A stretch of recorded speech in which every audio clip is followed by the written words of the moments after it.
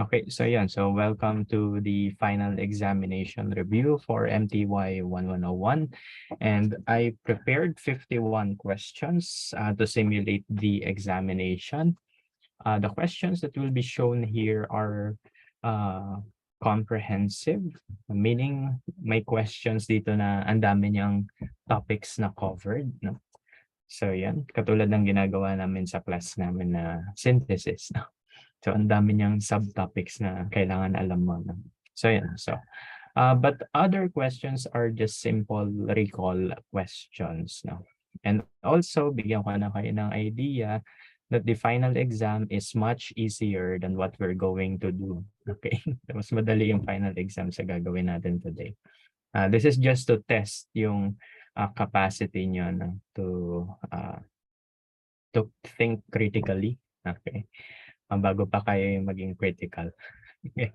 So yan, we have 28 participants now, 27. So share the word na lang that we started already na.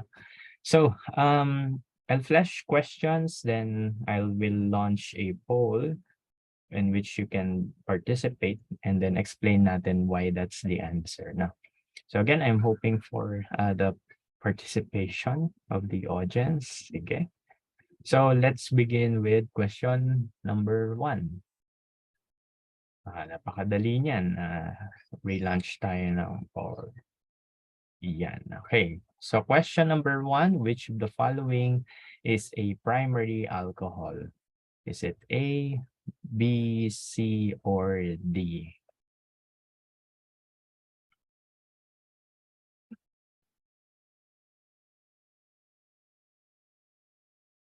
Question number 1, which of the following is a primary alcohol? Is it A, B, C, or D? Okay, 57% pa lang nagpa-participate. 60% na. Sige, join lang kayo mag-participate na hindi naman graded. Okay. 50 seconds na. Okay, so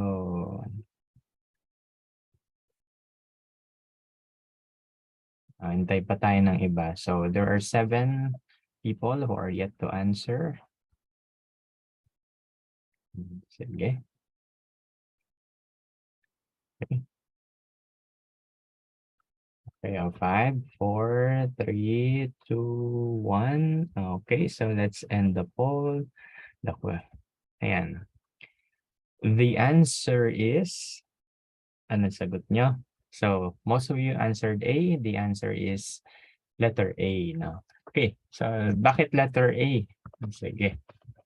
Anyone, pwede kayo mag-send sa chat box. Bakit naging letter A, no? Di ba pwede mag-send? Ayan. Pwede kayo mag-send sa chat box, letter A. Bakit letter A? Kasi, di ba, ang context kapag primary, secondary, and then tertiary alcohol. Okay. For primary, secondary, tertiary alcohols, what we are looking for is yung number of carbons connected to the carbon in which yung OH ay attached. No? Ano daw? Ganito daw. Okay, so bilangin mo lang yung carbon that's connected dito sa carbon na may OH. No? So kapag isa lang yan, ibig sabihin it's a primary alcohol. Pero kung yan ay dalawa, ibig sabihin that's a secondary alcohol. Then kapag tatlo yung carbons connected to the one with the OH, yun ay tertiary. Okay, bakit letter A? Kasi this is your OH, di ba? It is connected to this carbon. Now the question is, ilang carbon yung connected dito? Isa lang, di ba? So primary yan. Okay? So that's why the answer is letter A. Bakit yung B hindi? Okay. So for B, this is a secondary alcohol, di ba? Bakit siya naging secondary alcohol? Kasi this is the carbon in which your OH is connected, di ba? Ngayon, ilang carbons connected doon? Di ba dalawa? Isa, isa. So yung dalawang carbons na yun, they are connected to this carbon. Therefore, that's not the answer because it's a secondary alcohol. This one is the primary alcohol. For question number 3, anyone in the chat box, what functional group is in number 3? Anong functional group yung nasa number 3? Is this an alcohol or is it something else? Oops. So for number 3, is this an alcohol or this is something else? Okay, what functional group is this? Pwede kayo mag-chat box para makita natin. Okay, correct. Ether. Okay, so this is ether. No? Okay, so bakit siya ether? This is an oxygen that's connected to carbons. No? So carbon here, oxygen here, carbon there. Okay, so yan ay ether. Okay, then. Yan. So ibig sabihin hindi siya pasok dyan. For this one naman, what functional group is this one? Number 4. Ang functional group yan. Is it an alcohol? So for number 4, it is... Sige, number 4. Ano kaya yung functional group dyan? Okay, so the answer is aldehyde. Yes, correct. So this is an aldehyde, no? Aldehyde. Bakit siya naging aldehyde? Because for an aldehyde, ano meron sa aldehyde? So you have a carbon chain connected to a carbonyl and then may hydrogen sa tabi ni carbonyl. Ano yung carbonyl? Itong si double bond O, no? Okay. Pag napansin mo, may hydrogen doon. So that's an aldehyde. Okay? So kapag carbon pa yung nandun sa side, it's the ketone, no? Okay, o lagi tandaan, kapag yung carbonyl, puro carbons yung nasa tabi niya, such as the R group or alkyl group. Okay, so R equals alkyl. Yun yung ketone. Okay? So, ganun ha. So, the answer for this question is a primary alcohol. And pag may question kayo or clarification, send kayo sa chat na. Okay, kahit direct message, okay lang. Okay, so that's our question number 1. Question number 2. Okay. Question number 2. Which of the following is a secondary amine? Ayan. So which of the following is a secondary amine? So you have A, B, C, D. Pili na kaya?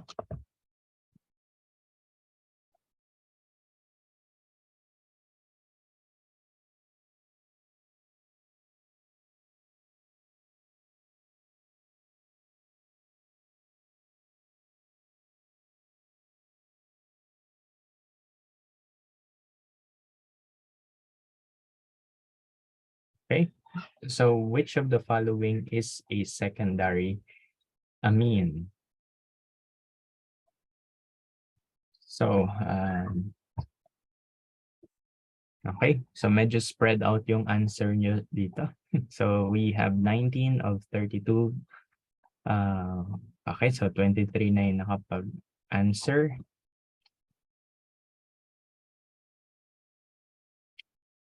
Also, please monitor your scores din na para alam niyo na kung ano magiging score niyo. Okay, there are 10 people who are yet to answer. Sige, lapag niyo na yung answers niya.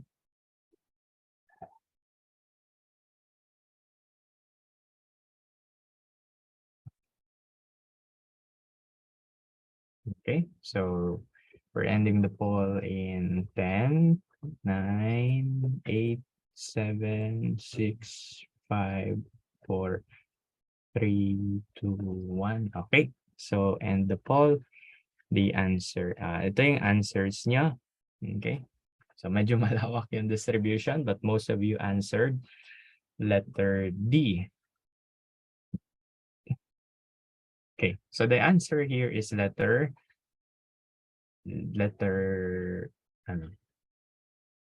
D. Yes, secondary amine. So let's letter D. Bakit letter D? Anyone who can share its chat box? Why is it letter D? Yes, okay. So for amines, tatlong versions din yan, di ba? So you have a primary amine, secondary amine, tertiary amine. Okay, similar to carbons, no? 'Di ba sa alcohol kanina, it's the number of carbons connected to the atom in which the OH is connected. So sa amine, directly na nakakonect siya sa nitrogen, no? So if yung nitrogen mo may isang carbon connected doon, so that's a primary amine. If may dalawang carbons connected doon, that's a secondary amine. And kapag tatlo ang carbons, it's tertiary. Isa-isahin natin yung choices, no? By the way, palitan ko color. Masakit sa mata yung red eh. Gawin natin blue.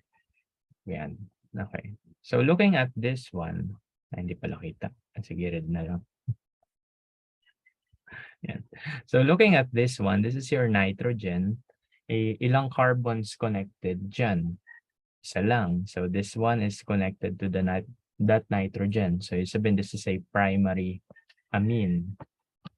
For the second one, you have 3 carbons connected to your nitrogen. So that's a tertiary amine.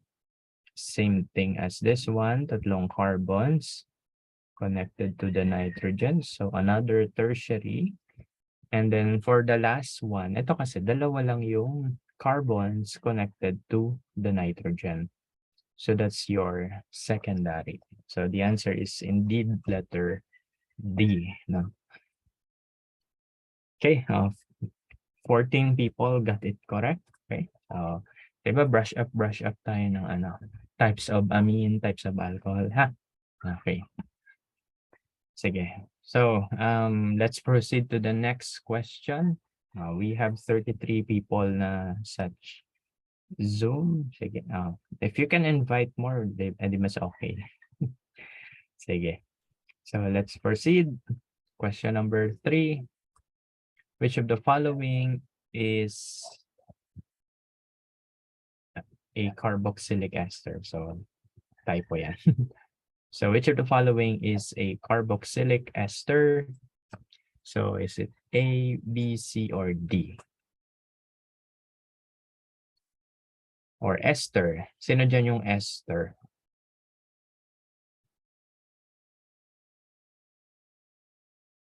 Okay, tignan na maigi. Sino si ester?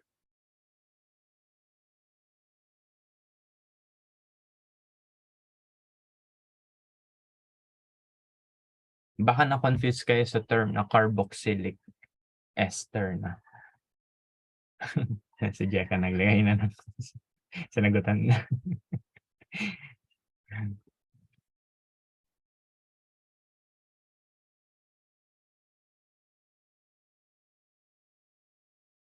Okay, sino ang tama? So we have 25 people who answered the poll. More people pa.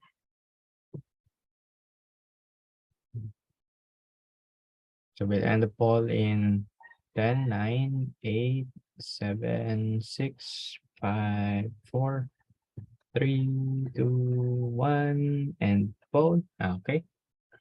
So these are your answers. Okay. The answer is letter A.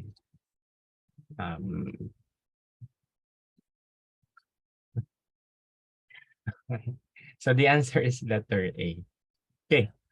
Baka kasi na-confuse kayo sa term na carboxylic. Baka kasi pag nakita nyo carboxylic, baka isipin nyo acid agad, no? So yun yung feeling ko reason but letter B yung iba. Okay. So kasi kapag carboxylic, ibig sabihin, carbonyl. Okay? Yun, parang yun ang other term sa carboxylic, carbonyl. Okay? Ester.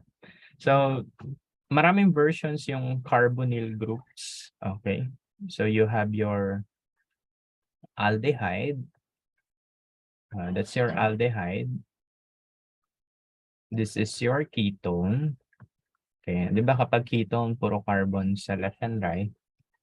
At tapos ano pa? You have your carboxylic acid. Okay. Take note, acid, no? Pero kapag yan ay ester, ito yan. Okay? Yan. So it's a carbonyl with oxygen, but instead of having hydrogen, carbon yun nasa other side. Ito, so C double bond O, O, C. So yan yung ating ester group. Okay? So ester yan. Ito kasi this is your acid, no? Ito, this is aldehyde yan, no? Okay, so that's an aldehyde. And then for this one, this is a ketone. Okay, kasi puro carbon sa left and right. Okay?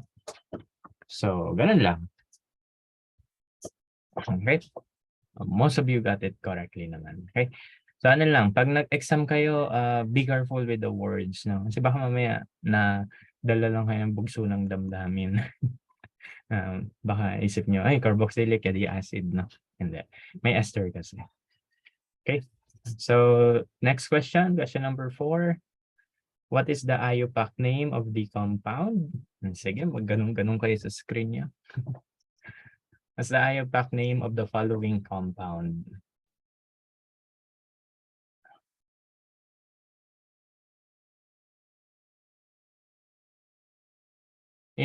Isa-send ko sa inyo yung PowerPoint with 1, 2, 3, 4, 5, 6, 7. Ano yun? Pentane.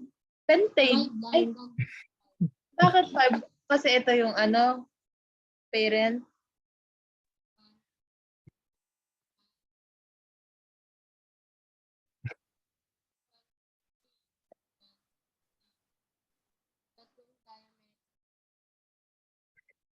Okay. Ano nasagot niya?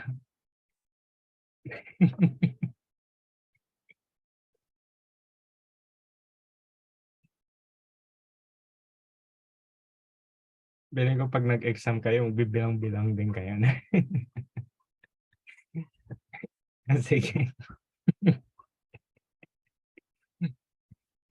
Okay. So, yan. So, we have the answers here. Okay, so more pa. So, medyo distributed yung letters ng inyong ng choices. Sige.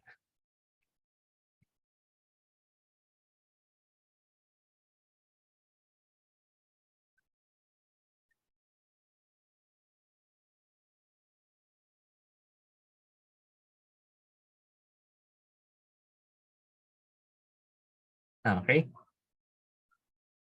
Sige, magka-countdown na tayo. 14, 13, 12, 11, 10, 9, 8, 7, 6, 5, 4, 3, 2, 1. Okay, so end the poll. Let's check your answers. So, yan yung answers niya nasa screen. Tignan natin yung sagot. Okay. So, when naming hydrocarbons, we look for the longest chain. Okay. Question, what is the longest chain? Ito yung pinakamahabang zigzag, no? So, asan yung pinakamahabang zigzag? 1, 2, 3, 4, 5, 6, 7. 1, 2, 3, 4, 5, 6, 7. Anyway, so ito yon. So, this is your longest zigzag. Okay. So, your parent here is, ilang carbon yan? 1, 2, 3. 1, 2, 3, 4, 5, 6, 7. So, 7 carbon. So, yan ay heptane. Okay? So, heptane yan. Tapos, saan tayo magna-numbering? So, when writing numbers or when writing for locants, we can do it in 2 directions, no? So, pwede tayo mag-assign left to right. 4, 5, 6, 7. Pwede namang right to left, no? Ibang color gagamitin ko. Yan. So, 1, 2, 3, 4, 5, 6, 7. If we use the blue one, okay, if we use the blue one, yung left to right numbering, the locant for our substituent, pag sinabing locant, yun yung number, ha? So, the locant for substituent is 3, 3, and 5, no? Pero kapag yan ay right to left, that will be 3, 5, 5. So, the left to right numbering will give us the lowest combination, no? Okay, so we'll use the left to right, no? So, yan yung gagamitin natin.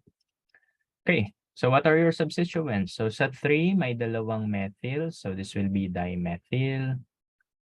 Sa 5, may dalawang carbon. So, yan ay ethyl. So, to complete the name, that will be,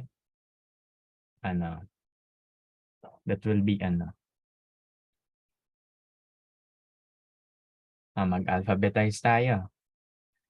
A, B, C, D. Kasama ba yung di sa pag-alphabetize? Kasama ba yung di? Hindi, di ba? So, E mo una bago yung M. Okay, so that will be 5-ethyl, 3,3-dimethyl, heptane. Oops, sorry. Heptane. Okay, so that will be 5-ethyl, 3,3-dimethyl, heptane. Okay, so feeling ko the reason bakit marami nag-answer ng CI, baka nadala lang ng bugso ng damdamin. Yung dash pala dito sa B, wala, na-typo ko lang yan. Okay, so yan. Okay, so yes, so dapat mag-B. Okay, so again, when doing alphabetization, kailangan hindi kasama yung mga di, tri, tetra, etc. Even hyphenated substituents. So again, the answer will be 5-ethyl, 3,3-dimethyl heptane. Yung dash dito na typo lang yan. Okay. So the answer is letter B. Okay, so B is the correct one. Okay.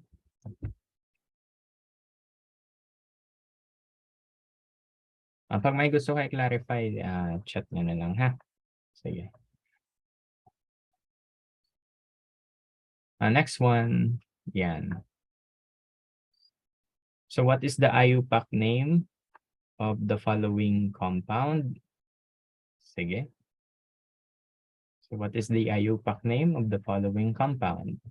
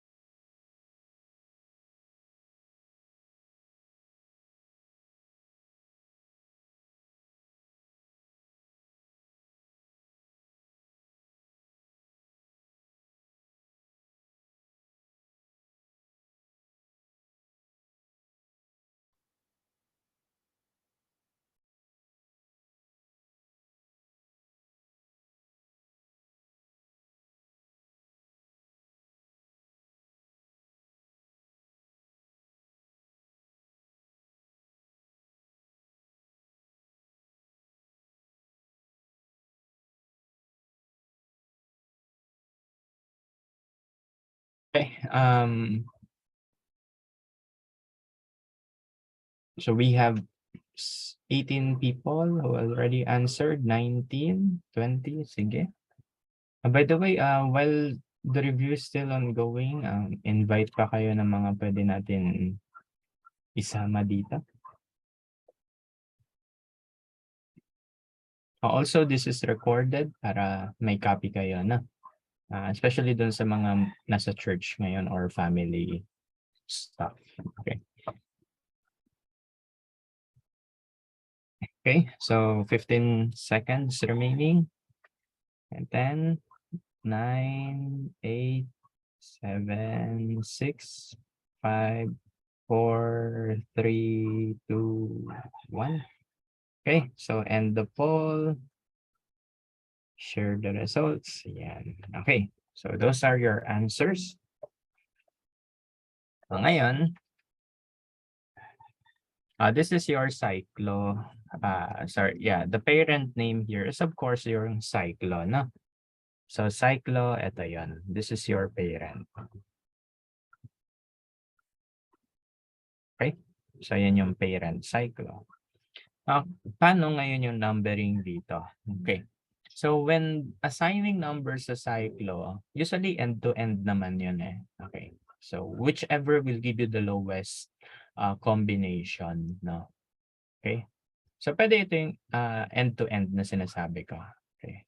So pwede ka pa ganun or pa ganun yung number, no? Okay. So end-to-end lang pag ganyan. So ngayon, saan ka mag-assign ng number 1? Of course dito. Why? Kasi that will give you the lowest combination of numbers, no? 1, 2, and 4. If you do it the other way around, that will be 1, 3, 4, which is masyadong malaki, no? So yung 1, 2, 4 combinations yung gagamitin natin. Okay? So this will be 1, this will be 2, and this will be 4. So ang pangalan ng nasa number 1 ay sec-butyl. Pangalan ng number 2 ay methyl. Pangalan ng number 4 ay isopropyl. Okay? So, yun yung kanilang names. And then, what's next? Ano susunod dito? Isip ka, sino mo una alphabetically? Sino? Is it the isopropyl, the methyl, or the sec-butyl? Sino mo una alphabetically? Si sec-butyl, correct. No? Bakit sec-butyl? Letter S yan. Again, pag hyphenated, hindi siya kasama. No? Hindi kasama sa pag-alphabetize yan. So, yung B yung gagamitin natin. So, this will be 1 sec-butyl. Okay? O tanggal agad yung dalawang options. Ganun lang. Okay? So, A and D agad yung pagpipilian mo. 1 sec-butyl, 4 isopropyl. Okay? So, mali na agad to. Therefore, letter A yung tamang sagot. So 1 sec-butyl, 4 isopropyl, 2 methyl cyclohexane. Ganun pala gawin niya sa exam, no? So sa exam naman ang choices doon ay ano. Yung iba obvious na distractor lang sila, like mali talaga sila. Okay? So, just be confident na lang. Okay? So yan. Okay, so many of you answered letter A, so very good. Okay. Stop sharing. Then next question. What is the IUPAC name of the following compound? Sige. What is the IUPAC name of the following compound?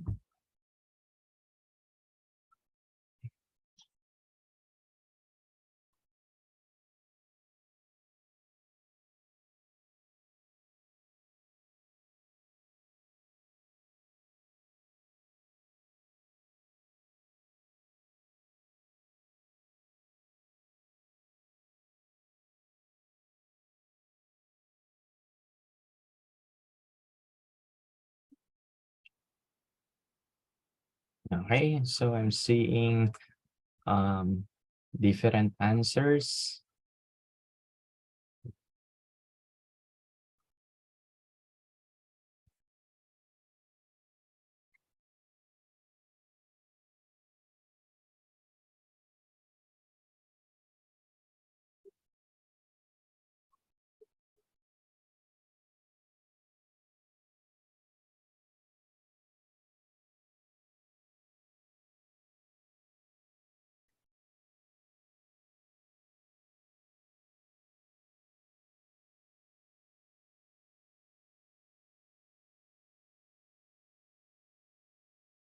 Okay, so 10, 9, 8, 7, 6, 5, 4, 3, 2, 1. Okay, so close na yung poll natin. 2, 1, okay, so yan yung answers nyo. Almost all of you answered letter B, so tignan natin kung ano tama sagot. Okay, so look at this compound. So the longest chain here is yung etong long zigzag ba? Bilangin natin. 1, 2, 3, 4. 1, 2, 3, 4, 5, 6, 7, 8, 9, 10, 12. Okay, so this one. Okay. So this one is your longest. Pero dalawa yan eh. No? Kapansin nyo, dalawa yung longest chain natin.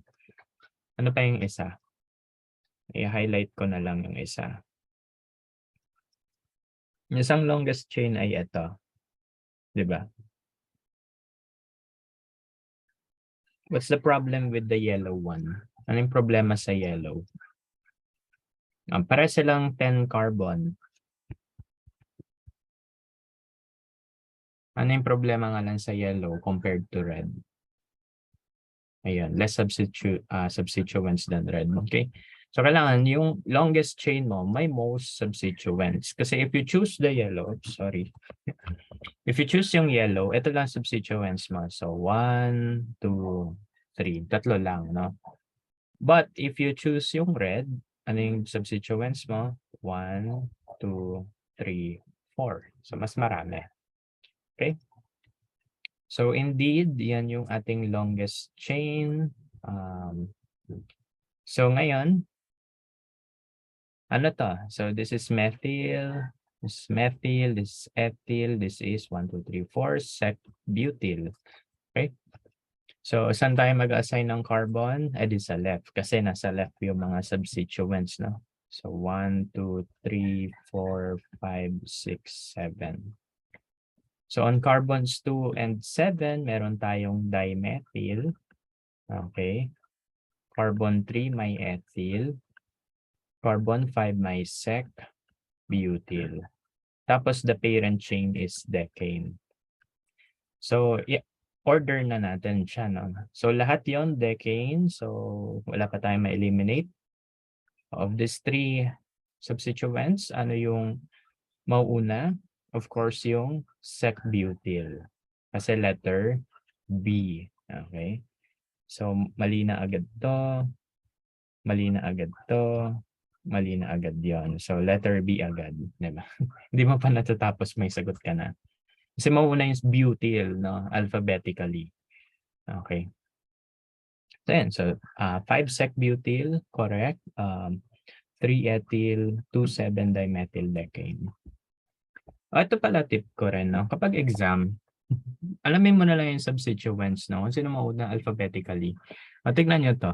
Nauna yung ethyl, nauna yung dimethyl, nauna sec-butyl. So, alam mo, may isa na doon matitira, no?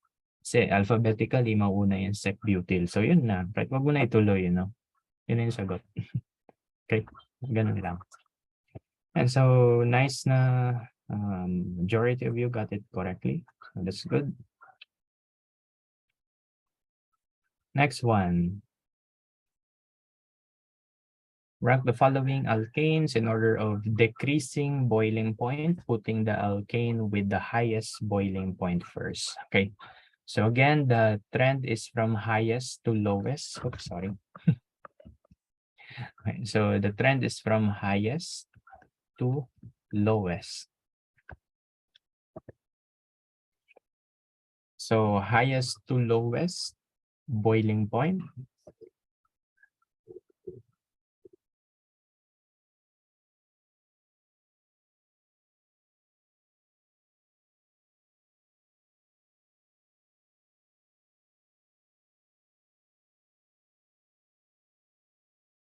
Okay, so highest to lowest boiling point.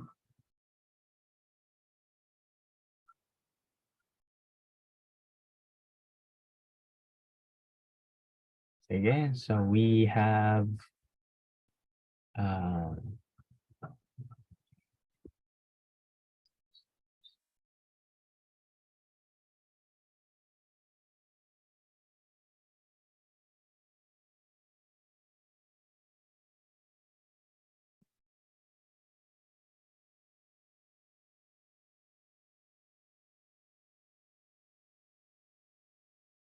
Okay. Okay, 10 seconds. 8, 7, 6, 5, 4, 3, 2, 1. Sige, may nag-a-answer pa pala. Sige, another 10 seconds. Sige.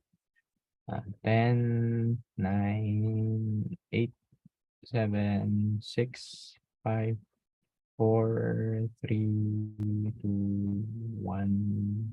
Okay, end the poll. These are your answers. And okay, these are, what can you say about these compounds here?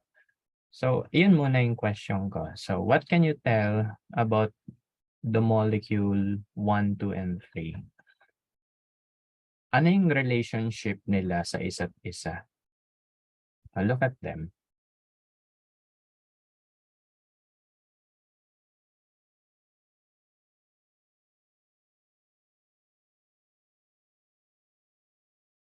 Okay?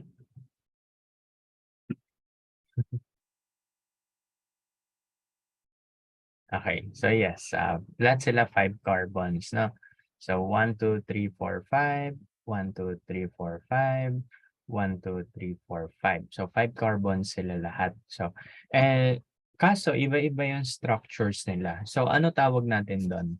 You have the same formula, different structures. We call that isomers or constitutional isomers to be more specific. So, the idea is that for constitutional isomers, ano yung trends natin when it comes to the boiling point, no? So, the idea is the more branches, okay? More branches, that means lower boiling point or melting point, no? Okay, so the more branch your alkane is, the lower its boiling point. No? Bakit ganon? Of course kasi when you have more branches, you will have a lower surface area. Kumbaga, instead na mahaba at flat yung molecule mo, naka-clump lang siya. Okay, so spherical yung shape niya. Okay, so mas mababa yung surface area niya. Therefore, less yung kanyang interaction with other molecules. So, of course, linear alkanes will have the highest, no? So, it will be 1 muna, followed by 3, and then followed by 2. Bakit yung 3 yung kasunod? Kasi isa lang yung substituent niya. Pero pag 2, dalawa yung substituents. Okay, so it's 1, 3, and 2, letter B. Tama naman ang majority. Okay? So again, lagi tandaan, if you have isomers, the basis for the boiling point, melting point trend is just the more branches you have, the lower its physical properties will be. No? Okay. Kasi mas mababa surface area niya. Okay. So yan. Let's do another question. Question number 8. Ayan. For question number 8, increasing melting point naman. Putting the alkane with the lowest melting point first.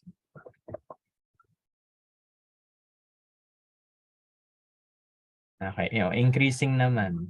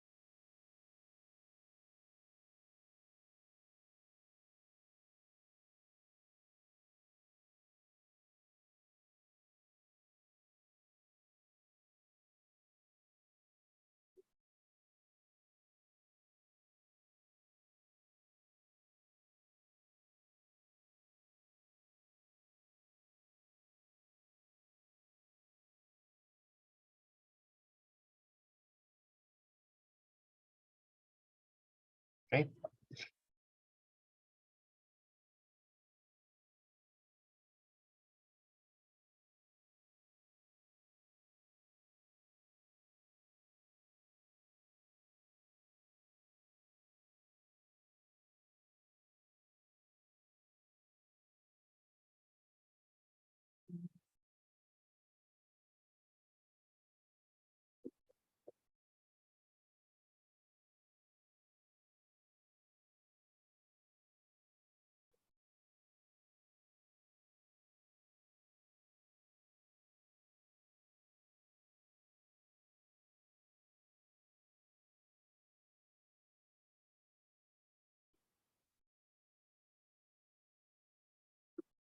Okay, more than 2 minutes. Sige, okay. So 5, 4, 3, 2, 1. So let's end the poll. Okay, so end poll, share results. Ano ang answer natin? Ang answer ay similar idea pa rin. Although baka ano nyo ha, baka ang idea is ganito. Paano po yung 3? Ayan, nagkamali lang ng carbon dito. Okay. Basta the trend still yung trend pa rin is yung ano pa rin, the more branches, the lower the boiling point. Okay? So, bali ganun lang gagawin natin. Typo lang uli yan. Okay, so of course, lowest melting point, yung 2 yung una. Okay?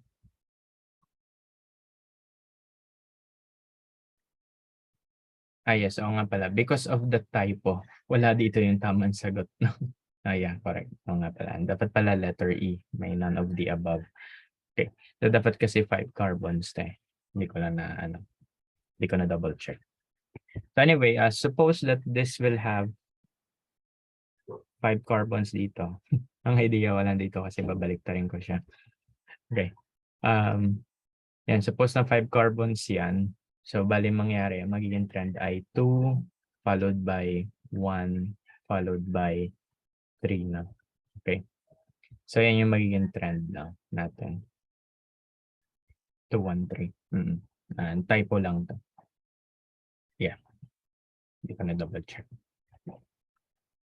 Okay, by the way, kapag ganun sa exam, you can choose letter E. Ang nilagay namin doon para sa exam, none of the above, edi letter E ang isi-shade niya. Okay. Ayun. Okay. Sige. Let's do another one. Ito. Which of the following structure represents the trans 1,3? Yes. We have a question here. Pag mas maraming branches, mas mababa melting point. Yan yung typical trend talaga. More branches, lower melting point. Kasi nga, lower surface area.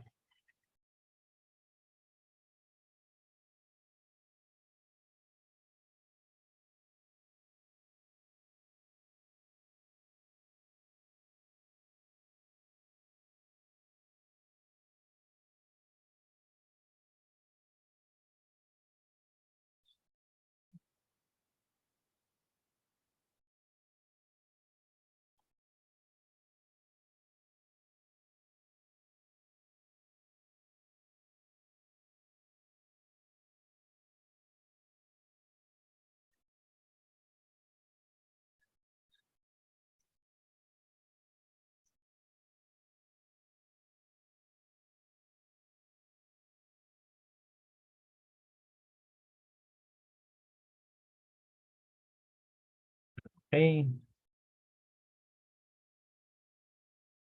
Trans. Medyo mahirap siya, no?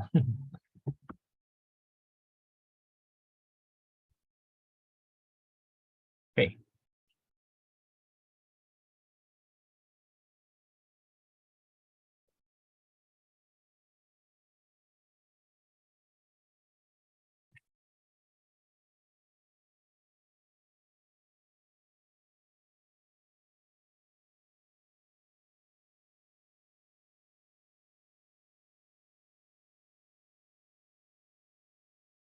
So 5, 4, 3, 2, 1. Sige. So, kunin ko na yung mga answers. Sige. And let's end the poll. Share the answer. Meron na to sa quiz na binigay ko. No? Hindi ko lang kung ano sagot niya dun. Okay. Pero ito lang yung sagot dyan. This is a cyclohexane. No? Okay. In the chair conformation. Okay. So, if you have a chair conformation, di ba? Ang pangit ng gawa ko. Isa pa. If you have a chair conformation, something like this, yan, oops, yan. So, ano yung mga positions ng substituents natin? So, the position of our substituents ay pwede siyang axial, pwede siyang equatorial. So, ito yung mga axial, yung mga pointy ends, yan, axial yan. Yan.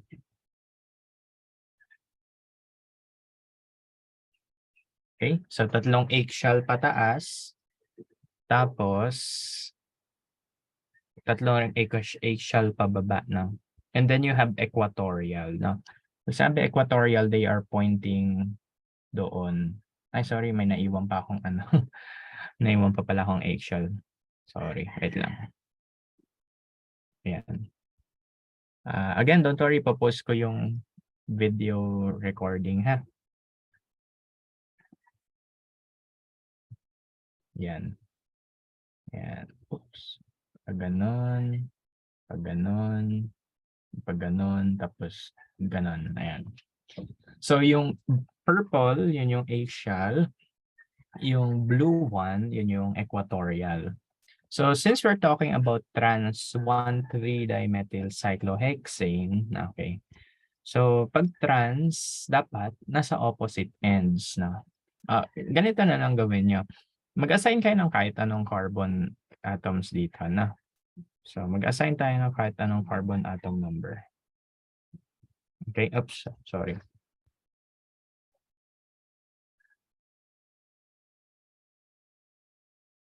Black na lang. So, saan ba ginawa nilang carbon 1? So, ito yung ginawa nilang carbon number 1 eh. Okay. As you can notice naman, all the carbon 1 position has a substituent, no? So, 1, 2, 3, 1, 2, 3, 1, 2, 3, 1, 2, 3, 4. Of course, yung 4 hindi na tama yun, no? So, mali na agad yung 4. So, it's just between number 1, number 2, and number 3. So, pili tayo sa number. Tignan natin yung number 3. For the number 3, they are both axial. So, they are both pointing upwards. So, ano yun? So, they are both pointing upwards. So, yun ay cis, no? Okay. So, yun ay cis. So, edi mali na yung number 3. Yes, axial siya, pero parehas silang pointing upwards eh. So, mali na agad yung number 3. For number 1 naman, ano meron sa number 1? Parehas naman siyang equatorial, di ba? Para siyang equatorial. So, cis yun pag ganun na. Para sa equatorial eh. Sana yung sagot? Okay. Yung isa axial, yung isa equatorial, no? So, yung isa axial, yung isa equatorial. So, that will be letter B. Pag mali kayo na sagot, okay lang yan. Sa classes ko. Parang ilan lang ata tumama dito. Yes. Okay. Wala namang ganito sa exam, pero just in case lang. Although sinabi ko na wala, di ba? Okay, so yan lang. Kapag trans, it should be 1 axial, 1 equatorial. Okay? So yun yung ating idea. Okay? Sige, ayan, ito naman. What if cis naman? Sige.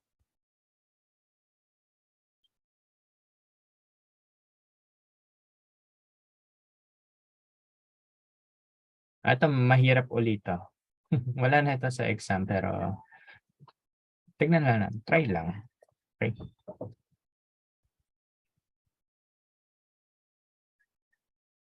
Most stable conformation. No? Nakikita nyo yung term na stable. No? So pag sinabi stable, you have to keep in mind yung diaxial interaction. Wala na yun. Nasa PowerPoint yan.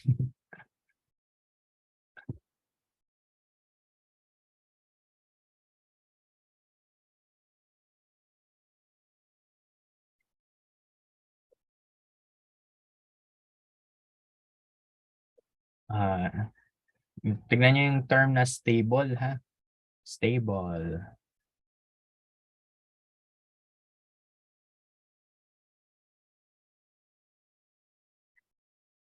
By the way, ilan tayo? 37.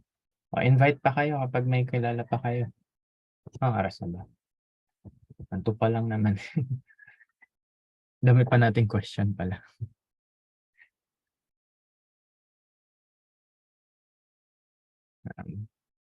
Isipin nyo lang, pagtapos na to, yung ANAFI, yun na lang aaralin nyo. No? Kasi yung chem, yan na yun eh. Okay.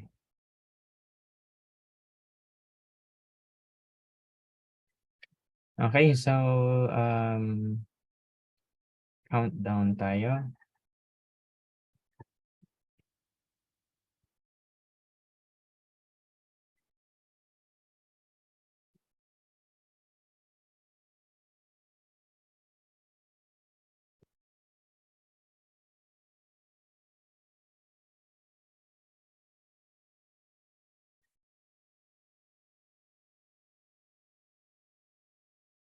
Okay, so 5 seconds, 5, 4, 3, 2, 1. Okay, so let's end the poll. Share the results. Yan yung answers nyo. So decide tayo. Okay. So sabi dyan, sorry. Sabi dyan, cis, no? So ano lang naman yung cis, no? Like, ito lang naman yung cis. Saan yun? Ang cis natin ay yung 1 kasi para silang axial. Pati yung 3, no? Kasi para silang equatorial. So, yan yung mga, cis natin, no? So, either 1 or 3. Ito, trans na yan, no? Okay. So, trans kasi to. So, mali na yan. Axial equatorial, X. Axial equatorial, trans na yan. Okay. Axial equatorial, equatorial. So, trans sila. So, it's just a matter between 1 and A and C. Sino yung tama? Okay. So, yan. Kaya A and C yung maraming sagot sa inyo. Pero ang tanong dito is the most stable conformation. Ano yung lesson natin about 1, 3 diaxial interactions? If naalala nyo pa, yung may model ako na dinala.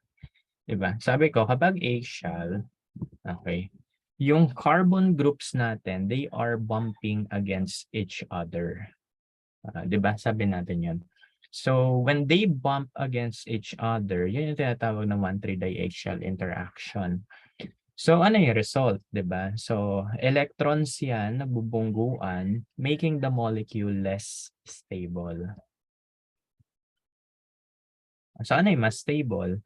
Di kapag naka-equatorial yan. Kasi kapag equatorial, ito yung stable kasi there's no 1, 3 diaxial interaction. Okay? So, ito yung sagot, letter C. Okay? So, yun lang. Wala na ito sa exam, pero ayan. It's nice na may nakatama. Okay. Okay. Mas stable po yung equatorial, yes. Sir, for both LEC and lab, yes. Mamaya pa yung mga reactions. Mamaya sunod-sunod yung reactions, don't worry. So yes, kapag carbon 1 and 3, mas stable kapag equatorial sila. Kasi they do not collide with other substituents. Unlike kapag parehas silang eggshell, magbubungguan sila sa taas. No? Pag equatorial, wala silang binubunggo. No? Okay, so that's nice. May tama. Very good. Next question. Again, isi-send ko yung copy ng PowerPoint. Ito. Properties of alkanes. Which of the following is not true regarding the properties of alkanes? Dali lang yan.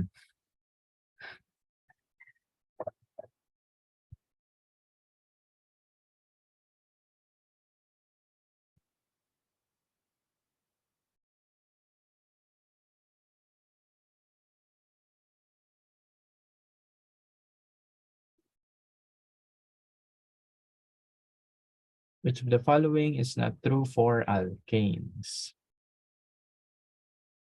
Is not true for alkanes.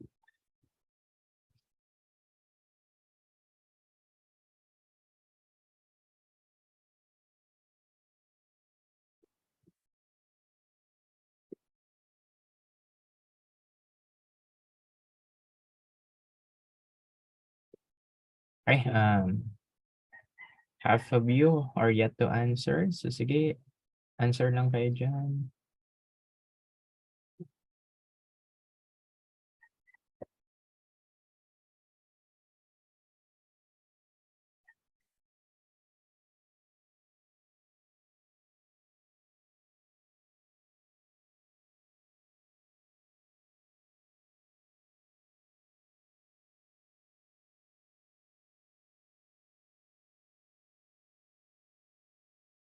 Okay.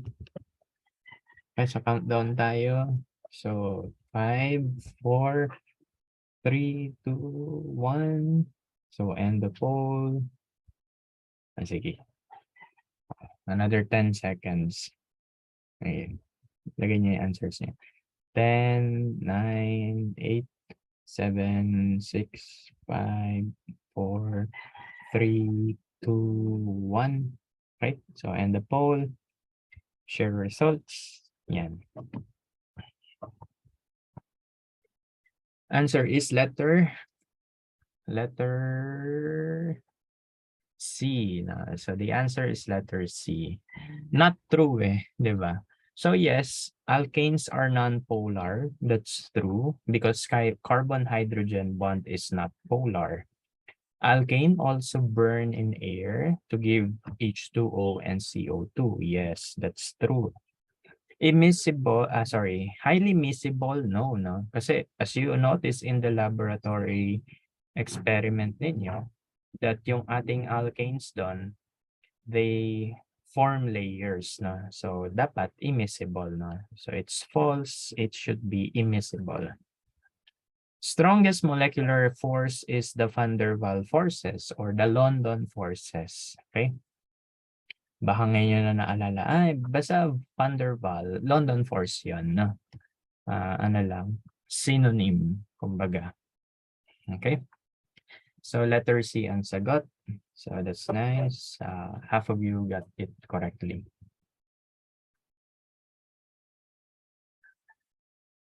Question number 12. Which of the following have the S configuration? Now, which of the following have the S configuration? Sige.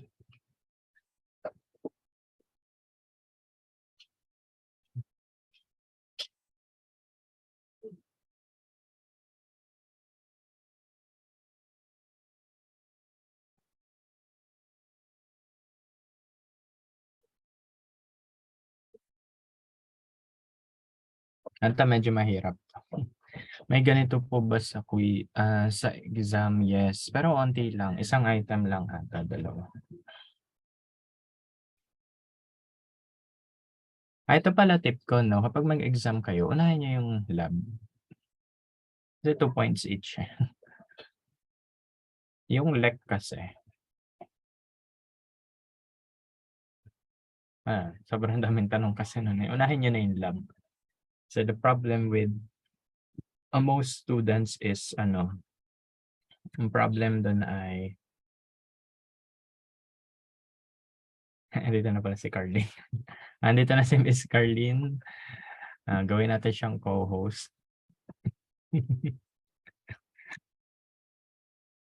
Carlene, mag-unmute ka. Yan, co-host. Opo. Hi, Carlene. May students ko ba dito?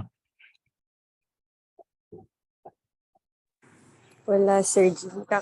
Galing ko lang sa labas. Nakakapag-invite. Sige. Si Miss Carlene tutulong sa atin sa pag-check ng answers na. Sige. Now, which of the following have the S configuration? Sige, medyo matagal bigay ko ang time kasi sasakit pa ulo niyo muna, no?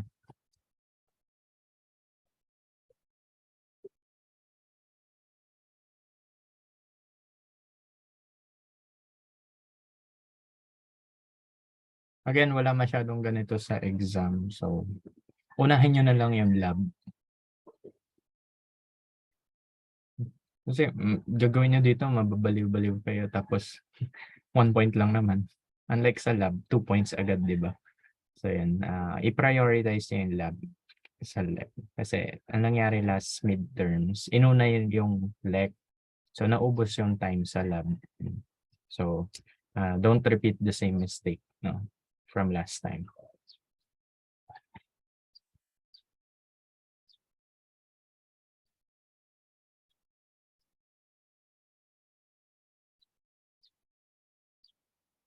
Okay.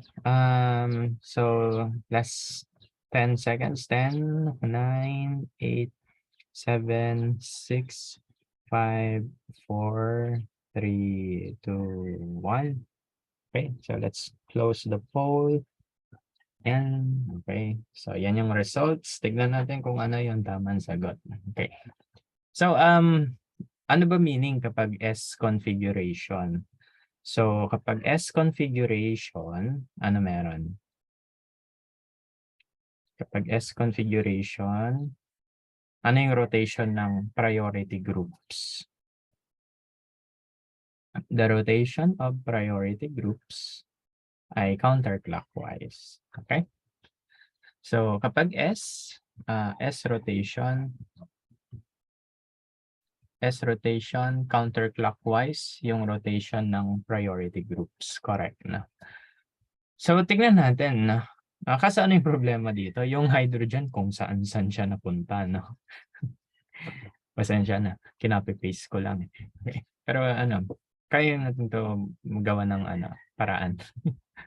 So, for number 1, I have to redraw the molecule in a way na si hydrogen na mapupunta sa likod, no? So, paano yan? So, I can do that by just simply rotating this 3 groups here, no? Hopefully, na-imagine nyo. So, i-rotate ko yung carbon na yan in this direction para yung hydrogen mapunta siya sa likod, no? So, what will happen is ito magiging CH2, CH3. CH3, CH2. Ito yung carbon. Okay? Kung saan sila connected lahat. So, i-rotate natin to pa ganon. So, si hydrogen mapupunta sa likod. Okay? Si CH3 mapupunta sa harap. No? Tapos yung OH, since mag-flip siya pa ganon, mapupunta siya sa taas. Okay? Visualize niyo ba? So, again, you just rotate it pa ganon. Sige lang. Okay. So, just rotate it pa ganon. Okay. So that yung hydrogen na nasa taas, mapunta siya sa likod. Okay. Hopefully, nabivisualize niya. Okay. Again, i-redraw ko lang ha. Masyadong crowded pala dun. So this will be CH3, CH2, carbon. Ngayon, nasa likod na yung H. Nasa harap yung CH3. Nasa taas yung OH. I just flip it pa ganon. Okay? para kita mo na yung hydrogen na sa likod. Okay, so now yung hydrogen na sa likod, let us what? So let us assign priority numbers between OH, CH3, and CH3CH2. Sino yung highest priority? Ang highest priority ay alin? OH. So first highest priority yan, followed by the CH2CH3, and lastly the CH3. And then connect the 1, 2, 3 na. So 1, 2, 3. Ang rotation ay counterclockwise. So this is S. Okay. So S yung number 1. Okay. So obviously hindi na tama yung letter B kasi S yung number 1 eh. How about number 2? Okay, for number 2, ang gawin naman natin yan. Yung hydrogen andun sa gilid. So, paano natin to ilalagay sa likod? Walaan nyo. I-rotate lang natin pag ganun muna. No? Okay, anong mangyayari? Kapag ni-rotate natin yung H, mapupunta na sa likod. Ang mangyayari dito, mapupunta dito. Ang mangyayari dito, mapupunta doon. Okay? Kita nyo ba? Okay. So, i-rotate natin pag ganun. Okay? So, what will happen is maging ganito siya. Say, CH2, CH3.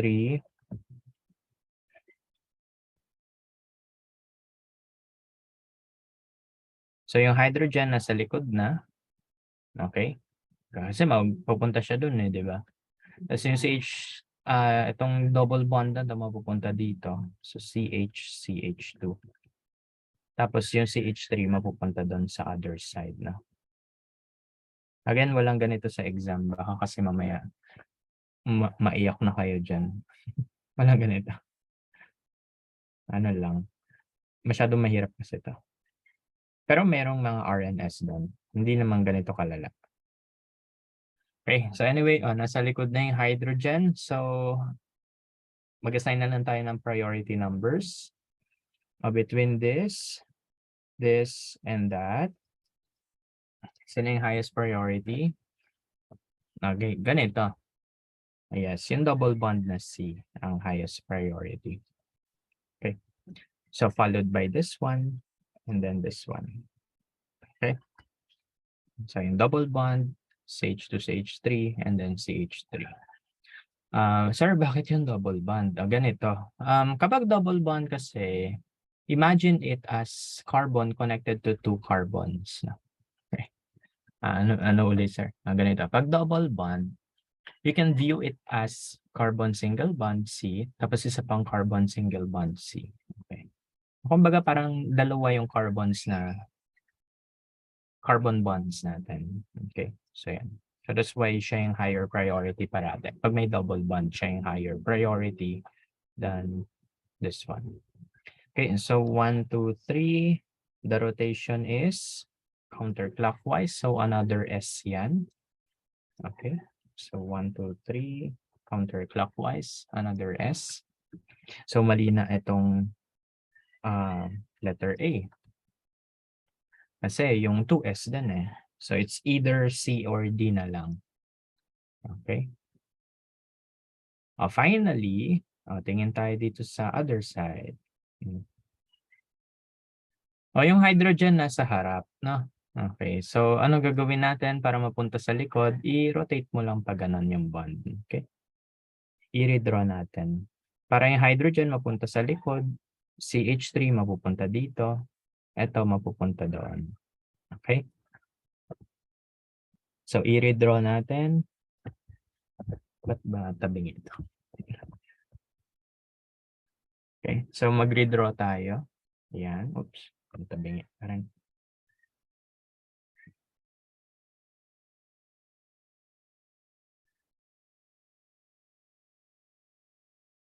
so again, ang gagawin, i-flip lang natin yung bond pag ganon para yung hydrogen mapunta sa likod. So yung hydrogen mapupunta sa likod, yung CH3 mapupunta sa right side, yung CH2, yung isopropyl mapupunta dito sa kabila, no?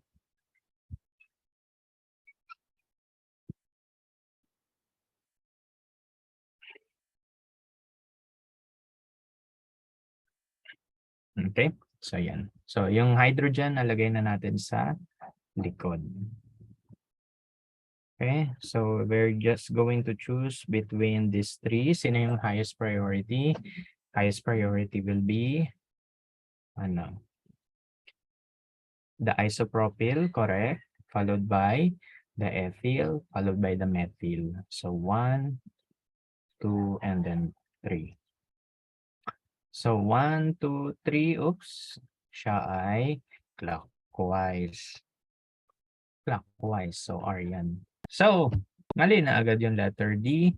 Answer is letter C. Okay? Again, medyo tricky talaga to. Kasi yung hydrogen, kung saan-saan pa siya napunta. Okay. You have to rotate the bond pa so that mapupunta yung H sa likod. No?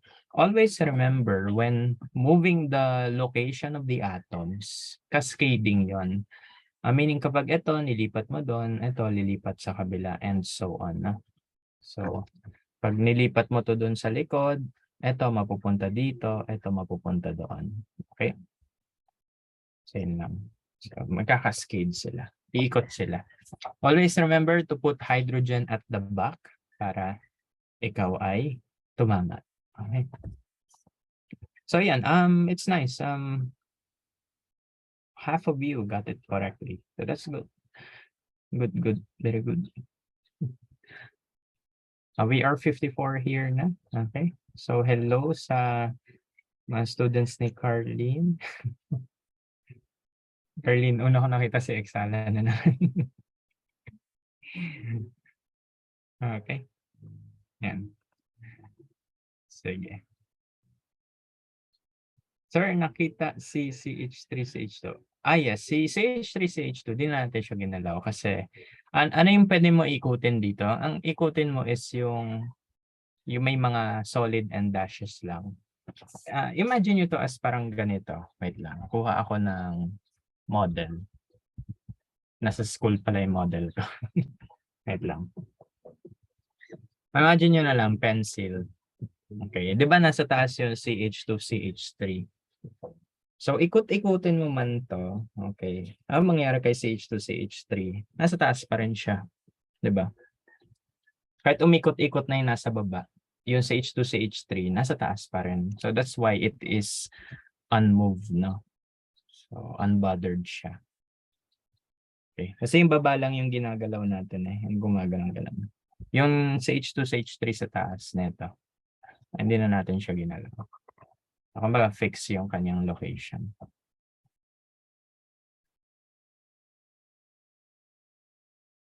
Okay ba? Na-visualize niyo ba? Ito na lang para mas makita niyo. Mag-open ako ng browser lang.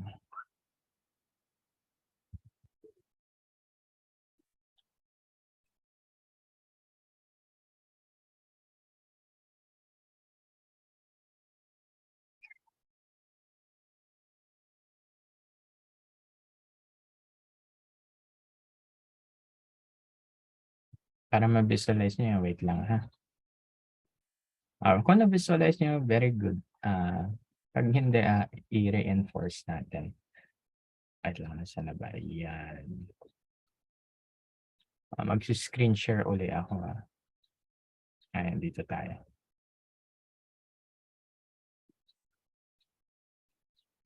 Ayan.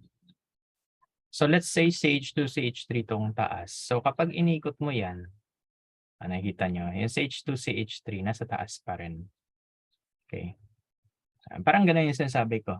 Ikutin mo yung nasa baba. Tignan mo. Kunwari ito yung hydrogen na. Pag inikot mo siya, mapupunta na siya sa harap. Ayun. Pero yung CH2, CH3 is still up there. Okay. So ayan. Sir, pakita ng pusa. Ayan. May dalawang orange na pusa. Okay. So ayan. So yan yung idea na. So ang ginagawa natin is teka lang. Itong screen. Oops. Yan. So itong dito iyan, yung ni-rotate natin pag ganun. Ito lang yung baba yung umiikot na. Pang-visualize. Ayun. So, ginaganon lang natin tong ilalim. Okay? So, yan. Anyway. So, yan lang naman. Balik tayo sa ating review.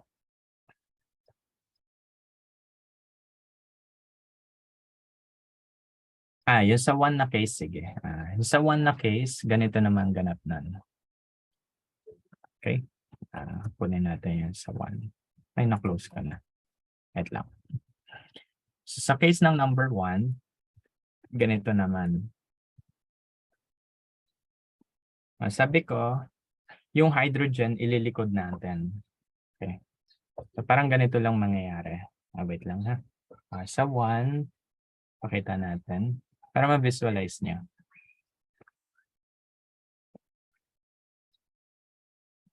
Okay. So, yan. Sa number 1, parang ganito yung idea. Yan, nakaganyan siya, no? Ito yung CH2, CH3, CH2. Ito yung hydrogen, ito yung OH, yun yung CH3. So, sabi ko, i-rotate nyo lang siya along these 3 bonds. So, parang ganun lang. Okay, nakita nyo yan. Diba, ito yung hydrogen sa taas. Nung ni-rotate natin pa ganun, nasa likod na siya. Okay. Ayun. Sorry, walang color kasi dito. So again, assume this is your hydrogen. Rotate natin. Pumunta na siya sa likod. Ayun. Yung CH2, CH3 dito, unmoved siya. Okay? So pag ganun naman yung rotation na ginawa natin dyan. Okay? So yan. So that's good. Again, I encourage you to ask questions. Para sulit tuition. Okay, so I guess we're okay na dito. So the answer is letter C. Have you got it correctly? Next one. Next poll. What is the correct order of the Khan in gold pre-log ranking of the following substituent as used in assigning R or S configuration?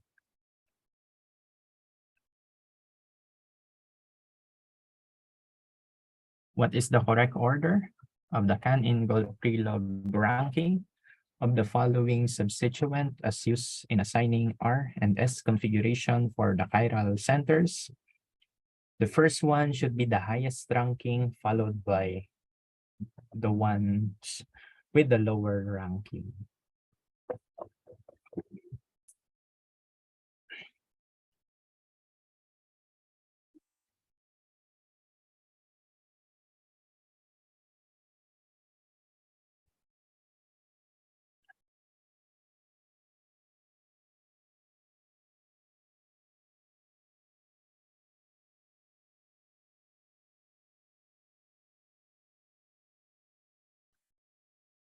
Okay, ayan, marami na tayo. So, hello sa mga students ni Miss Carlene. Ayan.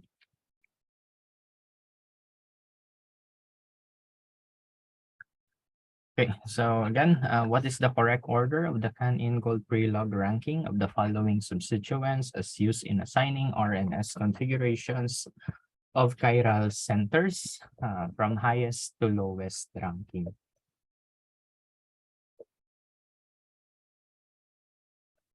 Okay, still half of you are yet to give the answer.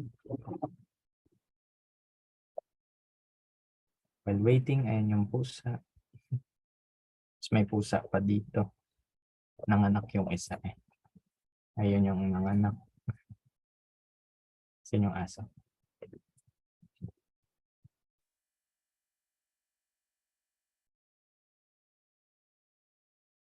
Okay, 23 pa lang nasagot. Sige. Countdown tayo. 15, 14, 13, 12, 11, 10, 9, 8, 7, 6, 5, 4, 3, 2, 1. Now, okay, so finalize your answers. Sige. Extend tayo, 5 seconds. 5, 4, 3, 2, 1. Okay, so tapos na. So those are your answers. Alamin natin ang tamang sagot. No?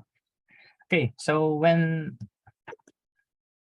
we assign the priority, no, or the ranking of the priorities, our consideration will be kung sino yung highest in terms of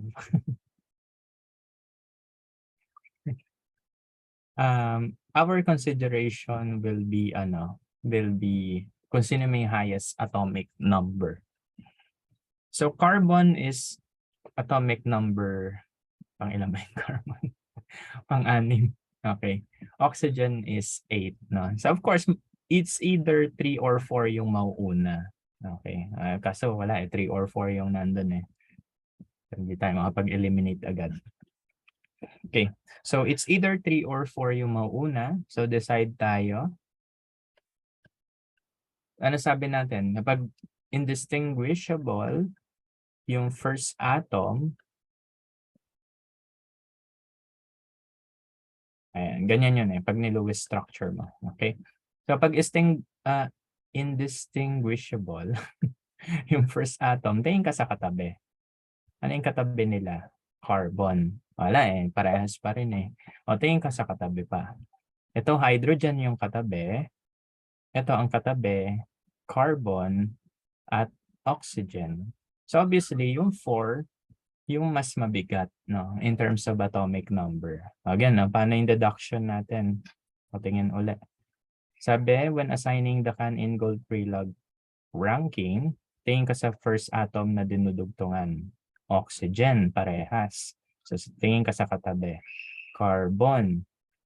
So hindi pa rin sila magkaiba. Ngayon, tingin ka sa katabi. Dito, puro hydrogens. Dito, isang carbon, isang oxygen. Edi mas mabigat yung 4. So we can eliminate A and C. So it's either B or D na lang. No? So which is apparently yun yung may matataas na numbers. No? So yes, mauna yung 4 muna. Followed by 3. No? Okay.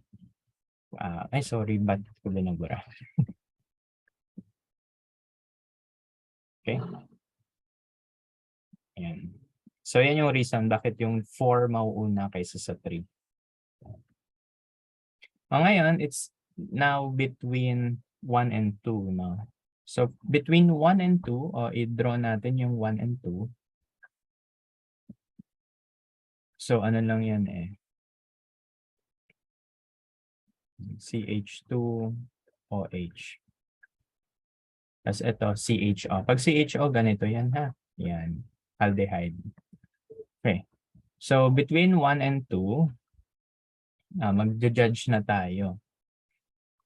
Dito, ang carbon connected sa chiral center. Okay. So carbon, pares lang carbon. So same lang. Okay. So same lang sila ng bigat, kumbaga. Tingnan mo yung next nila. Dito, single bond sa oxygen.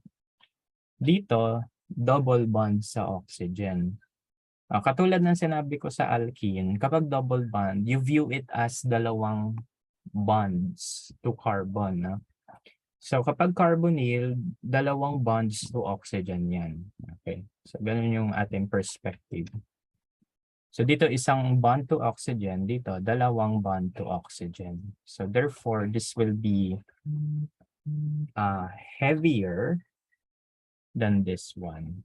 Okay, so our ranking should be 4, 3, 2, and 1. So the correct answer is letter D.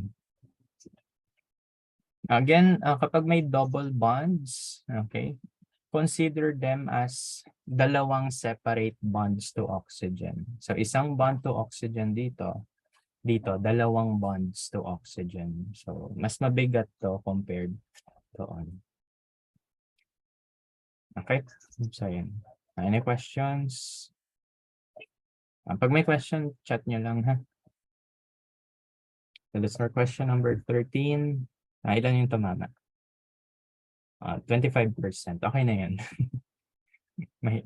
wala naman kasi ganito sa exam. Okay. Tapos biglang meron. Question number 14. Question number 14. How many stereogenic centers are present in the following compound? Or in other terms, ilan yung chiral carbon sa compound na to? Chiral carbon. Is it 1, 2, 3, or 4? Ilan ang chiral carbon sa compound na ito? Tignan ng maigi ang molecule. Okay? Tignan maigi ang molecule.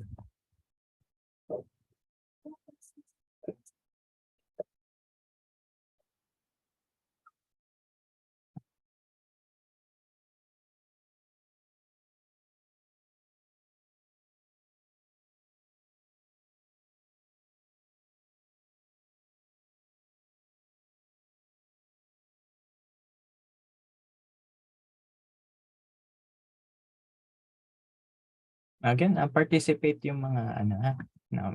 Ano pa lang, 15 pa lang sumasagot eh. Wag kayo maya, di ko alam kung sila yung sumasagot.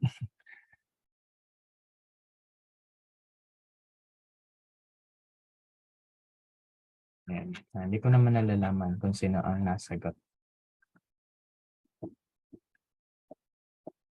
Kapag ang sagot nyo, none of the above, letter E. Okay, we have gawin na lang natin siyang ano. So, last 10 seconds. So, 10, 9, 8, 7, 6, 5, 4, 3, 2, 1. Sige, manghula na yung iba. Shotgun. Hanggang dito nagsya-shotgun eh, no? Shotgun yan eh. Okay. 5, 2, 1. Okay. So, tapos na yung poll. Yan yung sagot niya. The answer is letter B. Dalawa lang. Ano yung dalawang yan? Okay. So, ang dalawang yon ay alin? Okay. So, dalawa lang yung ating chiral carbon. Bakit? Kasi ito yun eh. So, this carbon atom here and yung carbon atom doon. Okay. I might be asking, paano to naging chiral carbon? Sige, tingin tayo dito. So for that carbon, you have an OH. You have a benzene ring here. And then you have the rest of the molecule, no? Ano pa yung isang nawawalang bond? Sige. Dapat kasi 4 eh, para maging chiral eh. Asan yung isa? Yes. Yung nawawala, hydrogen. No? Nasa likod yon. Okay? So that's a chiral carbon, 4 different groups. No? Okay? Benzene, OH, the rest of the molecule, and then the hydrogen, which is implied. No? Nasa likod, pero alam mo, nandun yan. Okay, so that's one chiral carbon. This one naman is another chiral carbon. Okay? Dito na lang. Ayan. So that is a chiral carbon kasi you have here yung may OH, benzene. You have the isopropyl. You have the yung nitrogen something. Tapos ano pa yung isa? Hydrogen ulit. No? So 4 different groups. No? Yan. So those are 4 different groups. Therefore, it is chiral. Okay? Yung iba sa inyo, probably the reason bakit letter C sagot ay baka inisip nyo ito ay chiral carbon. Baka inisip nyo, sir, ito chiral carbon. Hindi. Why? Kasi kapag yung carbon na yan, so ito yung rest of the molecule, CH3, so gilid, ito yun. Another CH3 sa taas. Tapos may hydrogen.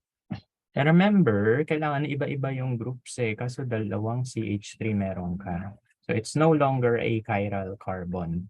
Kasi you have the same substituents doon. Pareho silang CH3. So no, this is not a chiral carbon. Okay. So for the case noon, That's not a chiral carbon. Okay? So, yan. So, the answer is letter B lang. Okay? Yan. So, mag-ingat sa, pagtingin ng mga katabi niyo. Okay? Another question. How many stereogenic center are present in the following compound? Or in other terms, ilan ang chiral carbon dito? Is it isa, dalawa, or tatlo? Ilan ang chiral carbon? Tignan maigi.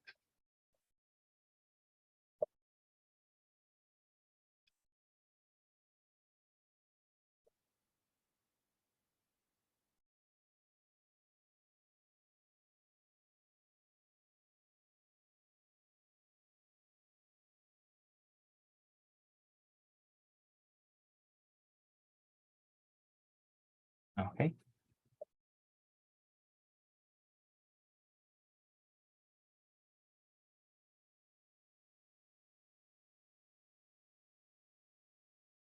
Sige, 53% pa lang participate. Mga shotgun na yung iba. 63%, 65. Last 10 seconds. Okay, 10, 9, 8, 7, 6, 5, 4, 3, 2, 1. Okay, nakapag-shotgun na ba lahat? Okay. End the poll. Yan. Ayan yung answers nyo. Tignan natin. Ano yung answer dito? Nakalimutan ko. Pero sige. Solve natin. Okay. So, ilan ang stereogenic center? Isa-isahin natin. Ito ba ay stereogenic center? Yung naka-red, stereogenic center ba yon? Hindi. No, it's not a stereogenic center. Bakit hindi yan stereogenic center? Kasi you have both methyl groups, no? Parehas methyl yan eh. Kailangan magkakaiba. Okay? So, di pwede yan. How about this one? So, can this be considered a stereogenic center? Yes, no? Expand natin yan. So, sa carbon na yan, you have a methyl, you have an isopropyl, and then you have a sec-butyl. Kikita niyo yan? Parang sec-butyl siya. Tapos ano pa? Hydrogen. Okay. May hydrogen pa. So yes, there are 4 different groups. Okay. Therefore, it's a stereogenic center. Now, how about this one? Is this a stereogenic center? Sagot ay yes ulit, no? So this is also a stereogenic center. Expand natin. So you have a methyl, you have an ethyl. Yan, so ito yung methyl group, ito yung ethyl group, and then whatever that is. So rest na lang ilalagay ko. Then hydrogen. So again, pag sinabi kong rest, kung ano man tawag dyan. Okay. Yan. So 4 different groups. So yes, that's a chiral carbon. So sagot ay letter B. Dalawa lang. Which is apparently maraming nakatama. Buti naman. Okay. So yan. So good. Pag may question, clarify nyo. Sige, go lang.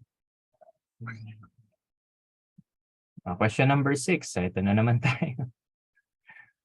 Question number 6. Which of the following structures has the R configuration? Kanina S, ngayon R naman. Bilis magsagot ng isa. Nasagot agad yung isa. Dalawa na. Okay. Which of the following structures has the R configuration?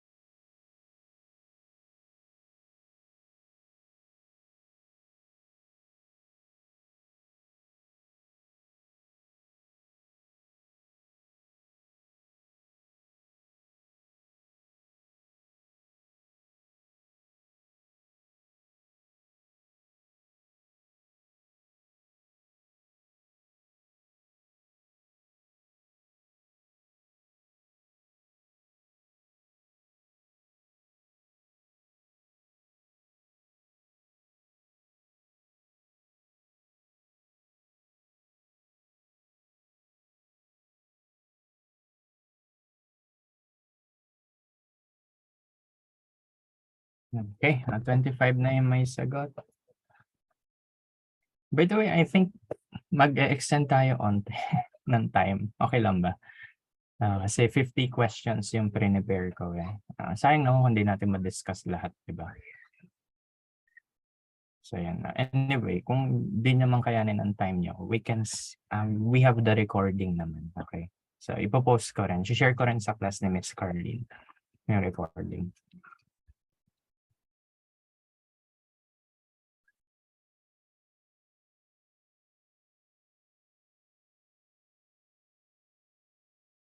Okay, so 31%. So 10, 9, 8, 7, 6, 5, 4, 3, 2, 1. Okay, so shotgun na, shotgun.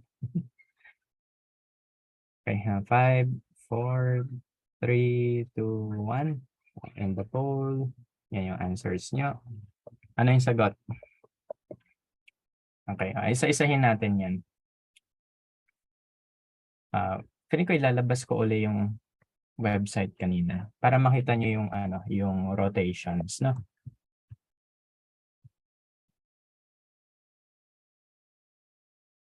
Okay. So ilalabas ko uli yung website. Ayan.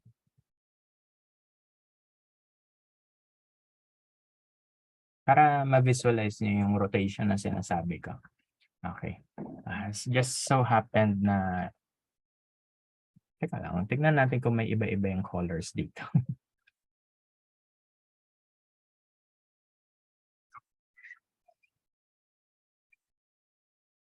Parehas naman yung color na ito.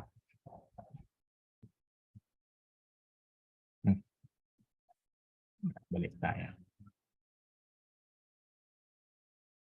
Okay. Doon na lang sa original. Okay, so RNS to. The big problem here is yung hydrogen kung saan siya nakalagay, no? So that's the problem. So ibig sabihin rotate ulit tayo. Okay. So for number 1, we can view it as this, no? Okay.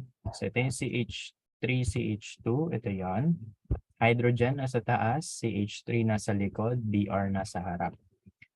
Yung hydrogen nasa taas, we have to put it at the back. Okay. So in a sense, kailangan natin to i-rotate pa ganun, no? Ganun muna natin siya. Okay.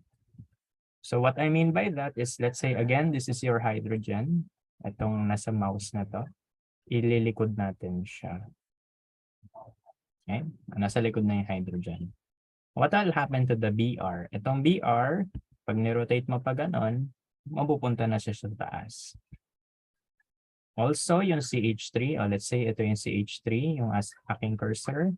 Pag ni-rotate natin ganon, mapupunta siya sa harap. Okay, kailangan abstract yung reasoning kailangan dito. Abstract reasoning. So this is ethyl, so igaganon ko na lang. CH3, CH2. It's your carbon. So again, pag ni-rotate natin ganon, yung hydrogen nasa likod na. What will happen to the CH3? Mapupunta sa harap. Then what will happen to the Br? Mapupunta sa taas. Okay? So yan. Flinip lang natin yung kanyang locations. No? So that yung hydrogen nasa likod na. Okay? So we have priority groups here. Sino yung first priority dito? Si Br, si ethyl, or si methyl? First priority will be the what?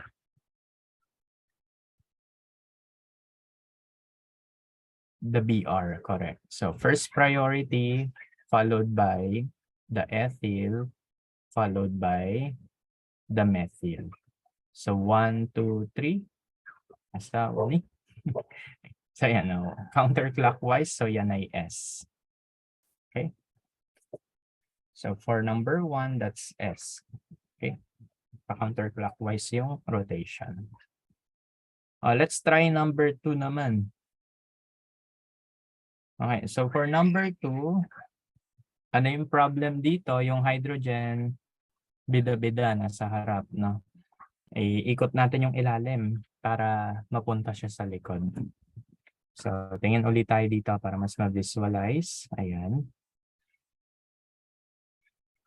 So, let's say this is your molecule. Ayan. Wait lang. Paano ba lang? Yan.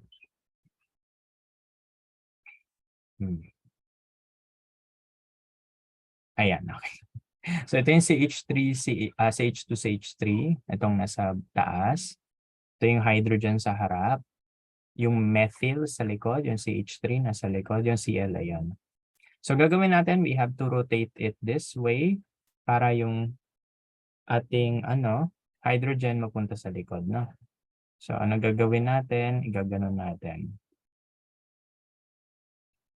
Okay?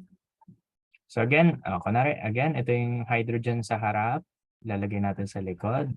Gaganon siya. Yan, nasa likod na siya. So, in a sense, if we redraw that, okay, so parang ganito yan. So, you have CH2, CH3 dito.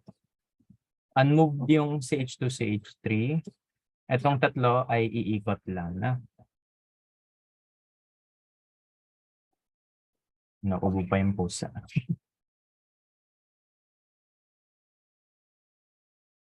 Ayan. So, yung hydrogen mapupunta sa likod. Okay. So, hydrogen mapupunta sa likod.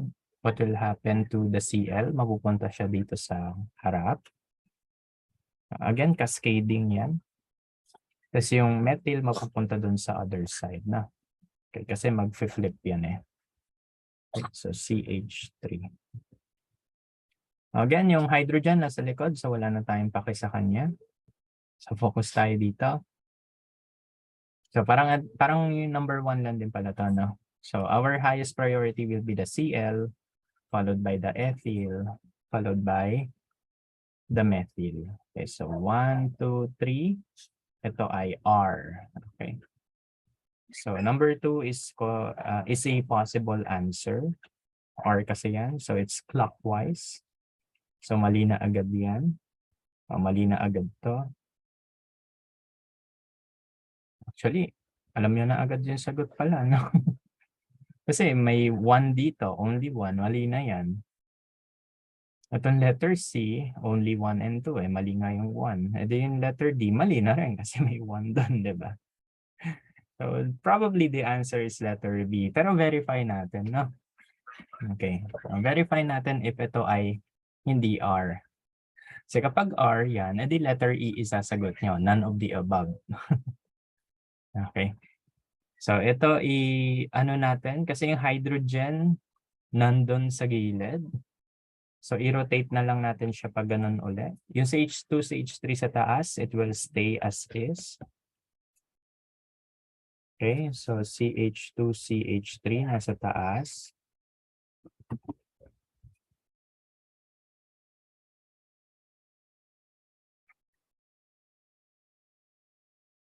So, i-flip natin pag ganon. So, si hydrogen, lipat mo dun sa likod.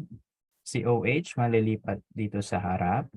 Si CH3, mapupunta dun sa other side. No? Again, pag gusto nyo i-visualize, edi sige. Ayan. So, ano nangyari dito? Parang ganito lang yan. So, ito yung hydrogen sa gilid. Ito yon. Flip mo lang pag ganon. Okay? Ayan, nasa likod na yung hydrogen. Pasensya na, di color-coded. Okay? So, yan. So, again, ito yung priorities natin. Okay? So, of course, highest priority is the OH. This one and then this one. So, 1, 2, 3. Tama ang hula natin. So, it's counterclockwise. So, again, the answer is letter B. So, ganun kapag nagku-quiz ha. So, elimination. Hindi kayo may eliminate dapat. Yung choices dapat. Okay. So, wala na yung 1 eh. S na yun eh. So, X na yung A, X na yung C, X na yung D. So, probably letter B yung sagot. Okay? Kahit di mo na ituloy, basta confident ka.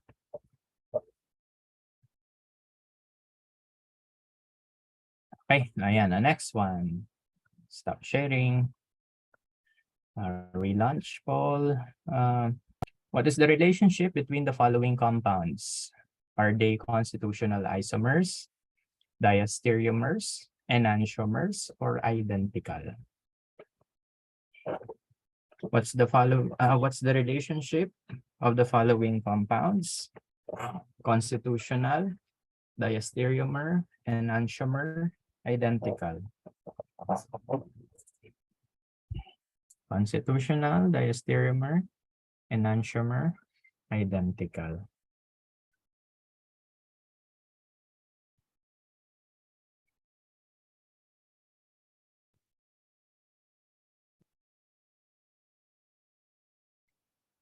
Ito, bigyan ko na lang kayo ng shortcut dito mamaya.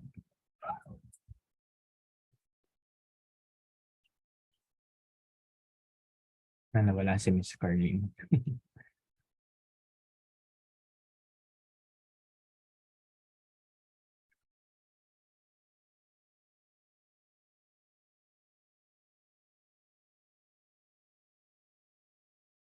Okay.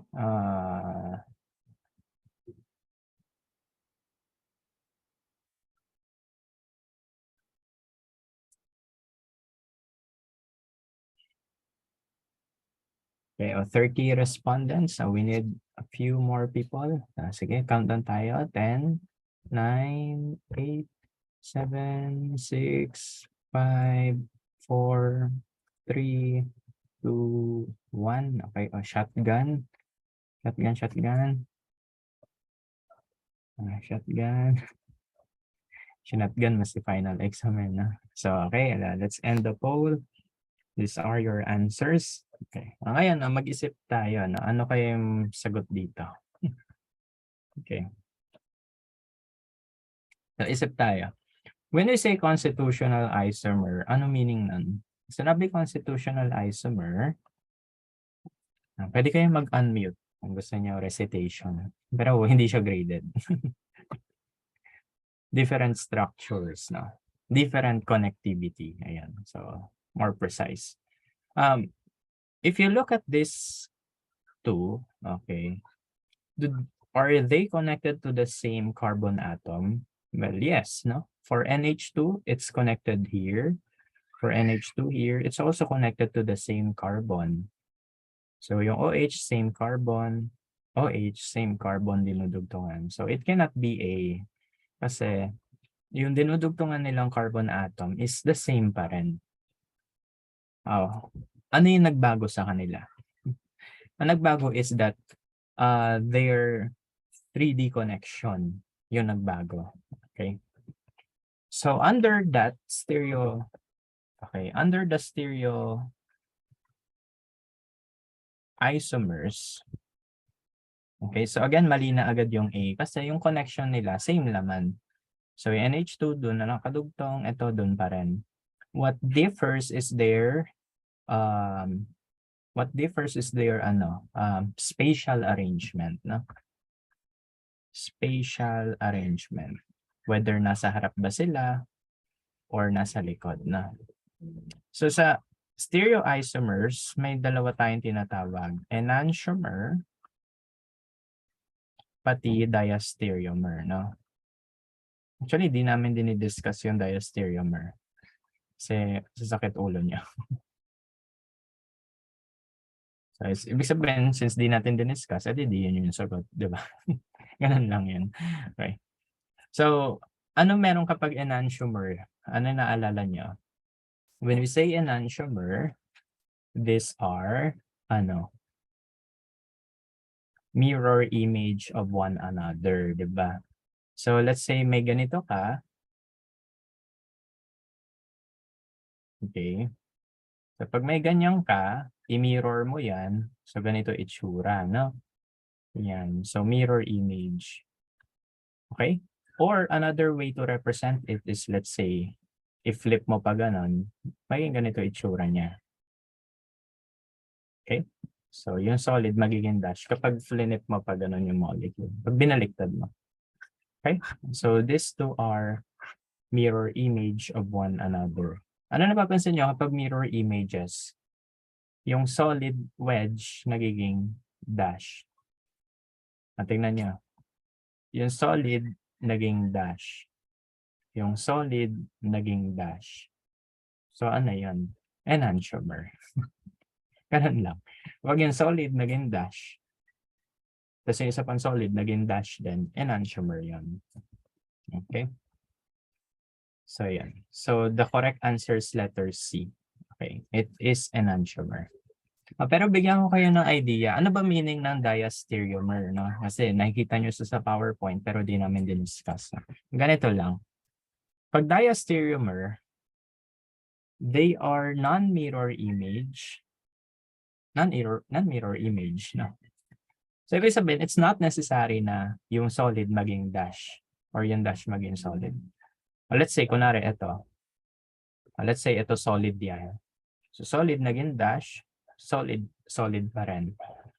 Kapag hindi nagbago itong dalawang to, okay, pero ito nagbago, so that's diastereomer. No? So, they are not mirror image of one another. Hindi nag-flip yung kanyang configuration. Okay. So, yun lang. Pag kunwari parehas to solid, tapos ito lang yung nagbago, diastereomer yan. Pero kapag lahat yan nagbago, okay, ito nagbago, ayun nagbago. So, enantiomer yan. Okay. So, itong diastereomer, sa biochem pa yan. Okay. Pero at least you have an idea kung ano yung enantiomer. Okay.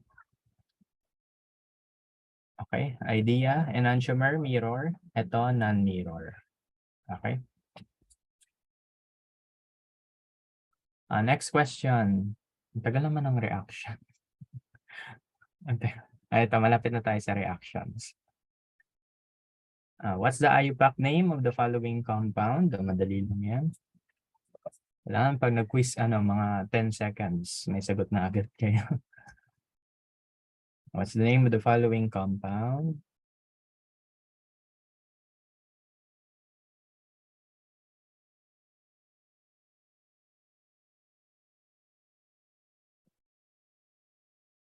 Wait lang bababa lang may. Wait lang.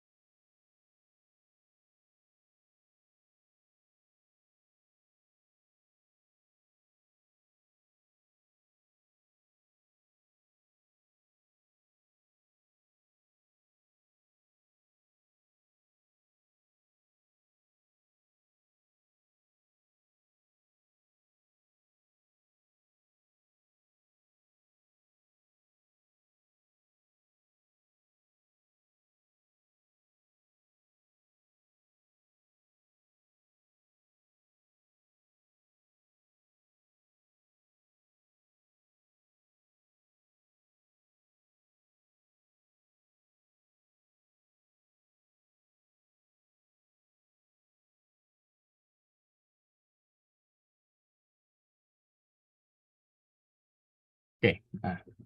I'm back.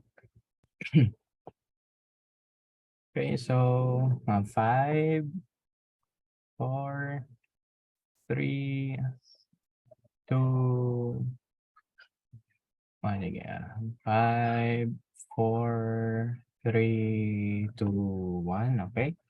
So let's end the poll. Ayan yung answers niya. Okay. Pag magna-number, ano yung priority natin? Yung priority yung alkene, no? So in assigning number, it's either dito ka mag-start ng 1 o kaya dito, no? O kunwari dito kung mag-start, edi 1, 2, 3, 4, 5, 6, no? Pwede ganon. Pwede rin naman dito, 1, 2, 3, 4, 5, 6. Yes. Yun yung ating pwedeng gawin. No? So yes, correct. Just around the double bond yung possible numbers natin. So, kunwari, ayan. 1, 2, 3, 4, 5, 6. If we choose yung red numbering, So, ang substituents natin ay nasa carbons 1 and 6, di ba? So, pag red yung pinili natin, we will pass dito sa double bond. So, ang substituents ay nasa 1 and 6, no? Let's try the other way around, no? Okay, so yan. So, dito naman tayo. 1, 2, 3, 4, 5, 6. If we start here, yung blue one, our substituents will be at carbon 2 and 3. Ito question, ano gagamitin natin? Ano gagamitin natin? Ang gagamitin ay ito. Wala, bakit ganun?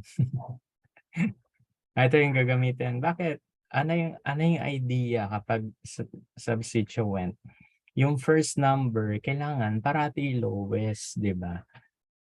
Lowest kasi dapat yung first number. Ito yung may lowest, no? Baka isipin, sir, 6 ang taas na hindi naman yan eh. Basta lowest number yung mauuna. Okay. Lowest number parati yung pipiliin. Okay. So, ito dapat. Ayan. Dami na dali, no? I-take note nyo yan. Baka nasa quiz, nasa exam yan. So, this one will be chosen. This one will be chosen kasi even though na 6 yun, yes, 6 yan, pero 1 is lower than 2, no? Yun lang yung idea. 1 is lower than 2, so it is letter D. 1,6-dimethyl cyclohexene. Do we have to put 1 cyclohexene? No need, no? So, hindi na kailangan yan. No? Okay. Kasi automatic na doon ka nag-start ng number 1. Okay? So, hindi mo na ilalagay yan. Kasi automatic, kung saan ka may double bond, doon yung number. Daming na nagkamali. Yan, tatlo lang yung tamama. Okay? So again kapag ganyan, always the lowest number for the locand. Okay? So yan. Ang tagal ng reactions natin. Yun yung favorite ko eh. Yung double bond po nun. We don't need to put numbers sa cyclohexene. Hindi mo na siya lalagyan ng 1 cyclohexene. No, kasi kapag cycloalkene, matik na doon ka talaga mag-start ng 1. So, doon ka talaga mag-start ng 1. So, no need for 1 cyclohexene, 2 cyclohexene. So, it's just cyclohexene. Ayan.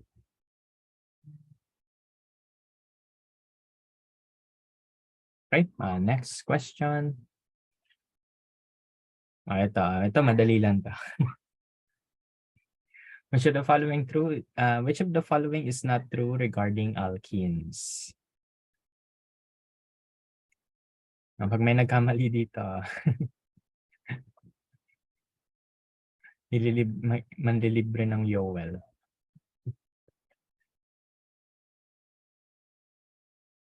Which of the following is not true regarding alkenes?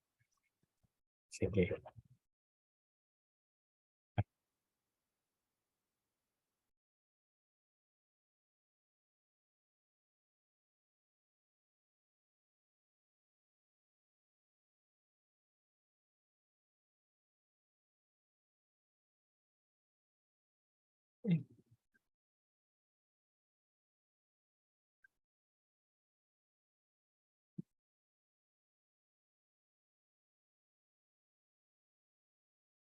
Okay, so 18 pa lang nasagot. More answers. Shotgun yun na. Which of the following is not true regarding alkenes? And again, not true, not true. Okay, last 15 seconds. 15, 14, 13, 12, 11, 10, 9, 8, 7, 6, 5, 4, 3, 2, 1. Okay. Time's up. Sige, may nagta-type pa. Sige, go lang. 5, 4, 3, 2, 1. Okay. Yan yung answers nyo. Answer is letter B pa rin. Ay, sorry. Letter C. Sorry. Letter C pa rin.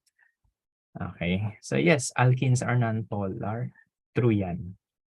Burn in air to give water of carbon dioxide. True pa rin yan. Highly miscible, of course, false yan. Okay. Kasi it's non-polar. So hindi siya ma-dissolve sa tubig. Therefore, it will form layers. No? Strongest intermolecular interaction is the van der Waals forces. Again, the van der Waals is just the London forces. No? Okay, so van der Waals ay London din yan. Okay? So pares lang yan. London forces lang yan. Okay? So yan. Pakitake note ha. Okay.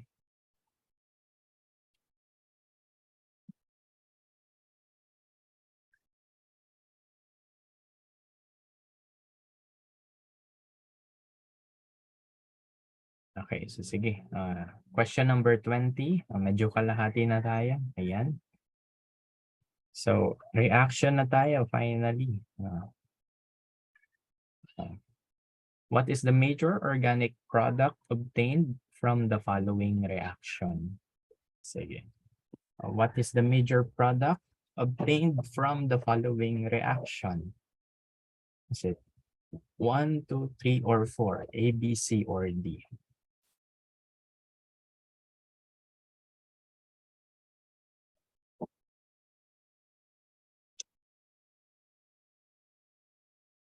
May mga bata ko, nasa quiz natin yan.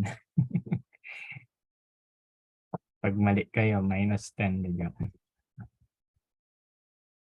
Hindi ko naman nakikita kung anong sagot niya. Which of the following is the major organic product? Sige. Ano ang sagot? Piliin ang sagot.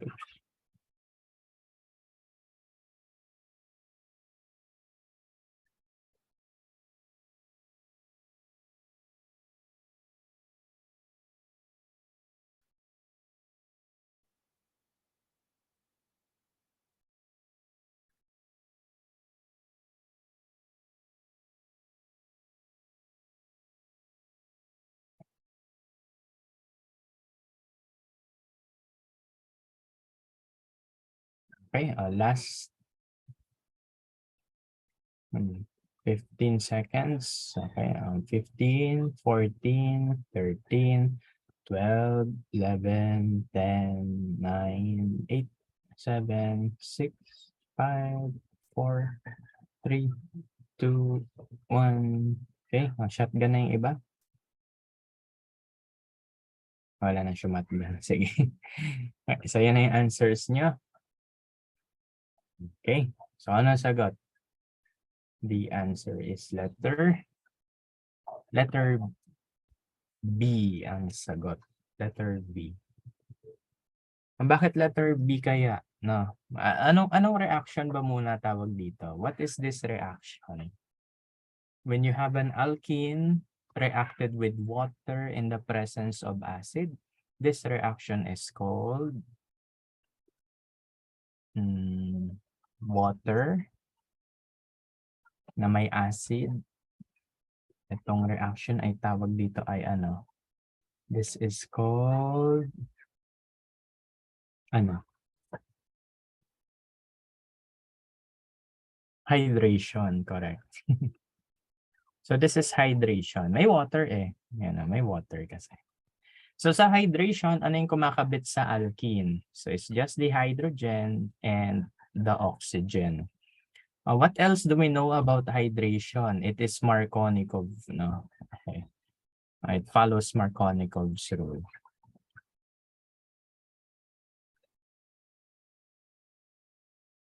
Okay, so mamimili lang kayo. It's whether itong carbon na yan or yung carbon na yan. So it's just A or B.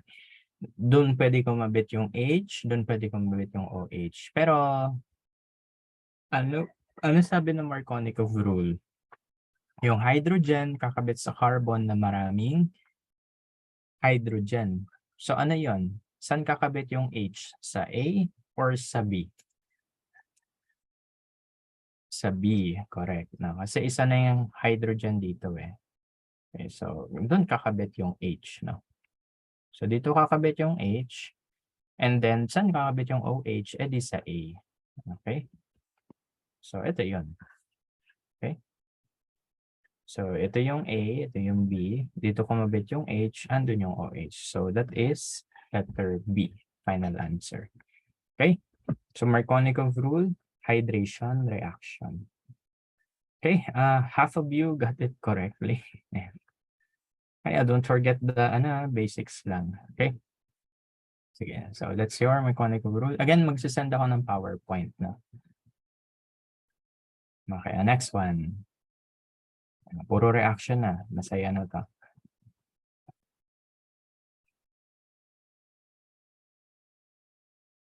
And what is the major organic product obtained from the following reactions? Is it A, B, C, or D?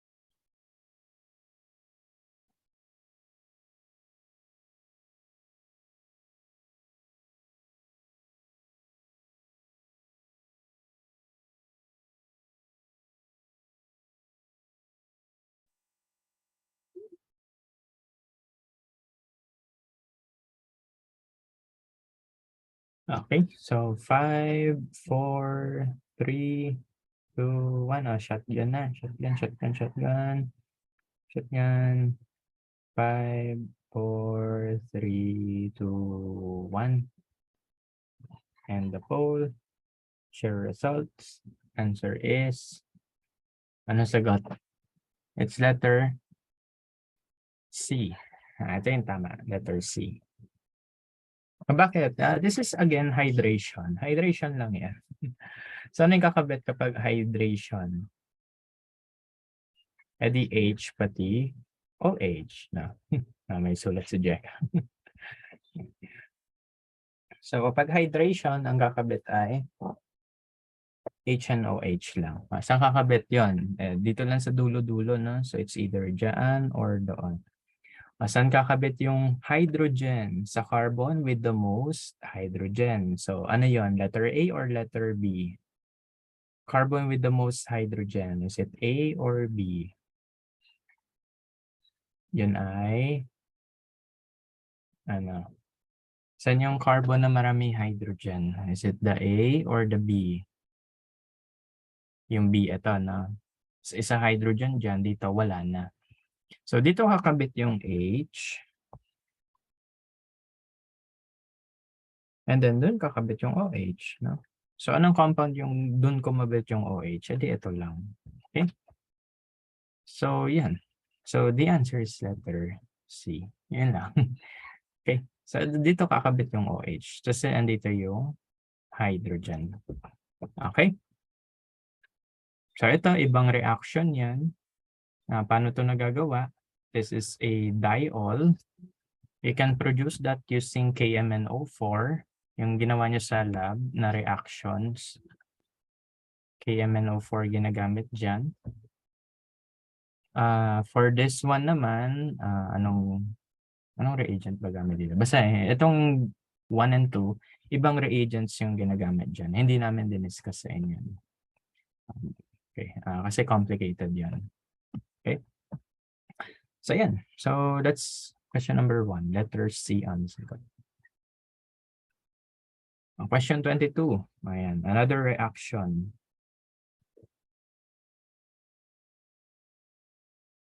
What is the major organic product obtained from the following reaction?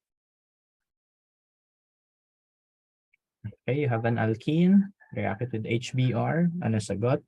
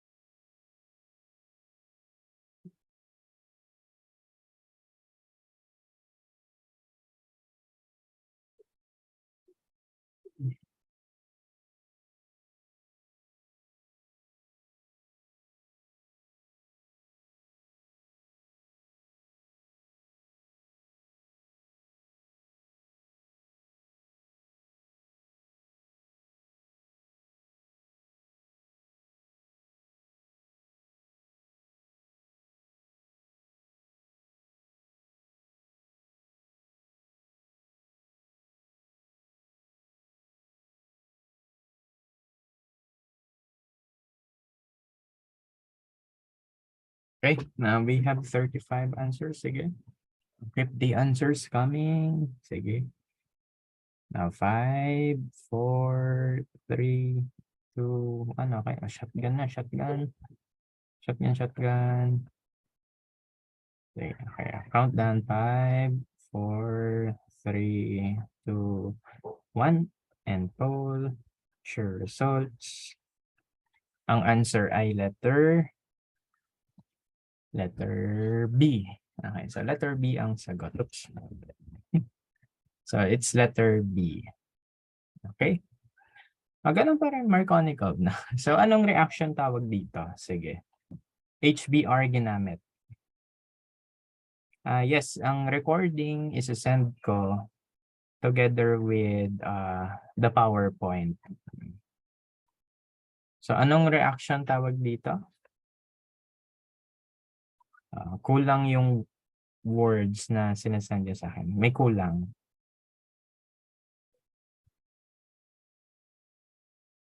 May kulang na word. It is hydrohalogenation. Okay.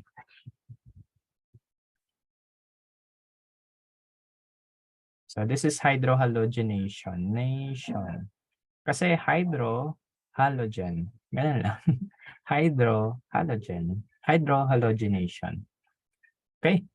It follows Markovnikov rule. So still Markovnikov will be followed. So kapag Markovnikov's rule, ano sabi natin? Yung H kakabit sa carbon na marami hydrogen. So it's either A or B. Saan marami hydrogen? Di sa B. Kasi yung A, wala nang hydrogen dyan. 4 na yung bonds 1, 2, 3, 4. Sa B, 3 pa lang yung bonds. So may isa pang hydrogen. So doon kakabit yung H, dito kakabit yung Br. Answers, letter B. Okay? Ayan. Okay, sige. Proceed tayo. Next question. Question number 23.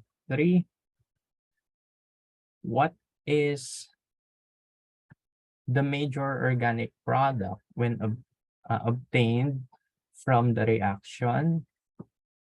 Ayan. So 1,2-dimethyl cyclohexene reacted with hydrogen gas in the presence of platinum catalyst.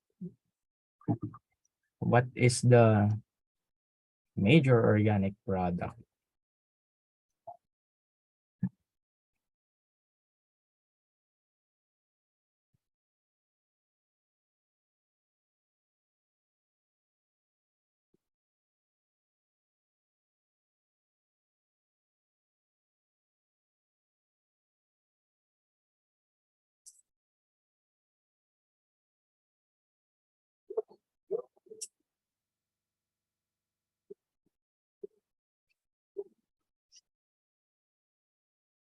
Mag-hello kayo sa baby. Yan.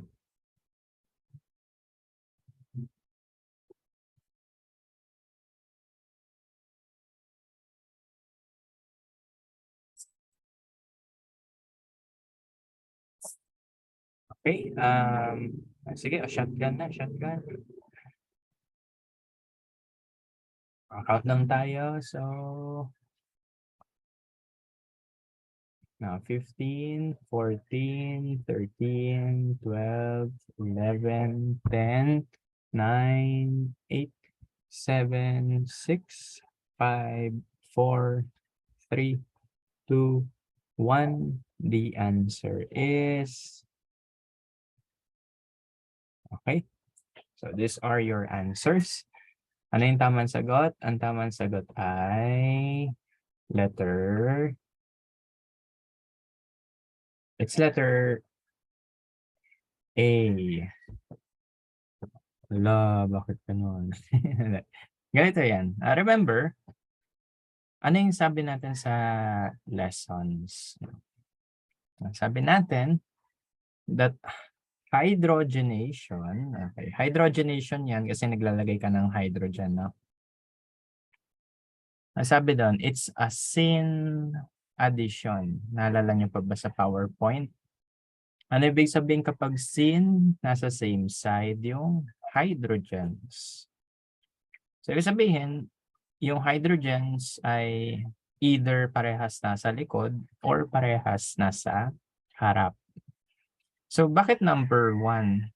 Same side ilalagay yung hydrogen. So, sa 1, kasi nasa likod yung hydrogen dito, nasa likod yung hydrogen. So, syn addition. Okay? Sa 2, hindi siya syn addition. Trans yan eh. Hydrogen na ito nasa likod, hydrogen dito nasa harap. So, hindi. Ito hindi rin, of course. No? It's just number 1. Again, always remember, hydrogenation is syn addition in stereospecificity. Okay. Same side siya kinakabit. Okay. Para maalala nyo yan, mag-share ako ng picture. Nasa PowerPoint to eh. Okay.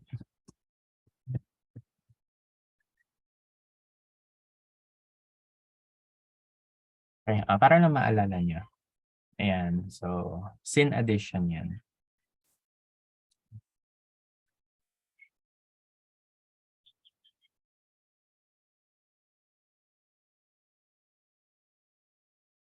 Ito, naalala nyo yan.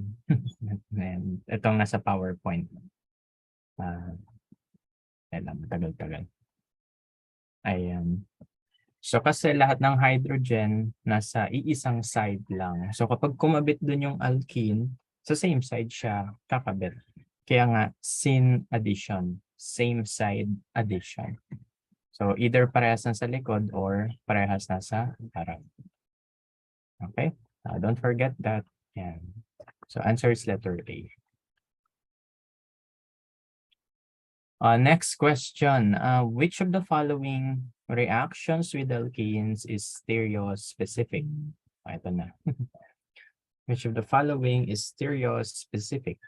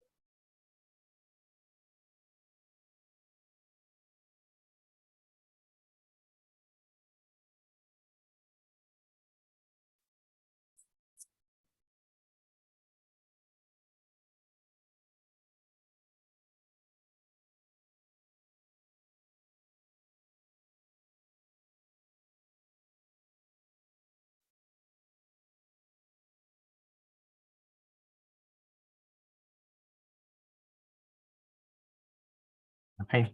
Ito ay related sa sinabi ko kanina. Sige. So, ano yung sagot dyan?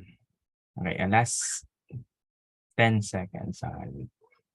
10, 9, 8, 7, 6, 5, 4, 3, 2, 1, 0.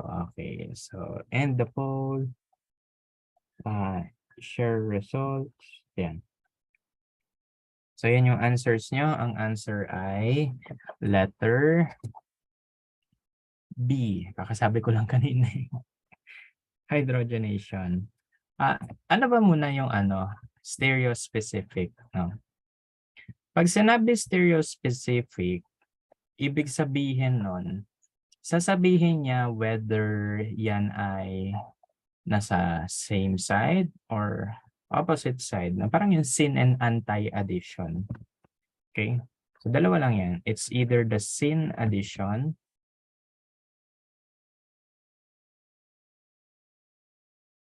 and the anti-addition. Okay. Pag syn addition, same side, katulad ng, eto. Katulad nito, yan. So, syn addition, same side kakabit. Pag anti, edi opposite side. Ano yung anti-addition natin? Yung halogenation. Kung naalala nyo, isa sa taas, isa sa baba. No? Kakabit. No? Nakatrans sila. Okay. Kapag hydrogenation, same side. So, ano pinakaiba niya sa Markovnikov? Baka curious kayo. So, yung Markovnikov rule kasi, ang tawag natin doon ay regio-specific. Dito pumapasok yung Markovnikov. Markovnikov. Okay? Dito pumapasok si Markovnikov. Regio, kasi siya yung magda-determine saang carbon. Okay? So, regio-specific. Saang carbon kakabit. Kapag stereospecific, sasabihin niya whether nasa harap or nasa likod.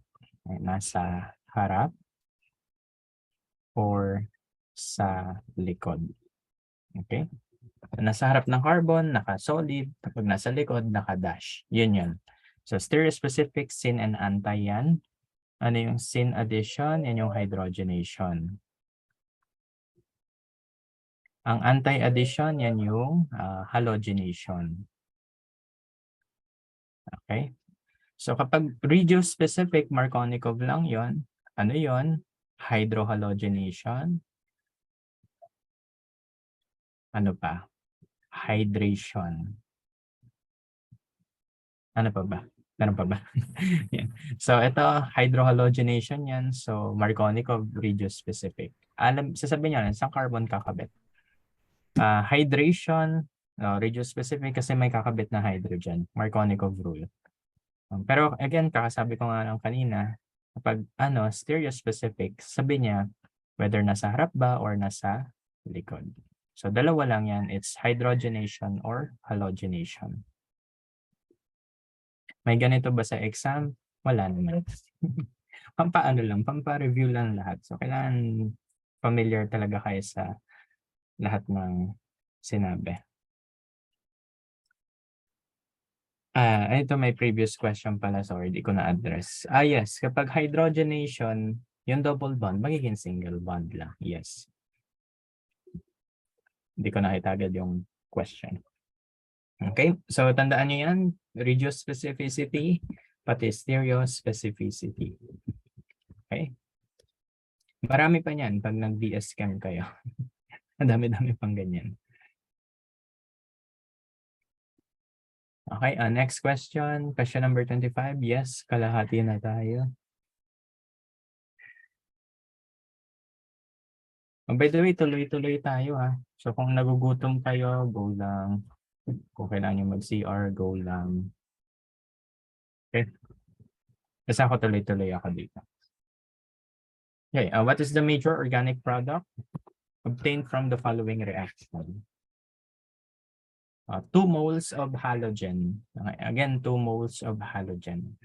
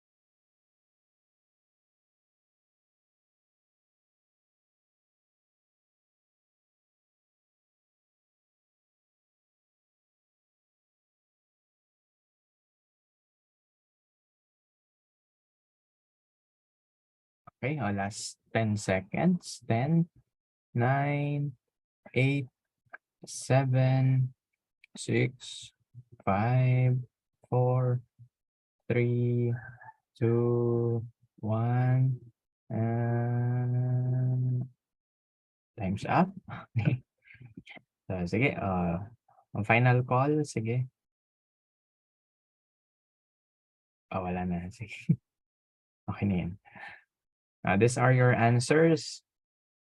Okay. Ang sagot ay letter D. Letter D yung tamang sagot. Bakit naging ganon? Ganito lang. 2 moles kasi ng HBr. By the way, anong reaction dito? Again, yes, recorded yung session natin. Ipopost ko yung video and the PowerPoint sa Canvas or isi-share ko sa email. Okay? Especially sa students ni Miss Carly. This one is halogenation, correct? So it's halogenation reaction. Okay? Ano nangyayari kapag halogenation? Kumakabit both ng halogens. So kapag Br2, o yung dalawang Br, kakabit yan sa A and sa B. Okay. So you have an alkyne. Pero bago pala mag-alkyne, alkene, sorry. Pag you have an alkene, you react with halogen, ano mapoproduce? Ayan. Okay? So ayan mapoproduce mo. Okay? So kakabit yung Br dito, kakabit yung Br doon. Pero kapag alkyne, ganito. So since you have, ilan yung pi bond dito? Dalawa, di ba? So yan yung isang pi bond, ito yung isa pang pi bond. Okay, so isabihin, we can do the reaction twice. So you have an alkyne reacted with the first mole of Br2. Nangyari dyan, magiging ganito siya. Ayan, di ba? So gagamitin mo yung isang pi bond, then idudugtong mo yung halogen. Okay? Kaso 2 moles eh. So do it again. Okay? Another Br2. 2 moles kasi. Okay? So 2 moles. So isa pa. May pi bond ka pa dun eh. Pwede pa gamitin yan, no? So yan, may Br dyan. Oops. May Br dyan. May Br dito. Gagamitin mo pa yung isa pang pi bond, no? So yan, ay ganyan yan. So ilang halogen kakabit? Di 4. 1, 2, 3, 4. Kaya, ito yung sagot. Okay? So 2 moles kasi. So ibig sabihin, you do the reaction twice for an alkyne. Kaya ba ni alkyne yun? Yes, kasi it has 2 pi bonds, no? 1 pi bond and then another pi bond. So kaya niya dalawang beses na halogenation, giving you what's called a tetrahalide, no? Ayan. Okay? So it will give you a tetrahalide. Okay? So yan na. Again, kapag alkyne, you can do it twice. Okay? Br2, produce yan ng ganito. And then you do it again. 2 moles kasi. So, hindi ganito na. Tetrahalide. Okay? So, lagi tandaan yung mga ganun, no? Sige. Next question tayo. Question 26. Question number 26. What is the major organic product obtained from the following reaction? You have 4-methyl-2-butyne, 4-methyl-2-pentyne reacting with hydrogen gas in the presence of palladium catalyst. So what is the product? Pag may nagkamali, mandilibre ng Yowel. You have an alkyne, react mo dito. Ano magiging final product?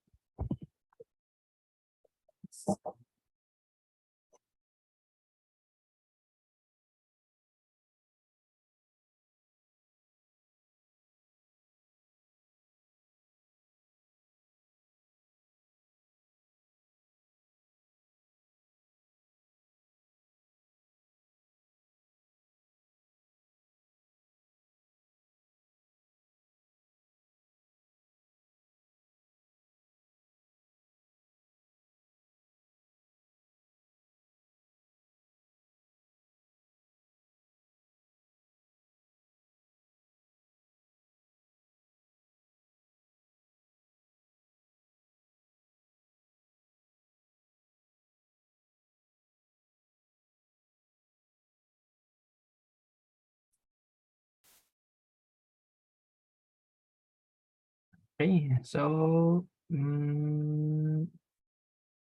4, 3, 2, 1. Madali na lang to. Ano yung answer? Sige, close end poll. Share results. Answer dito. Ano ba muna yung reaction? So this is hydrogen, the presence of metal catalyst. No? So, ito ay hydrogenation, correct. No? Pero, ano yung mafo-form? Okay, ang mafo-form ay alkane. Correct. So, the answer is letter C. Okay, alkane.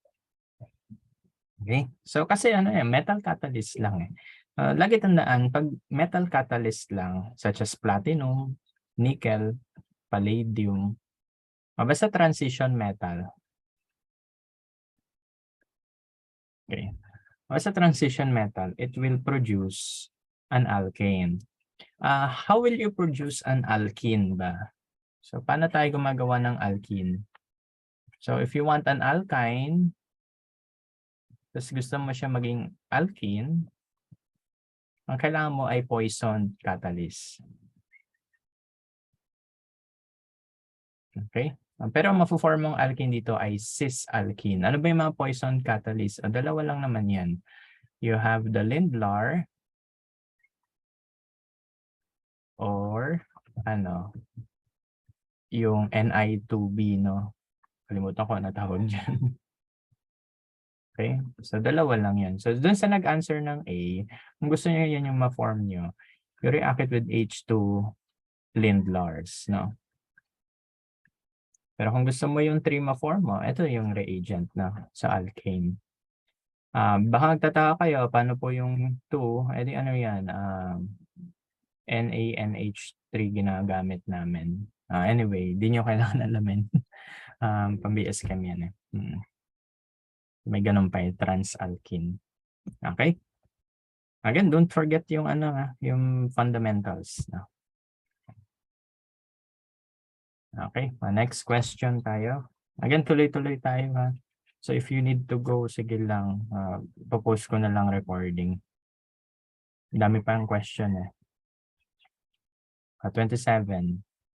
Question number 27. Question is, which of the following represents a keto-enol tautomeric pair?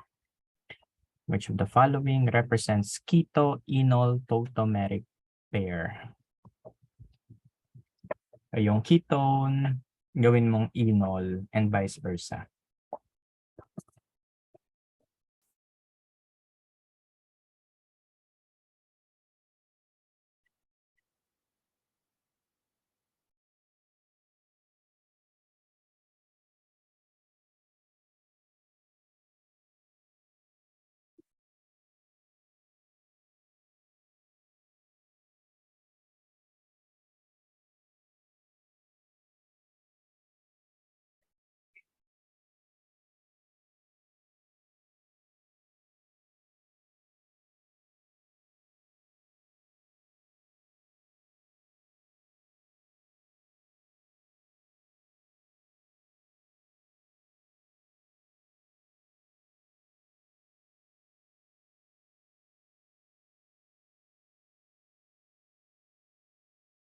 Okay, nasagot-sagot.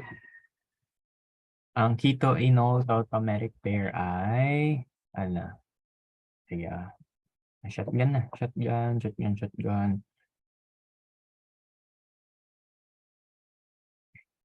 Okay, countdown tayo. 15, 14, 13, 12, 11, 10, 9, 8, 7, 6, 5, 4, 3, 2, 1. And poll, share results. Mag-answer pa rin kayo. May yung iba ata tinatamad na. Yan. Okay. Yes, ipopost ko po yung recording. Don't worry. Especially dun sa mga kakarating lang, may recording ako ipopost together with the PowerPoint, no? Ayan, so. Ano yung sagot dito? So, the answer is letter D. Okay, so most of you got it correctly. Very good. Ano ba muna kapag keto-enol tautomerism? No? Kapag, ano ang keto? Di ba ketone? Pag enol, edi, ito yan. Now, this is your enol, which is unstable. It turns into a ketone, which is stable. Right? By just moving the hydrogen, lilipat niya na yung hydrogen dyan. So, yan. Nagiging stable siya. So, notice that the keto-enol tautomerism will only be possible if the double bond is just next to the OH. So, pwede nasa left, pwede nasa right. Basta katabi ng double bond yung OH, this can happen. Okay? So, ito, hindi pwede. Kasi masyadong malayo eh. So, ito yung OH. Saan dapat ulit para maging possible yung keto-enol tautomerism? Either sa left or sa right lang. So, in this case, mali. Masyadong malayo. Ito, layo-layo. Ito, walang double bond. So, impossible. This one is correct. So, you have a double bond next to the OH. So, that makes it an enol. Okay? So, that's why letter D is the answer. Okay? And nice na majority of you got it correctly. Very good.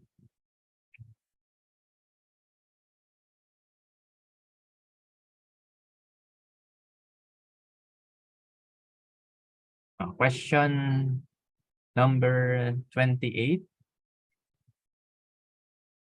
Question number 28. Identify the products when 1-pentine is reacted with the following reagents.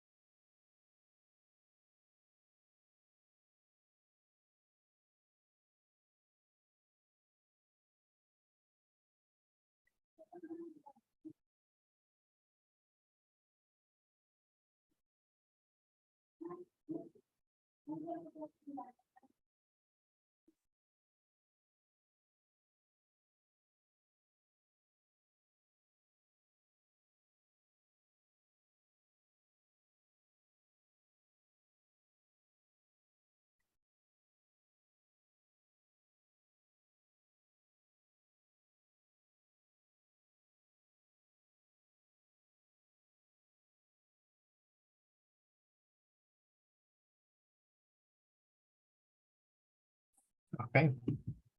Medyo mahirap na. So answer, sige. Shotgun.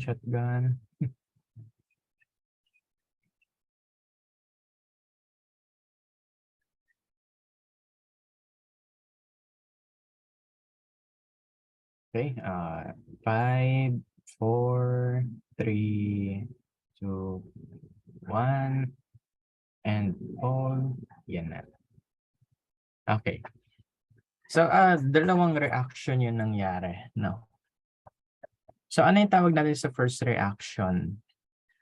So, the first reaction, you have an alkyne with this one. Ano tawag sa reaction na yan? That is called, ano? Yan ay alkyne plus water. Then I water. Ito ay ano? Ito ay ano? Alkyne plus water. That's called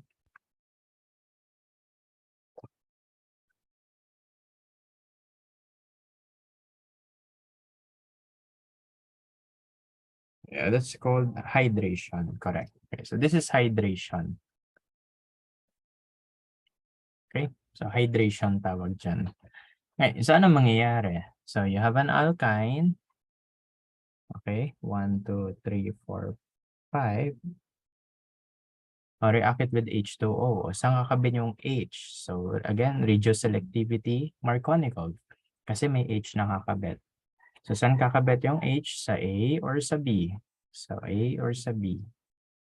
Saan kakabit? Sa A or sa B? Saan kakabit yung hydrogen?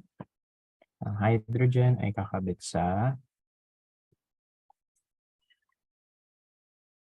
B, correct. So sa B kakabit yung hydrogen, dito yung OH. Okay? So mangyayari, mas magiging ganito yan. So 1, 2, 3, 4, 5. Yan. So ano ang tawag natin dito? Ang tawag dito ay, kakasabi ko lang kanina, ang tawag dyan ay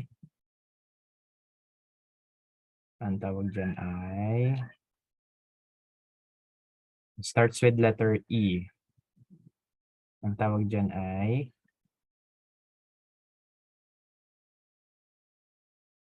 enol. Okay, so tama. So this is called an enol. Oops, sorry.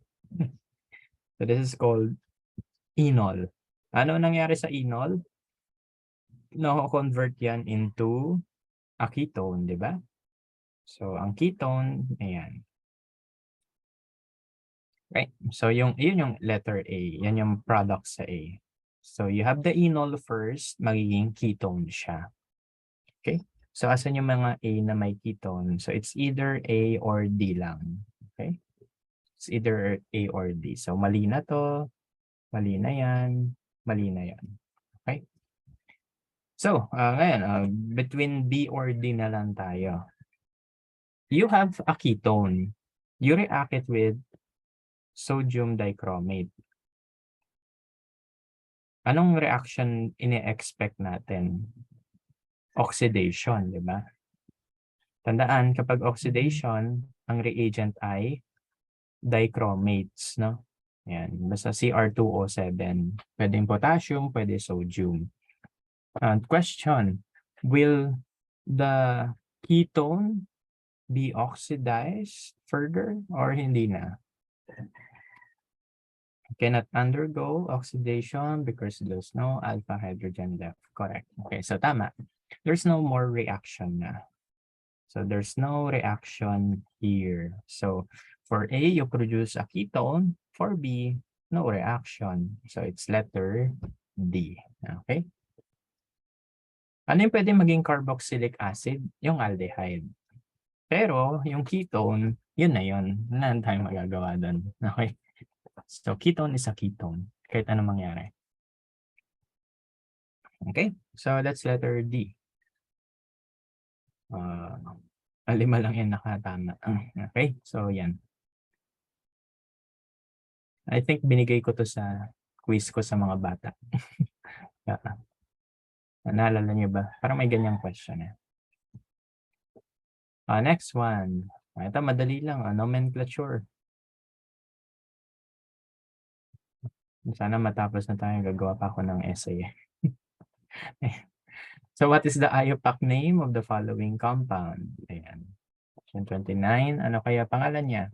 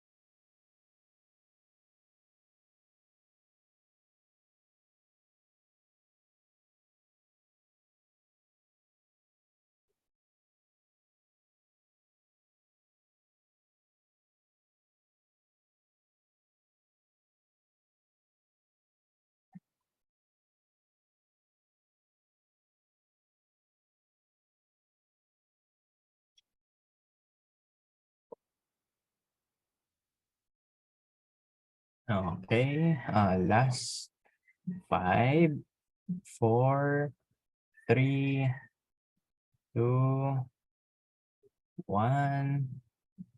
Sige, lock in your answers. 5, 4, 3, 2, 1. So end the poll. Okay. So that's your answer. Ano yung sagot natin dito? Ang sagot ay... Nakalimutan ko rin eh. Anyway, so you have nitro, you have nitro, you have bromo, and this thing, C double bond OOH or CO2H, ito yun. CO2H. Yan ay carboxylic acid. Di ba? Ano tawag sa benzene kapag carboxylic acid yung nakadikit? That is benzoic acid. Okay. So it's either B or D na lang. Kasi benzoic acid yun eh. Okay. So ito yung parent natin. Okay. So that's benzoic acid. Okay. So it's just now a matter of writing the number. Okay. Or the locant. Pwede tayo pag ganon mag-number or pag ganon. Pero pag ganon gagawin natin na. So 1, 2, 3, 4. So you have 3 bromo, 4 nitro, benzoic acid. Hindi siya 2 bromo, 1 nitro ha. So it's 3 bromo, 4 nitro, benzoic acid. Okay. So, sa carbon number 3, nasa carbon number 4. Okay. So, yan, marami naman tumama. Okay, very good. Okay. Do not forget yung mga common name ng benzene ring when it has a substituent. Okay.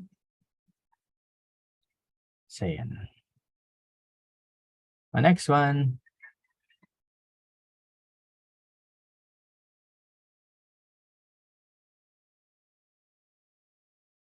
Next one. Mahirap ulit to. Sorry. Galit na galit na eh. Yan. So next question.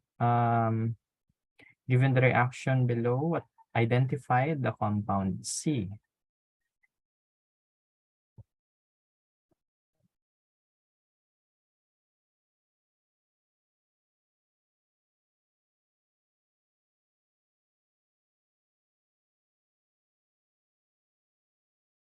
Okay, medyo magre-reactions muna kayo ha.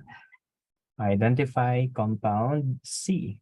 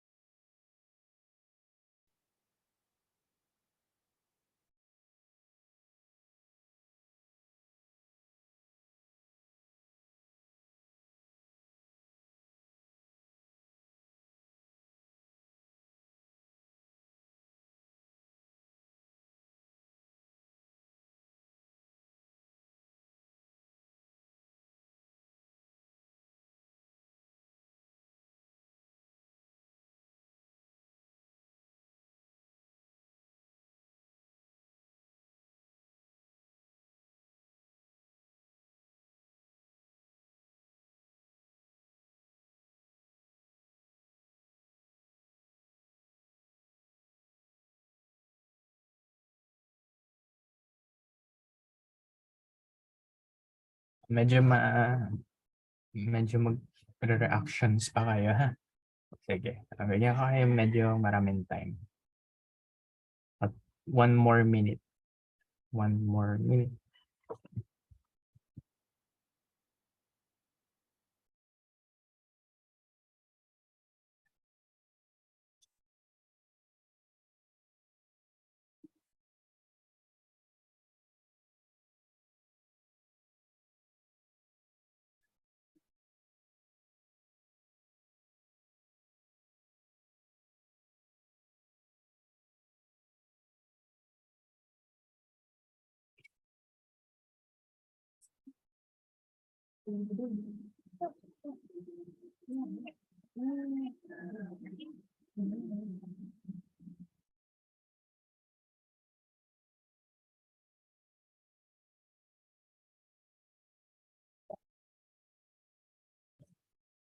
5, 4, 3, 2, 1. Okay, I'll lock in your answers.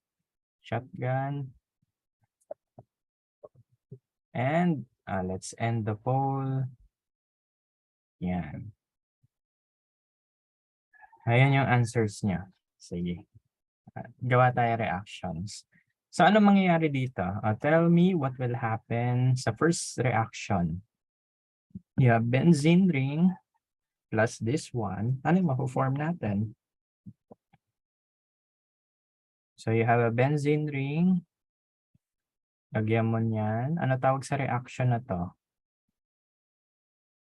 Ang tawag sa reaction na yan ay, ano? Starts with letter A.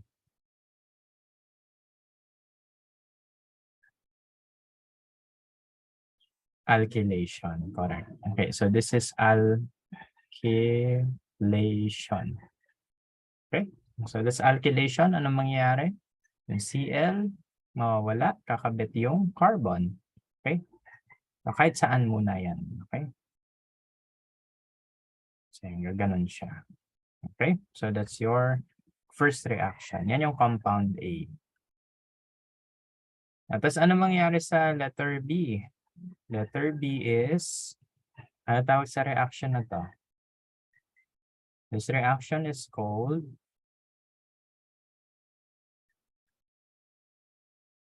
ano tawag?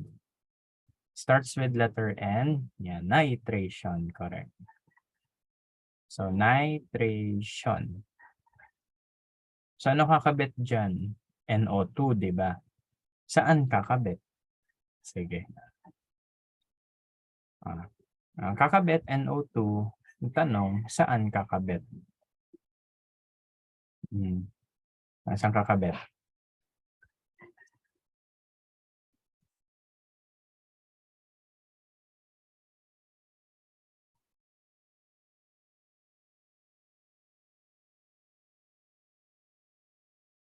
Saan kakabit ang NO2? Siya ay kakabit sa, yes, ortho or para. Para sa mga iba na nakalimot na, ano yung ortho para? Okay. So, meron tayong tinatawag na ortho para director, no? So, ano yung mga ortho para director? Yan yung R group, alkyl. Ano pa? Yung ating OH sa phenol. What else? Halogen. Okay, X, halogen. Ano pa ba? NO2. NH2. Okay, so those are our ortho para director. Ngayon, ano naman yung meta director? Ang ating meta director ay yung acyl. Okay, acyl. C double bond OR. NO2. Ano pa? Sulfonate, SO3H. Ayan. So those are our ortho para and meta directors. So anong ginagawa nila? Let's say dito tayo sa A, you have an alkyl group. You have an R group. Kapag may panibago kang kabit, okay.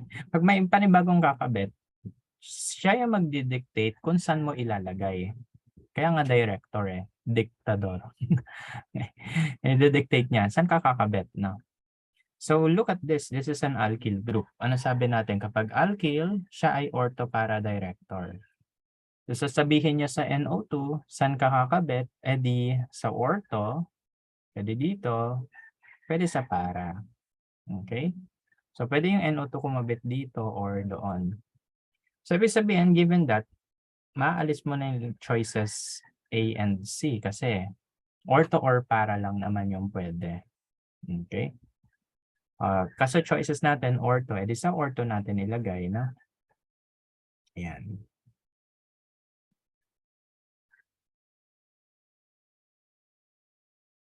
Okay, so ito yung structure B. Tapos, nasunod, next reaction, H2PT. So, anong mangyayari sa H2PT? Anong part ng molecule yung magre-react siya? Okay, so from nitro magiging amine, no? Okay. So, yan.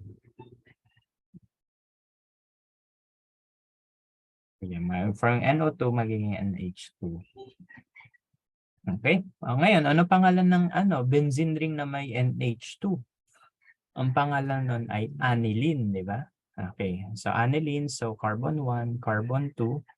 So, that will be ortho isopropyl aniline. Okay? So, ortho yan eh. Ito yung parent aniline. Ito yung isopropyl. So, ang sagot ay letter B. Okay? So, mali yung iba. Okay? Ilan yung tumama? Tingnan nga natin. Okay. Marami naman. So, good, good. Very good. Okay. Very good. Again, magsasend ako ng recording and the PowerPoint mismo. Okay? So, sige. Proceed tayo. If you need to go, sige lang. Pero if you can stay for long, go lang. Isipin nyo, review na talaga to. So, the next time na makikita nyo ako ay Thursday, Thursday and Saturday na lang. Okay. Although I'll be in campus on Monday and Wednesday.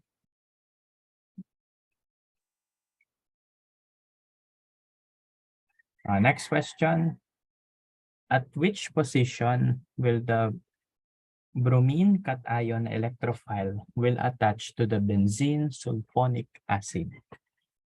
Saan kakabit ang BR kapag meron kang benzene sulfonic acid? Sa ortho, sa meta, sa para, or any position?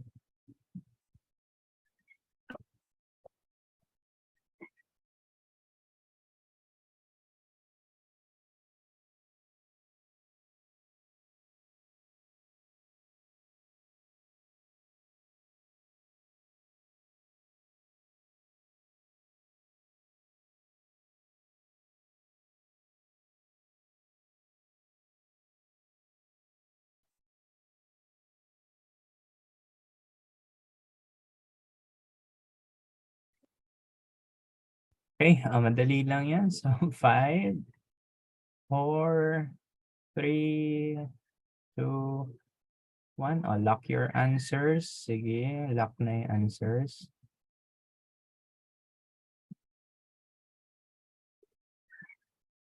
Okay, so end poll 5, 4, 3, 2, 1. Okay. So, yan yung answers nyo. Ang sagot ay meta. Okay, so letter B. Okay, ang kakasabi ko lang kanina actually, di ba? Ayan. So, tingin kayo dito sa previous slide. Sabi ko, kapag SO3H, that is a meta-director. Ibig sabihin, eto may SO3H tayo. Pag may bagong kakabit, saan niya sasabihin? Punta ka sa meta. Dito, sa meta. No? Okay, so, ganun lang. So, SO3H is a meta-director together with NO2 and the acyl group. Naalala ko na yung nakalimutan ko. Carboxylic. No?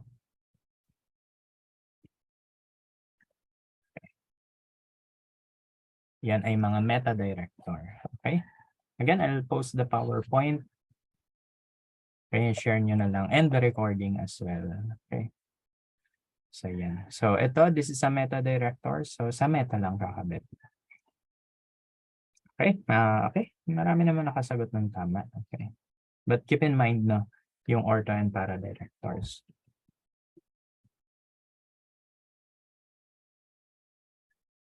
Another question. Medyo mahirap to.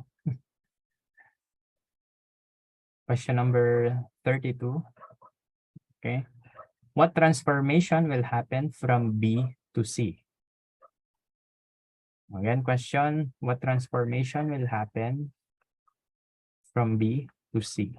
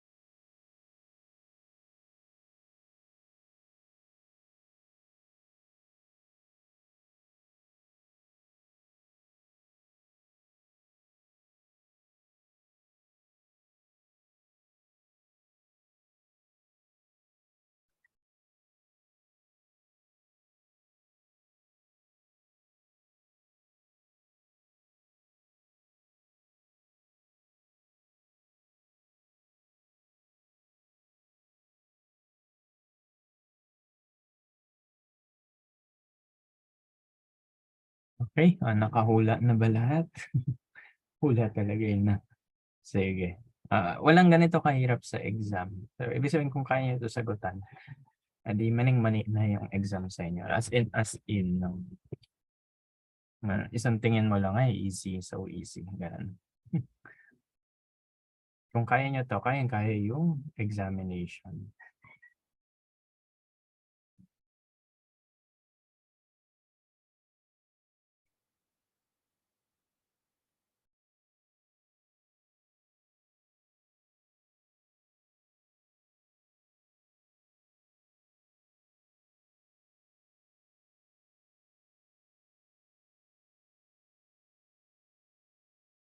Okay? Magsasagot na ako. Ay, sorry. Ano nangyari? Ba't may napin? Okay. Okay, so magsasagot na tayo. End the poll. 5, 4, 3, 2, 1. Okay. End poll. Okay, so medyo kalat yung ating distribution. Ano ba talaga yung sagot dito? Okay, so tingin tayo. So the first reaction is alkylation. Alkylation lang yan. So ano yung purpose niyan? Oops, sorry. So alkylation yan, ang purpose ay para ang benzene at itong carbon groups kumabit na. Sa alkylation yan, saan mangyari? Yung ito kakabit sa benzene. Okay? So i-redraw ko lang. So you have a benzene ring. Oopsie. And then that thing, okay, AlCl3. Idugtong natin sa benzene yan. Ngayon ganito yan, no? Ito.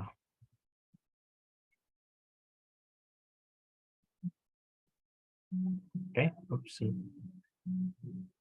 Yan, magiging ganyan siya. Okay, and then what's next? You hydrate it, no? So you have an alkyne, i-hydrate mo siya, no? So H2O, H+. So this is hydration. So ano nangyari kapag hydration ng alkyne? Magiging enol. Okay, so magiging enol yan. Yan, enol. Tapos ano mangyari sa enol? Magiging ketone. Okay, so alam niyo na, mali agad yung ibang answers. Yung enol magiging ketone. So mali na to. Mali na yung aldehyde. Okay. Okay, so mali na yung aldehyde. Okay. So yun yung mangyayari sa B. So ito yung A, ito yung B. Tapos ano sunod? Ang sunod, ang sabi dyan ay, hindi ko makita. NABH4. Question, ano yung purpose ng NABH4 ulit? Ano yung purpose ng NABH4? Anyone? Ano kaya ang purpose ng NABH4?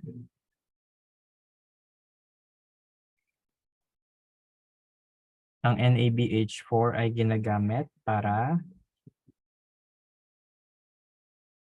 ano? NABH4 ginagamit para sa pagpatanggal ng double bond or reduction of carbonyl, reduction of carbonyl to alcohol. Okay? So dalawa yung reaction niyan, no? Lalagay ko dito. So pang-reduce siya ng carbonyl to alcohol.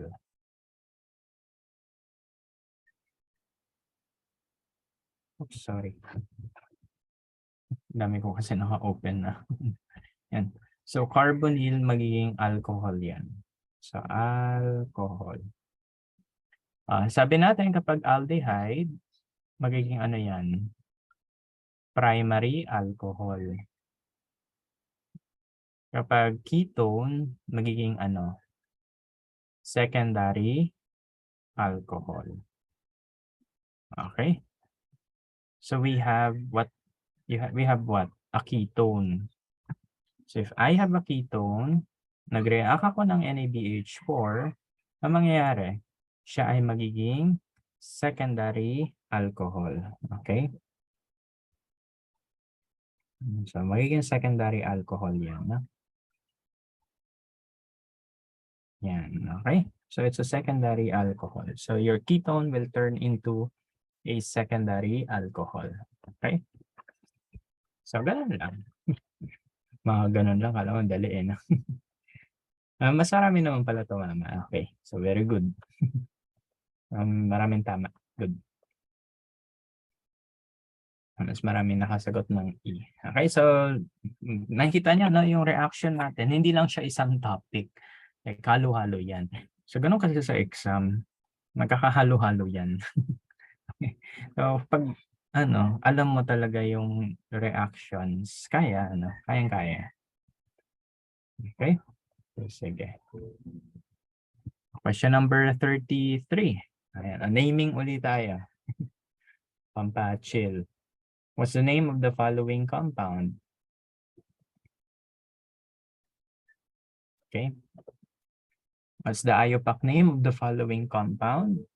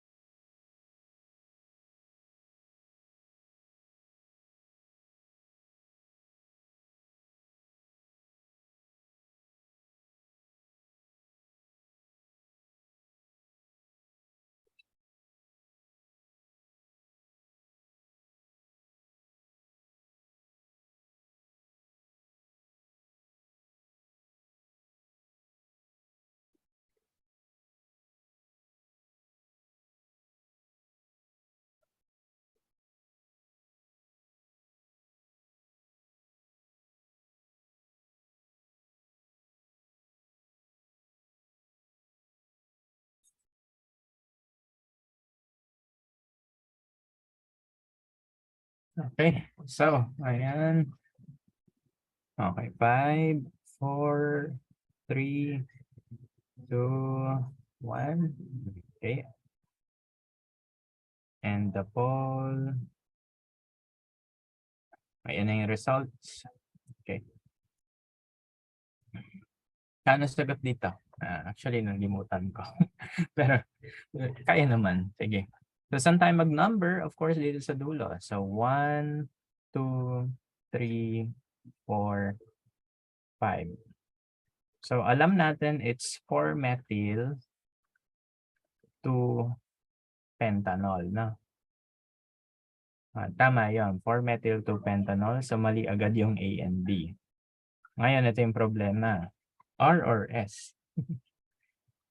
Tingin tayo dito. Again, ang tip ko sa inyo, pag may nakita kayong solid or dash wedges, chiral carbon yun. Tingin tayo dito. May chiral carbon eh. Ayan. So, focus tayo doon. So, lagay natin. So, ito yung methyl. Ito yung carbon chain sa gilid. Ito yung OH. Asan yung hydrogen? Nasa likod, no? Yan. Kaya siya ibang 4 different groups, no? So, you have a methyl, the carbon groups sa gilid. Ito yon. Okay. And then the OH and the hydrogen. So, we have no problem kasi yung OH nasa likod na yun, no? So it's just the assignment of the priority groups. Obviously, oxygen will be heavier. So first priority, followed by the carbon groups sa gilid. Okay. Ginanong ko na lang kasi ang dami. And then this one, the methyl. So 1, 2, 3. Ang rotation ay R. Okay. So answer is letter C. Ay, maraming tama. Galing ah. Good, good. Very good. Very good.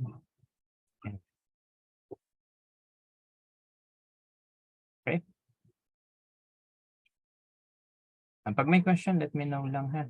Ayan. Again, ipa-post ko yung PowerPoint with the recording. Upload ko na lang sa YouTube. Question number 4. Ito, ang dali-dali lang. Question number 4. Which of the following has the highest boiling point? 1-butanol, 2-butanol, 3-butyl alcohol, or 1,4-butane diol?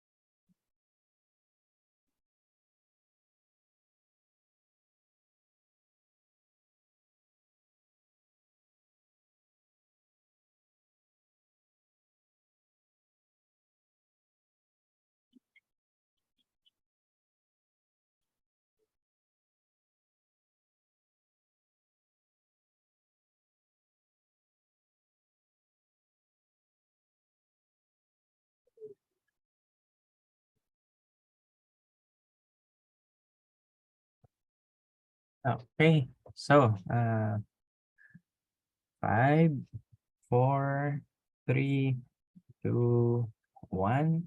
Okay, let's end the poll. Yan yung sagot nyo. The answer is letter D. Dog. Bakit dog? Okay, what can we notice about this compound? So these compounds have 4 carbons each. No? So for 1-butanol, 1, 2, 3, 4. 1, 2, 3, 4. Yan, so 1-butanol. For 2-butanol, ito yon.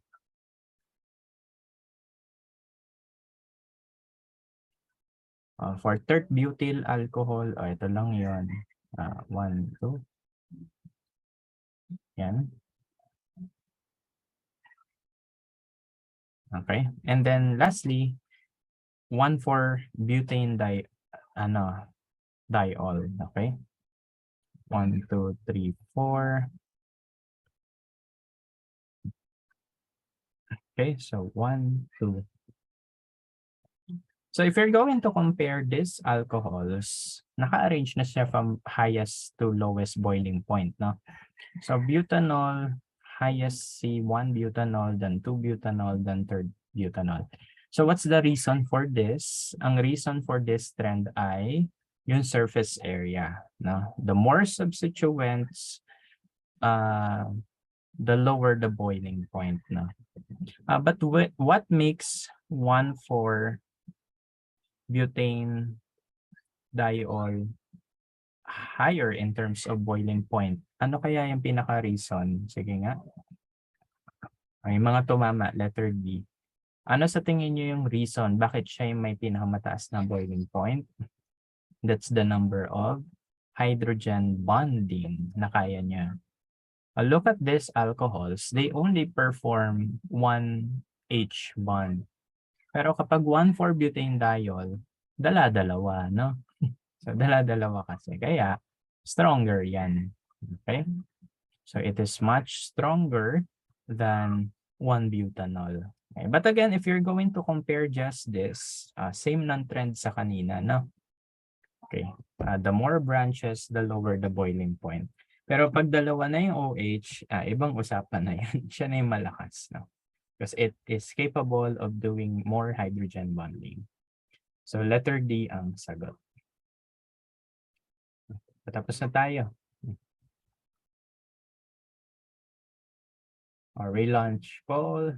So, which of the following statements are true? Okay. Baki-read na lang. Which of the following statements are true?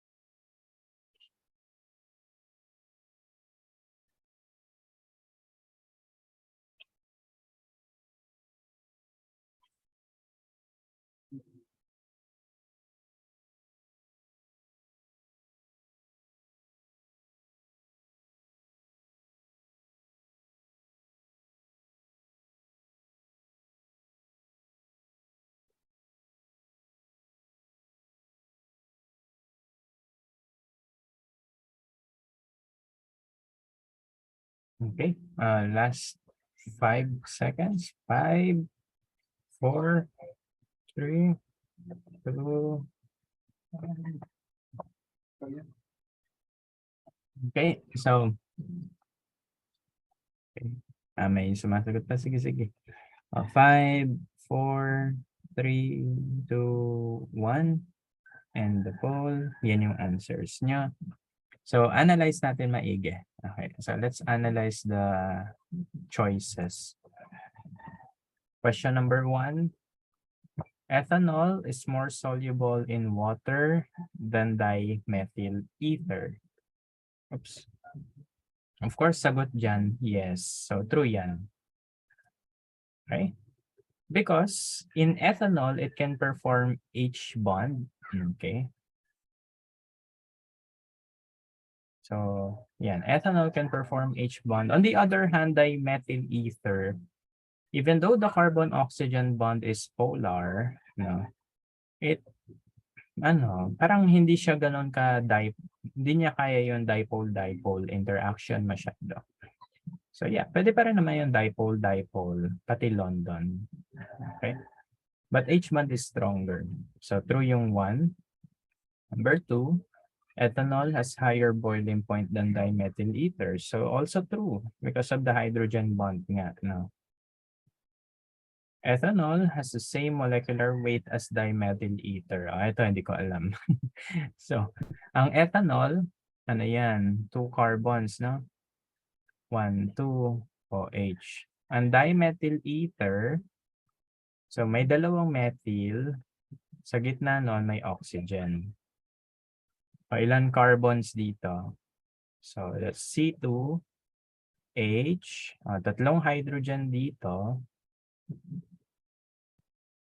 may dalawa dito, tapos may OH. So C2H6O. Tignan natin to.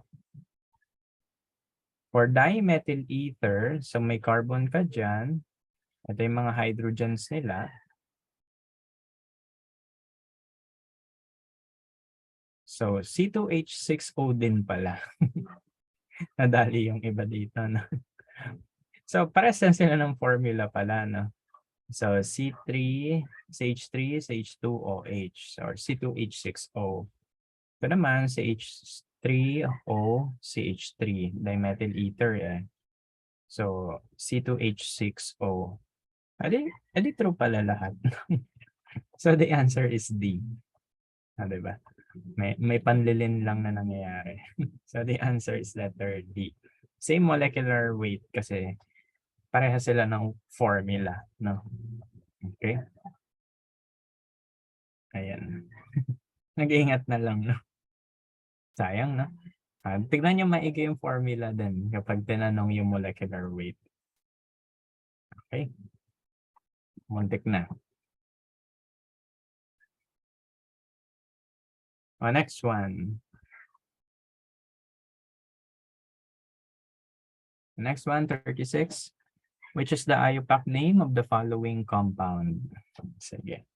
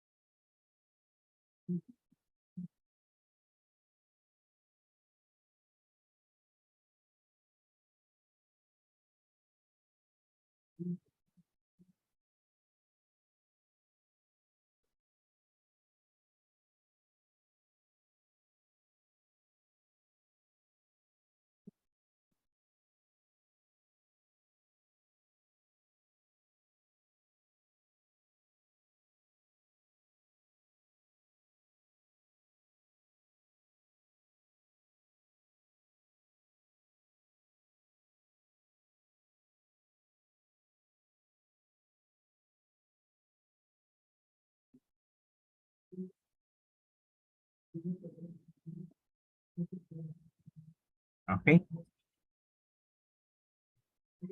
Tagal ko na pala na yun. Okay, so 5, 4, 3, 2, 1. So lock in your answers. And poll. Share results. Ayan. So ano sagot dito? Ang sagot dito ay... ito, question. Ano yung ating parent chain? Di ba usually the longest? Okay. Ang kaso dito, para silang 6 eh. 1, 2, 3, 4, 5, 6. 1, 2, 3, 4, 5, 6. Ano pa yung reason? Bakit hindi yung benzene ring yung ating parent? Ang reason ay yung higher priority kasi natin yung mga carbonyl, no? Okay. May carbonyl kasi which will have the higher priority. Okay? So, ito yung gagawin natin parent chain. So, 1, 2, 3, 4, 5, 6. So, this is 3 hexanone. Mali na agad yung iba. 4 phenyl. Okay, so tama. Letter A is correct. Okay? Priority yung ketone. So, that's why siya yung may lower number. Okay? So, it's 3 hexanone. Okay, not 3 phenyl 4 hexanone. So, yung ketone yung mas priority. Okay? Basta may double bond O, priority. Another item.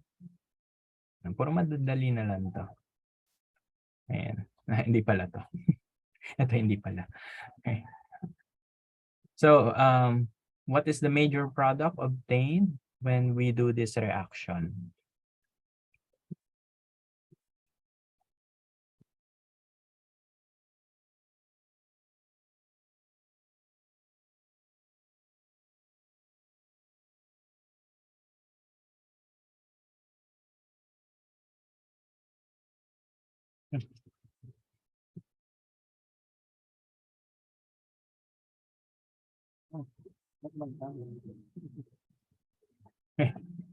So what's the Major product, sige. Medyo magsasolve pa kayo.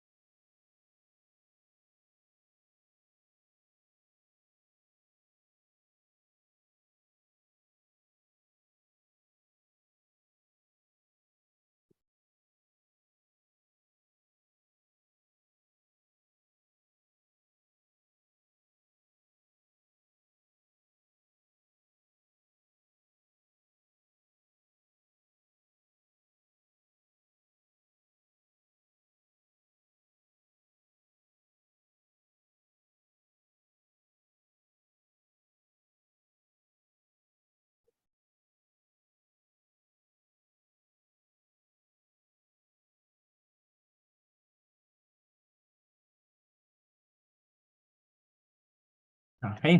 So, may answer na. Lock in your answers.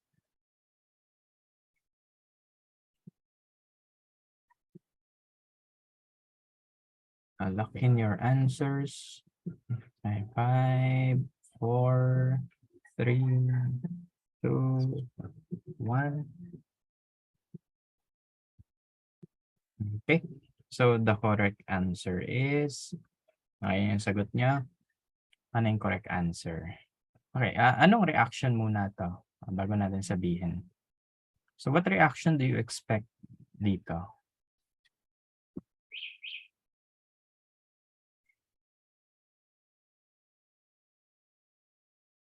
Now, this is addition of alcohol, no? Yung aldehydes yung nasa lecture natin sa lab, pero pwede rin yun sa ketones. Okay. So, addition reaction, tawag doon. So, either aldehyde yan or ketone, pwede mangyari. Okay? Pwede naman mangyari both. No? Okay? So, this is an addition reaction, but instead of aldehyde, ketone yung meron tayo. So, paano po process nun? Same lang din naman. Okay? So, paano yan? So, ganito gagawin. Just like I mentioned sa class, expand mo yan. Okay. Tapos yung OH, itapat mo doon. Okay. HOCH3. Tapos ano mangyari? Magkakaroon lang ng rearrangement of the bonds. Yung double bond, mawawala, mapupunta dito. Oopsie. Alam niyo na yung susunod na question. Yung double bond ng carbonyl malilipat sa oxygen. Tapos yung bond ng hydrogen malilipat doon. Okay? So magiging product ay ganito.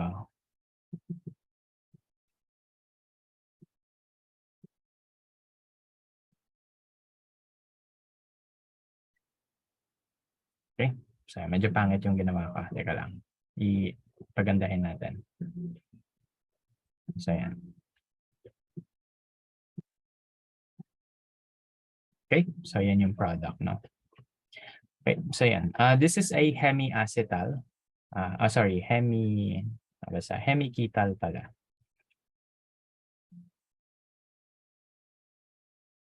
Bakit sir naging hemiketal? Ano yung pag aldehyde kasi plus alcohol nagiging hemiacetal. Aldehyde kasi, so acetal. Pag ketone naman, tapos naging alcohol, same pa rin ang process. Ayan, pinakita ko sa inyo. Pero instead of calling it acetal, we call it hemiketal. Okay? Same lang yung process na. Same as hemiacetal. Okay. Tapos wala dito yung choices eh. Mayroong OCH3 kaso wala yung OH. So hindi agad yan. May OCH3 tapos may double bond. Di obviously, hindi yan, no? Wala namang, ayan lang naman yung ginamit natin. So you have a carbonyl, maling-mali yan. Addition yan. No? So no choice tayo but to go for letter D. O, pakita natin paano nangyari yung D. So first addition ng alcohol to ketone, magpo-produce ka ng ganito, no? HOCO, HOCO, or hemiketal. Mag-add ka pa ng isa pa, no? So kapag mag-add ka ng another round, basically kung ano yan, kopyahin mo na lang, no? Okay? May mechanism yan, pero di ba sinabi ko sa class natin, ang shortcut doon is kopyahin mo na lang yung kinabit mo na to. Kopyahin mo na lang yung kinabit mong ether. If you're curious, paano naging ganun yan? O, di sige. So, pakita natin. So, paano yan? So, sa OH natin itatapat yung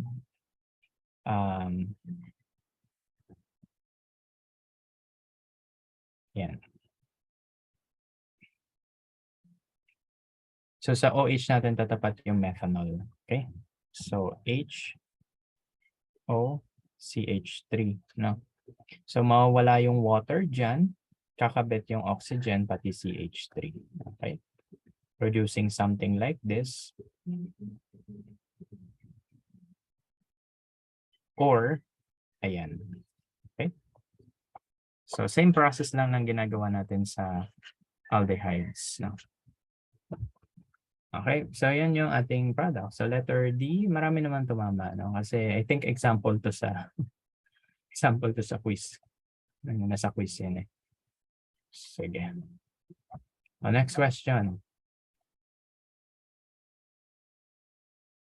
Next question, another addition, intramolecular addition. So within the molecule, what's the major organic product obtained from the following reaction? Okay.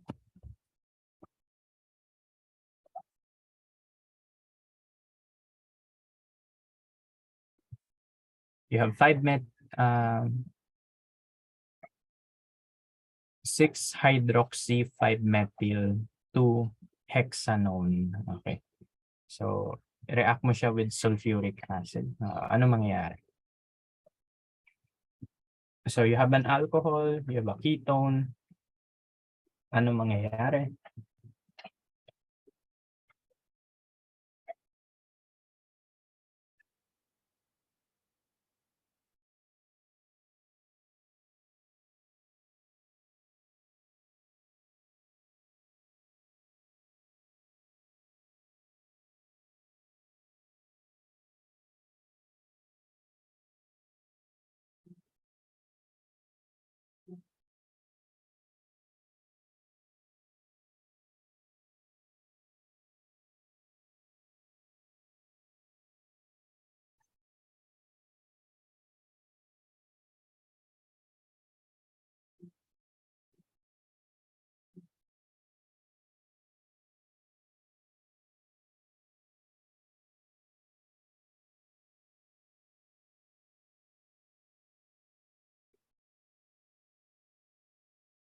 Okay. Dami agad may sagot. Sige. Sige, lock in your answers.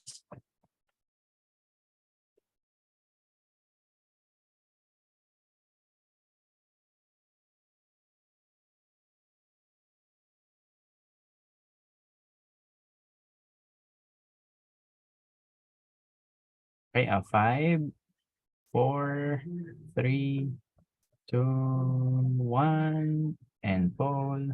Share results. Ayan. So, ano yung sagot dito? So, you have a ketone or a carbonyl, you have an aldehyde. You have a carbonyl, ketone, you have an alcohol. Ano mangyayari? Di mag-connect yan to form hemiketal or hemiacetal kapag yan ay aldehyde. Okay, so anyway, so same process lang din. So since yung OH pati yung carbonyl nasa isang chain ng molecule, so magpo-form yan ng ring. Ang tanong, ano dito sa rings? Ganito lang. Mag-count lang kayo ng carbon. 1, 2, 3, 4, 5. Yung OH sa carbon 5, itapat nyo sa carbonyl. So, paano yun? Ganito lang. So, kunwari, ito yung carbonyl, no? C double bond O. So, carbon 1, carbon 2, 3, 4, 5. Okay? So, ito yung meaning ko sa pagtapat sa kanilang dalawa. Okay? Now, may methyl sa carbon 4. Don't forget that. Okay? So, again, ano sabi ko? Yung OH ng carbon 5, ito yon.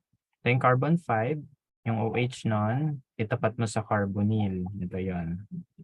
Okay, carbon 1. Yan.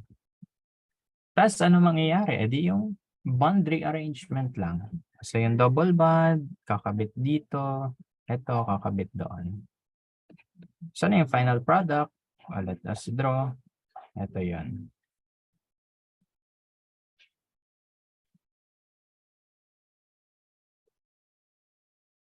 Ayan. So, yan yung final product. Ayusin ko lang. Ay. Ayan. Ayusin natin. 1, 2, 3.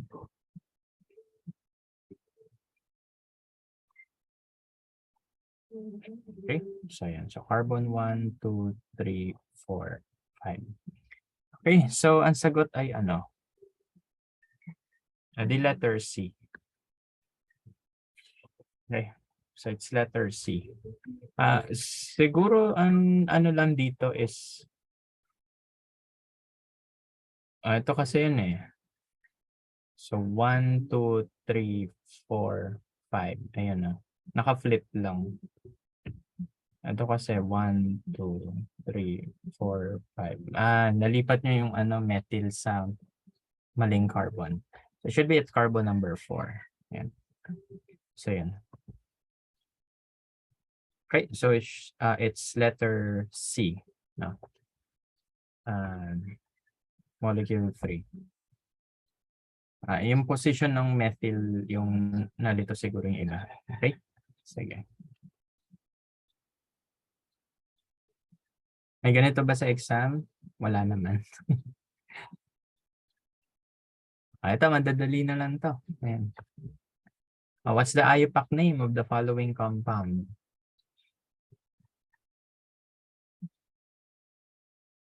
Sorry. May question pala, sorry. Wait lang. End poll ko muna. So question, ano po ulit tawag sa reaction? Kapag may carbonyl plus OH, tawag doon addition of alcohol, no?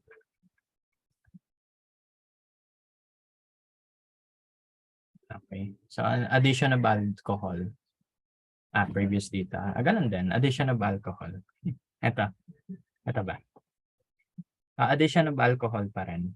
Kapag yung aldehyde, inad sa alcohol, hemiacetal ang tawag.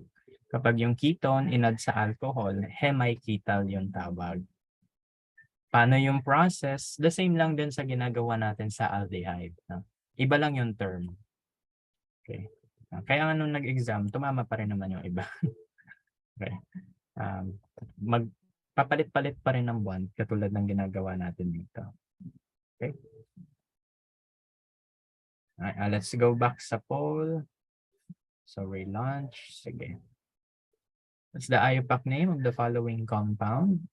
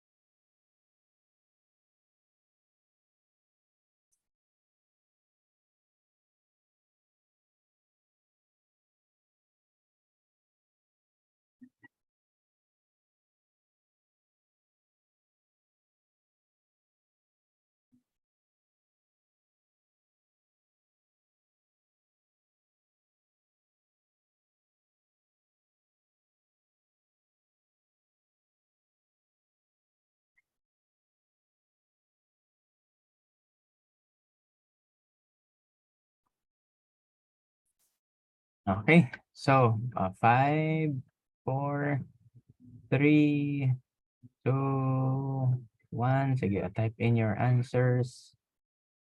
Ayan, biglang dumami na. Sige. Okay, 5, 4, 3, 2, 1. And Paul, share results. Yan, sagot niya. Ano gagawin dito? Medyo hindi siya mahirap, medyo mahirap siya makita kasi condensed form eh. So isi-zigzag natin. So 1, 2, 3, 4, 5, 6. 3, 4, 5, 6. Ayaw ko kasi ng ganito eh. Pero yan yung nasa quiz. 1, 2, 1, 2, 3, 4, 5, 6. Tapos sa third carbon, 1, 2, 3, andito yung, ayan. Okay. Ito may methyl. Ito may CH2, CH2, OH. Parang ganyan na. Ano yung parent dito?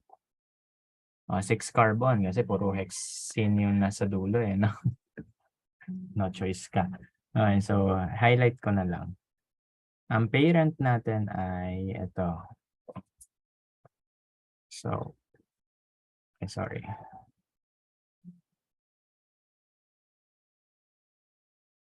Okay, so 1, 2, 3, 4, 5, 6. Hindi ito Baka isipin nyo ito eh. No, not that one. Kasi pag dito, ilan substituents natin? 1, 2, 3. Pero kapag ito yung pinili nyong parent, pag ito pinili nyong parent, 2 lang substituent. 1, 2. Oops, hala, ano nangyari? Nawala. Okay, so that's not our parent. Ito yung parent natin.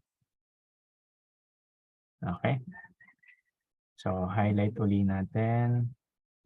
So, 1, 2, 3, 4, 5, 6. Okay. Tapos mag-proceed na ako. Numbering. Ano priority natin? Yung double bond or yung OH? Sige nga.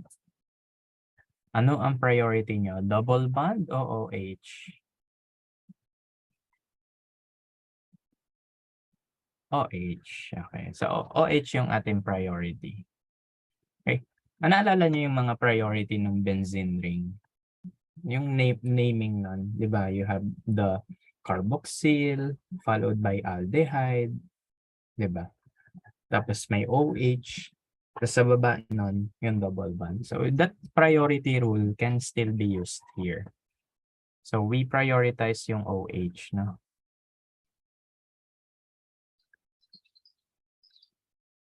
Okay. So it's 1 hexanol. Okay. So ito lang naman yung 1 hexanol sa choices. So probably yun na yung sagot. Pinahirapan pa sarili. Yan lang naman yung 1 hexanol. Ito 6, di mali yan. 6, mali yan. Ito 3, kung ano-ano sinabi. Letter C na agad yung sagot pala. Second, our priority is the OH. So 1 hexanol. So 3-ethyl, correct yun.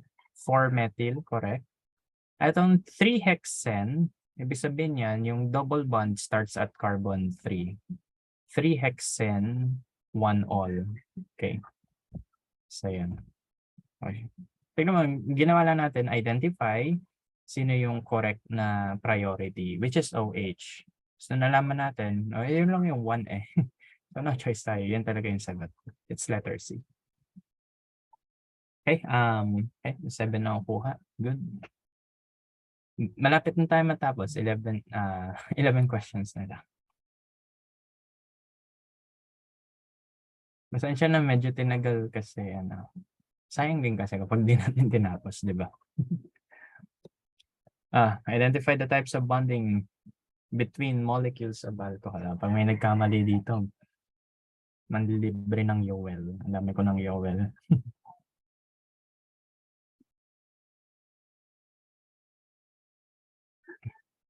Okay, 10, 9, 8, 7, 6, 5, 4, 3, 2, 1, Sige, lock in your answers. 5, 4, 3, 2, 1. End poll. Share results. Ang dami manlilibre ng Yowel. Answer is letter C, hydrogen bonding. Of course, alcohol yan eh, OH, no? So, OH, no? Alcohol, oops. Hydrogen bonding, kasi OH yan eh, no? Yan, OH, H1. Meron bang van der Waals? Yes, meron. Actually, kahit saan naman may van der Waals forces, no? But not is the bonding between the molecules, no? It's not the van der Waals forces, it's the hydrogen bonding. Van der Waals and London, same lang yan. Synonym yan eh. Wala namang ion dito. So, A and D aren't the answer. So, just the hydrogen bonding. Okay? So, madali lang na. Puro ganito yung nasa quiz. Mga basic concepts lang. So, kung kaya nyo gawin tong basic concepts, laki ng score nyo, most probably. Okay, let's do another structure, nomenclature. Sige. Provide a structure for 7-bromo, 1-octine, 4-one. Mabigyan ko kayo ng idea na meaning na to. So, meaning na to, yung triple bond nasa carbon 1. 4-one, ibig sabihin, yung double bond O nasa carbon number 4. Sige, so yan na lang gawin niyo.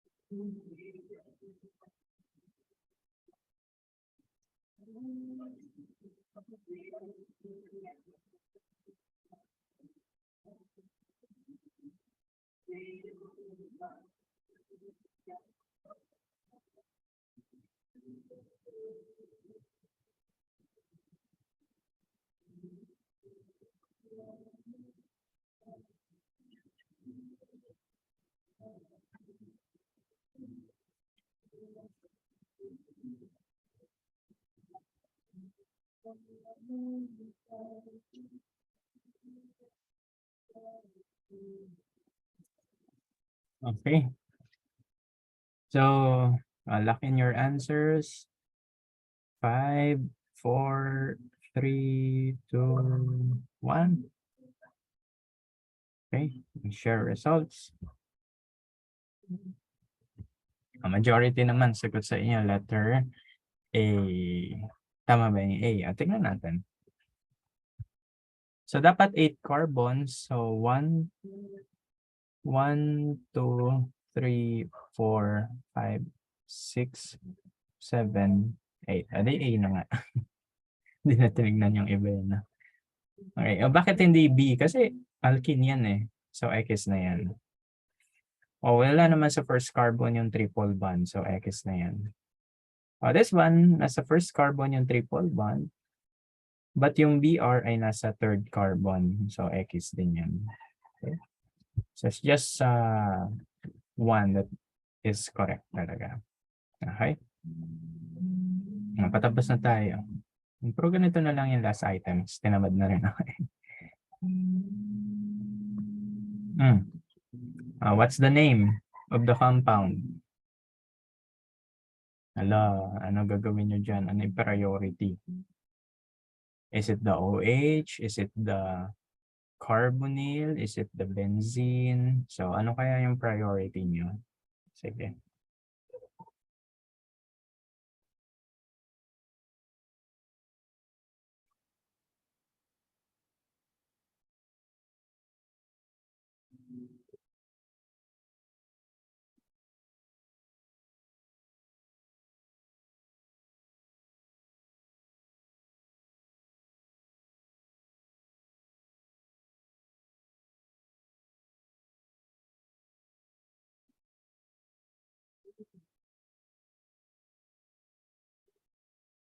Okay, may 7 na naka-answer na. So again, ang challenge dito, ano yung priority? Ito ba? Ito ba? Or ayun?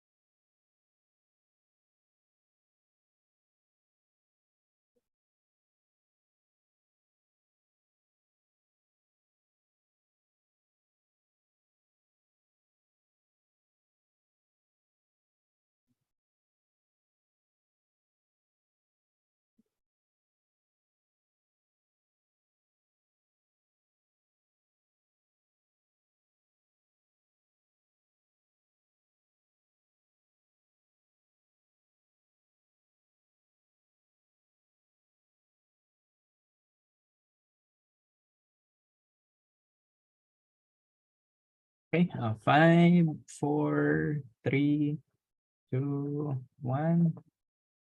And poll. And the answers nyo. So, ano sagot dito? Ano priority? Sige, ano priority nyo dito? Send nyo sa chat box. Ang priority ay ketone. Correct. Okay. Ketone, correct. Asa yun? Ito. So, ketone is our priority here. Oops. So, ketone is your priority. So, 1, 2, 3, 4, 5, 6. So, this will be called hydroxy. This will be called phenyl. Okay, so 3-phenyl. Kasi ito 5-hydroxy. And then 3-hexanone. Okay. So may 3-phenyl. 2-phenyl pala. 2-phenyl and then 5-hydroxy.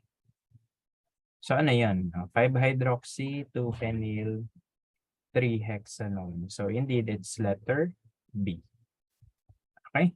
So good. Maraming tama. Again, prioritize yung mga double bond. Carbon, double bond O. Sila talaga yung matataas priority. C double bond O. Question number 43. Which of the following compounds will be least soluble in water? Which of the following compounds will be least soluble in water? Kailangan dito sure na kayo.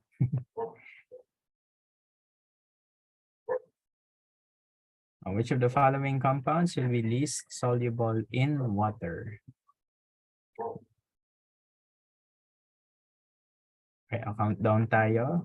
Okay, 15, 14, 13, 12, 11, 10, 9, 8, 7, 6, 5, 4, 3, 2, 1. Lock in your final answers.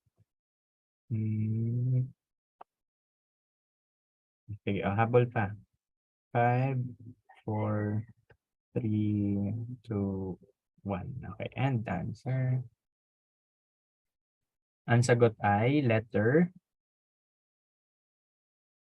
Sagot ay letter E. Oops, sorry. Sagot ay letter E. E, pentane. Kasi alkane to eh. Alkane. Ito alcohol yan eh. Alcohols. Ano to? Ether. Siguro if we want to classify them based on the functional groups, no? Of course, alkane talaga yung least solubles na. Least soluble. Tapos ang most soluble ay alcohols, no? That's followed by the ether. Okay? So alkane talaga yung low solubility, no? High solubility, low solubility. Right, so the pentane will be dead last. So last talaga yung pentane. Siguro kung tatanungin nyo, sir, paano mo i-rank yung iba? Madali lang. So alkane, pinakamababa, sunod ether. It's just a matter between diethyl and methylpropyl ether. Okay. So paano to? Ang methyl-ethyl-propyl, ang diethyl ether, ito itsura, no? Yan. Ang methylpropyl ether, ito itsura. Oops. Okay. So actually, medyo equivalent lang yung kanilang polarity. Okay? Kasi same number of carbons, yung position lang ni oxygen yung naiba. So medyo same-same yung kanilang polarity. Okay? They are roughly the same. Then followed by alcohols. So syempre, 1-butanol will be the highest, followed by the sec-butanol. Okay. So again, yung ether, medyo equivalent yung kanilang polarity kasi same carbon atoms naman sila. Okay? So alkane ang lowest. Ang dali lang na. Maraming ganito sa quiz, sa exam, kaya alamin niyo na yung mga physical properties. Okay, next question. Another easy thing. Ayan. Rank the following in decreasing order of boiling point, highest to lowest. Highest to lowest.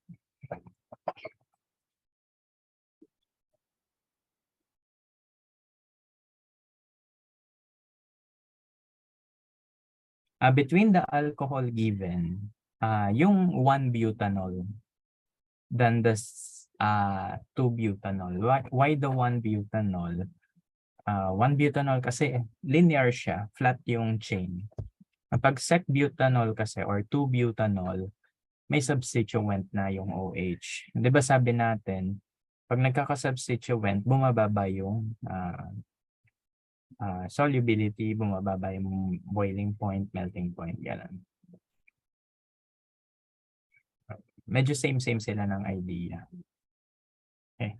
Yung boiling point, solubility, medyo same-same. So 1-butanol will be the one with the highest solubility. Okay, this one is quite easy. 15 seconds remaining. 15, 14, 13. Medyo time pressure kasi sa exam time pressure talaga, no? 15, 14, 13, 12, 11, 10, 9, 8, 7, 6, 5, 4, 3, 2, 1. Okay, so okay. So those are your answers. Sige, mamili na tayo.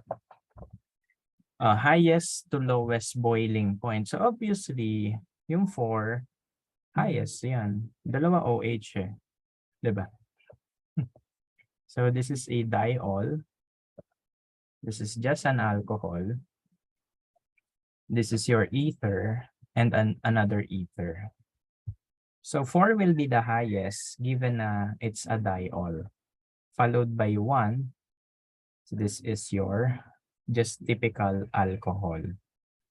Now, the challenge is between ethers, no? Between 2 and 3. So, sino yung mas mataas ang boiling point? Okay. Since ito ay mas maraming carbon, therefore, it has a higher tendency to do London forces. No? So, more London dito. Bakit? Kasi more atoms eh. Yun lang naman idea. Kapag more London, more atoms, therefore, mas tataas yung boiling point. Baka iniisip nyo kasi kapag non-polar, mababa yung boiling point. Not really. Tignan nyo yung mantika, non-polar, pero mas mataas pa boiling point nun kaysa sa water. Bakit? Kasi maraming carbon masyado. Okay? So more London ditong 2, kaya mas mataas siya compared to 3. So 4, 1, 2, 3, letter C ang correct answer. More London sa 2 than 3. Nakailang album na kapitbahay ko, di pa rin tayo tapos. Patapos na naman, don't worry. 45, question 45. Question. Ethers with larger alkyl group have higher boiling points due to? Kasabi ko lang. Kasabi ko lang, tingnan natin kung nakikinig. Ethers with larger alkyl groups have higher boiling point. Kasabi ko lang neto. Due to, sige. 10 seconds. 10, 9, 8, 7, 6, 5, 4, 3, 2, 1, 0. Okay? Kakasabi ko lang, kapag ether, pag sinabi alkyl group, yung carbon chain yon. Pag dumadami yung carbon chain niya, tumatas boiling point. Bakit? Because of the London forces or the van der Waals forces. No? Okay? Ang idea, the more carbon, the greater the LDF. No? Mas lumalakas yung London forces. Okay? May dipole ba sa ether? Meron naman sa oxygen, pero mahina lang yun. No? Wala namang ion doon. Wala ring ion. Walang hydrogen bonding, of course. Kasi yung oxygen, saan na-connect kapag ether? Sige. Saan na-connect yung oxygen kapag ether? Sa anong atom? Kapag ether, saan nakakonect yung oxygen?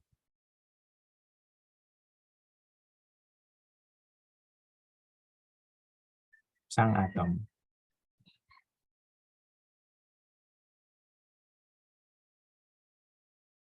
Sa carbon. Okay, correct. So sa carbon kasi nakadugtong. So it is not capable of doing hydrogen bond na. Okay?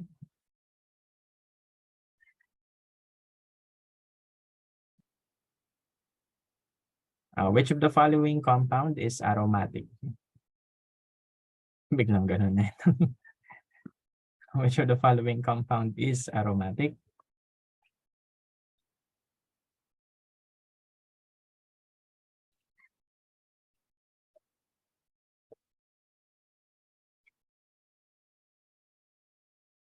May suggestion ako. Tignan maigi yung atom.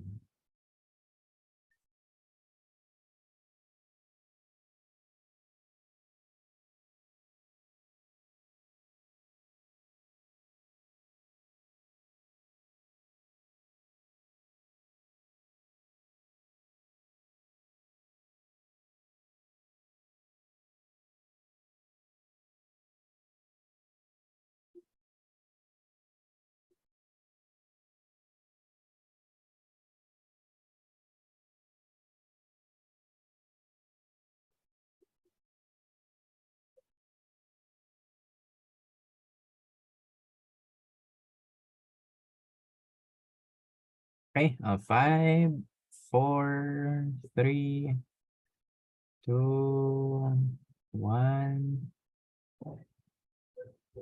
Sige, 5, 4, 3, 2, 1. And Paul. Ay, yung answers niya. Okay. Okay,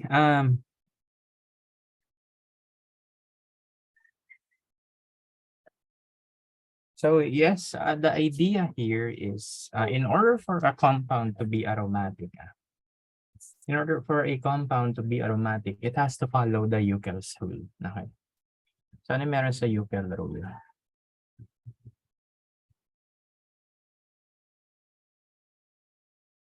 Okay, so apat yan eh. Ano yan? First, it must be cyclic. Pangalawa, it must be conjugated. What else? It should have 4n plus 2 electrons. And then lastly, it should be planar. Okay? So focus tayo sa 4n plus 2 electron. N is any integer. Okay? So lagay natin, lista natin yung allowed electrons.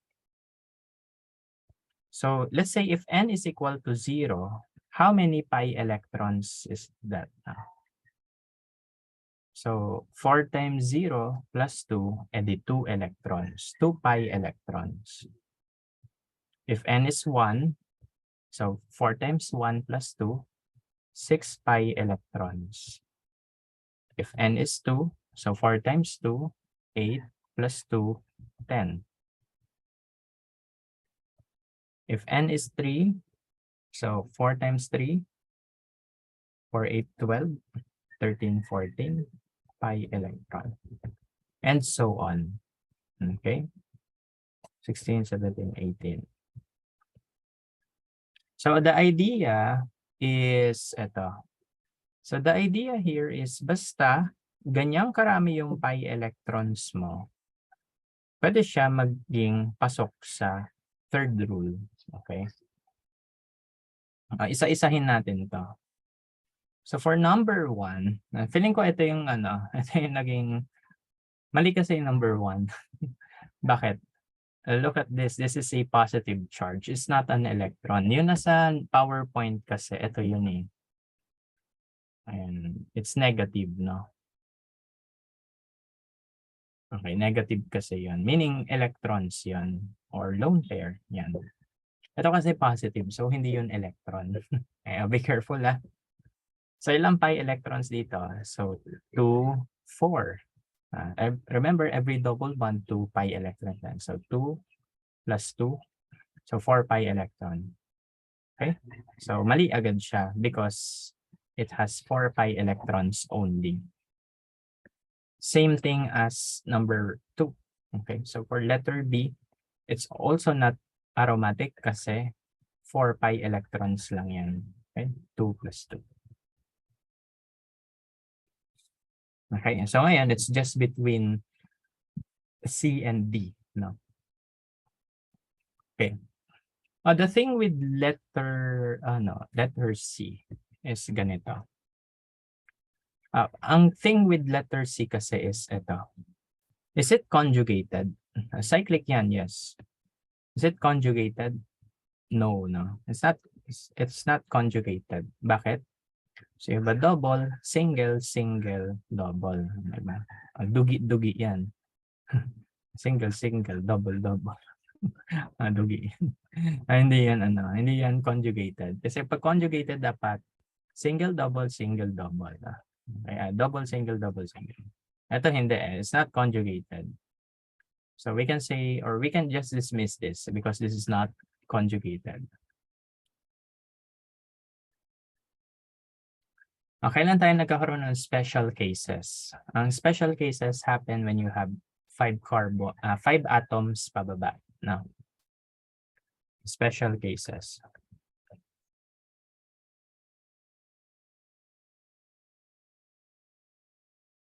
Okay. So special cases kapag 5 atom ring pababa. Na number 1, yung lone pairs, pwede natin siya i-consider as pi electron. Okay?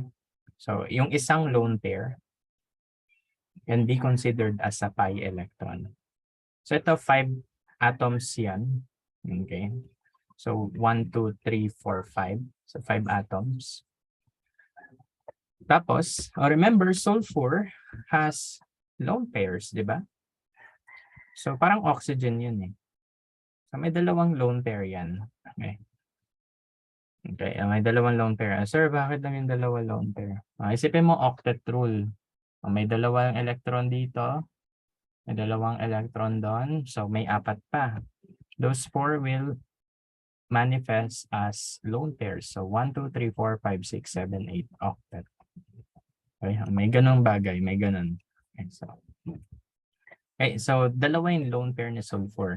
And ano sabi natin? If 5 atom ring yan, yung lone pair na isa doon, it can be considered as a pi electron. Okay. So cyclic, yes, conjugated, we can consider it conjugated. Okay. As is double, single, double, single. Okay. So we can consider it as conjugated. It also has 6 pi electrons. So 2, 4, 6. So 6 pi electrons. And it's planar. Okay. So that's this thing called thiophene aromatic to. Meron naman tinatawag na instead of sulfur, oxygen nandyan. Tawag doon ay furan. Okay. It can be considered aromatic din. What else? Ito ang cyclopentadienyl anion. Yan. Yung mga nasa PowerPoint. So, feeling ko bisaduhin nyo na yan. Okay. Bakit? Most likely, yun yung gagamitin namin. Okay. So, it's just around that. Wala namang ano dito, katulad ng, ano yun? Yung katulad ng caffeine, wala na. Matay kayo na. Okay, so yan lang. So, those are the things you have to consider. Ockel's rule, cyclic conjugated, 4n plus 2 pi electron, planar. Saan tayo nagkakaroon ng relaxation sa rules kapag less than 6 atoms yung ring, such as thiophene. Bakit yung 1 hindi po natin consider? Kasi 4 pi electron lang eh. If this is an electron pair, pwede pa. Pag lone pair yan, pwede pa. Kaso positive charge. So, ibig sabihin hindi yun electron. Okay? So, that's number 46. Okay? Next question. Patapos na tayo. Ilang ano na lang. Ilang kembot na lang to. Of the alcohols with the molecular C4H9OH, which has the highest boiling point? Of the alcohols with the molecular formula C4H9OH, which has the highest boiling point?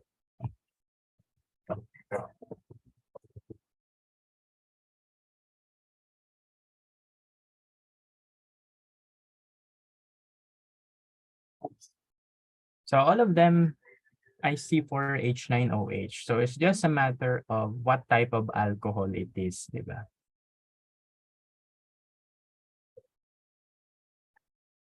Okay, 10, 9, 8, 7, 6, 5, 4, 3, 2, 1. Lock in your answers.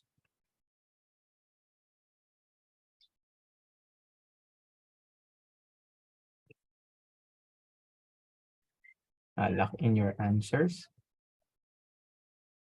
May question pala dito regarding previous item. Sige, balikan muna natin bago natin sagutin to, ha?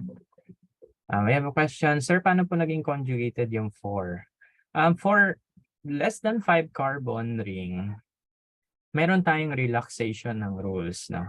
Kasi odd number yung bonds. So as long as may 4 na connection na double, single bonds, pwede na yon. Okay. Pag less than 6 yung atoms sa ring, kino-consider na natin yan. Basta magkakadugtong yung double, single. Odd number kasi. Okay. So, yun yung mga special cases. No? So, ito ay double, single. Double, single. Pwede na natin siya i-consider as conjugated. Pero kapag 6-member ring yan, let's say ito, 6-member tawag dyan. 6 na atoms eh. 1, 2, 3, 4, 5, 6. Doon na tayo hindi nagiging mabait. Okay? As in, strict tayo dito. Kailangan single, double, single. Kasi kailangan alternating. Yung second one, hindi siya aromatic. Even though single, double siya, conjugated yan. Pagdating sa 4n plus 2 pi electron. Doon siya namali eh. Kasi 4 lang yung meron siya eh. Ang allowed, 2, 6, 10, 14, 18. Wala yung 4 doon. So, hindi siya aromatic. Okay? So, yung problem lang dito sa 2, hindi siya sakto dito sa 4n plus 2 pi electron. Okay? Anyway, so balikan natin yung item. Answer dito. So, most of you answered letter A. The answer is letter A. Lagi tatandaan, kapag linear, mas mataas yung boiling point niya, no? Okay? So, mas mataas boiling point niyan than sec-butyl alcohol. Oops, sorry. Hindi yan. Okay? It's also greater than isobutyl alcohol. Ano ba yung tsura ng isobutyl? Kalimutan ka.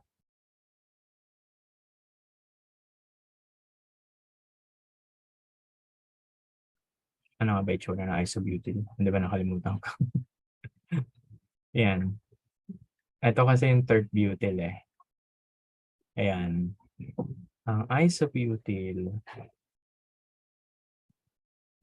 Ganyan ba? 1, 2, 3. Ay, hindi. Ayoko kasi ng common name talaga eh. Pero sige. Ano ba yung tsura ng isobutyl? Alam ko na.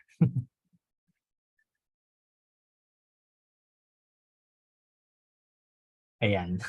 Okay. Isobutyl. Ganyan pala. Parang kamay nga pala yan. Okay. So, yan. Ay, hindi. No. Ito. Ayan.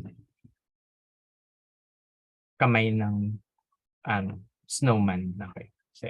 So yan yung N-butanol, sec-butanol, isobutyl, butyl alcohol, and then tert-butyl alcohol. So yan yung order niya. Ano nangyayari? Ano lang. Basta tandaan nyo, pag flat yung molecule, it has a higher surface area. Okay? I'm sorry. So pag flat, higher surface area. So if you have a higher surface area, enhance dito yung kanyang polarity. Okay? Kasi mas malakas yung interaction niya with others. In addition, mas mataas yung kanyang boiling point and melting point. Okay? The higher the boiling point, the melting point, the higher the water solute. Depending sa case. Depende yan. Depending sa case, yung higher boiling point equals higher solubility. Bakit? Kasi there are compounds na mataas yung boiling point such as mantika, pero hindi naman siya soluble. It depends on the forces of interaction. So we can generally say na ganun. Na yan. So yung case na higher boiling point equals higher solubility. Case-to-case basis yan. It depends on what molecules you're talking. We can't generalize on that pa.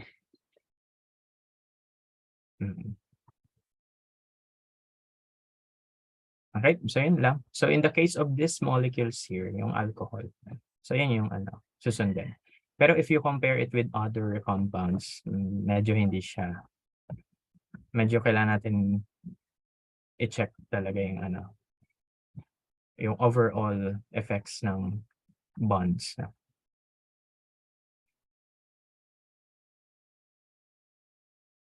Okay, next one.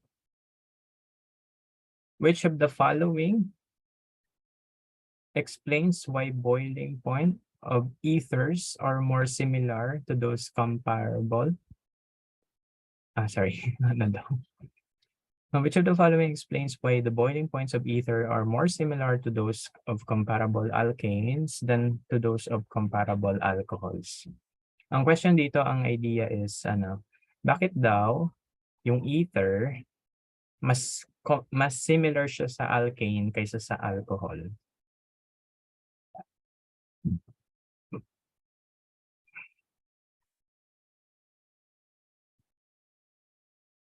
Bakit mas similar yung alkane sa ether kaysa sa alcohol? Ayun lang yung idea.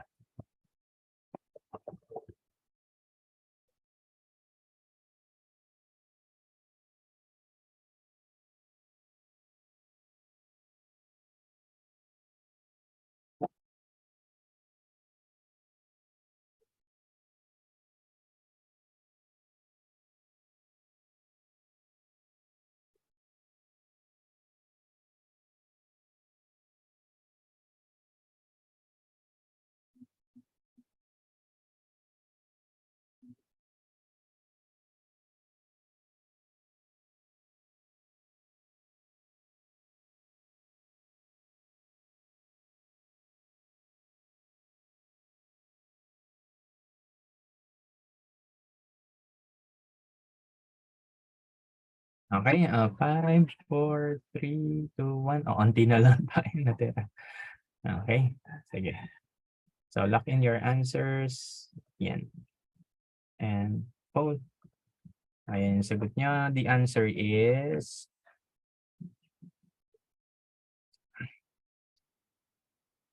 we can say letter C. Okay. Okay, we can say na letter C sagot dyan. Ether molecules and alkanes non-polar, medyo rough yung ano na to, sentence na to. Paano ko nasabing rough? Kasi CO bond is polar, di ba? Okay, CO bond yun sa ether eh. And remember, naka-zigzag yan. So there's a minimal dipole here. Okay, there's a minimal dipole kasi this is a polar bond, no? Minimal lang siya. Okay? Hindi siya super strong. So yeah, alkane non-polar talaga yan. Ether, may minimal dipole. So it just depends on the carbon length doon. So, yan. Okay. So yeah. Hydrogen bonding between ether molecules is weak. Of course, this is not correct. Bakit? Can the ether form hydrogens? Hindi, no? When do we observe hydrogen bond, no? Hydrogen bond is only observed when you have OH, NH, and HF. So, dun lang. In the case of ether, it's COC eh. Carbon, oxygen, carbon. So, it is not connected to the hydrogen. Therefore, this is wrong. Walang hydrogen bonding. Okay? No H bond in ether. So we can say yung letter C is, can be considered correct. Sabi dito, although ether molecules are polar, may asterisk dito ha. This explains yung kanina. Depends on the carbon chain.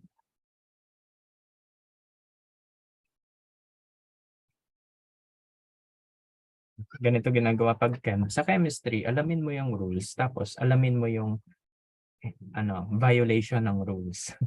Ganon. Kaya nga 'di ba sa aromatic compounds, ito yung rule tapos may special cases. Ganon talaga. Yan, nakakatuwa magkami. Alam mo yung rule tapos alam mo yung hindi pwede payagan. So although ether molecules are polar, can be considered okay. They cannot form hydrogen bonds to each other. Yeah. Okay. So yeah. Okay, so we can accept letter C as the acceptable answer. Okay. So yan. 49. Okay, lapit na. Unti na lang. Kanina pa akong alauna nagsasalita. Number 49. Order of boiling points for the molecules propane, dimethyl ether, and ethanol. Sige. Order of boiling points, propane, dimethyl ether, ethanol, from highest to lowest.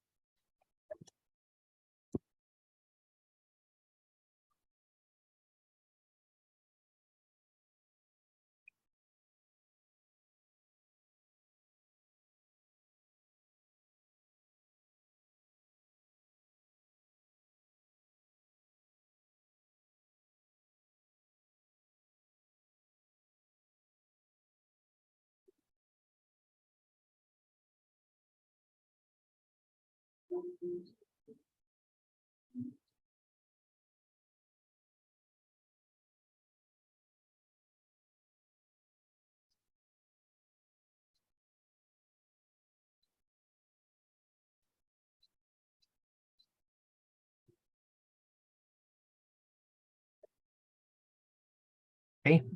so finalize. So 5, 4, 3, 2, 1, and poll. Okay, so ito yung answers ninyo. Of course, propane, mababa boiling point niyan. Followed by the dimethyl ether, and then the ethanol. No? So, ayan yung order. So, A yung sagot. Why A? Ethanol, of course, it can do H bond. Dimethyl ether, it can do dipole interactions, pero may asterisk dyan. Bakit may asterisk? Depends on the carbon length kasi yan.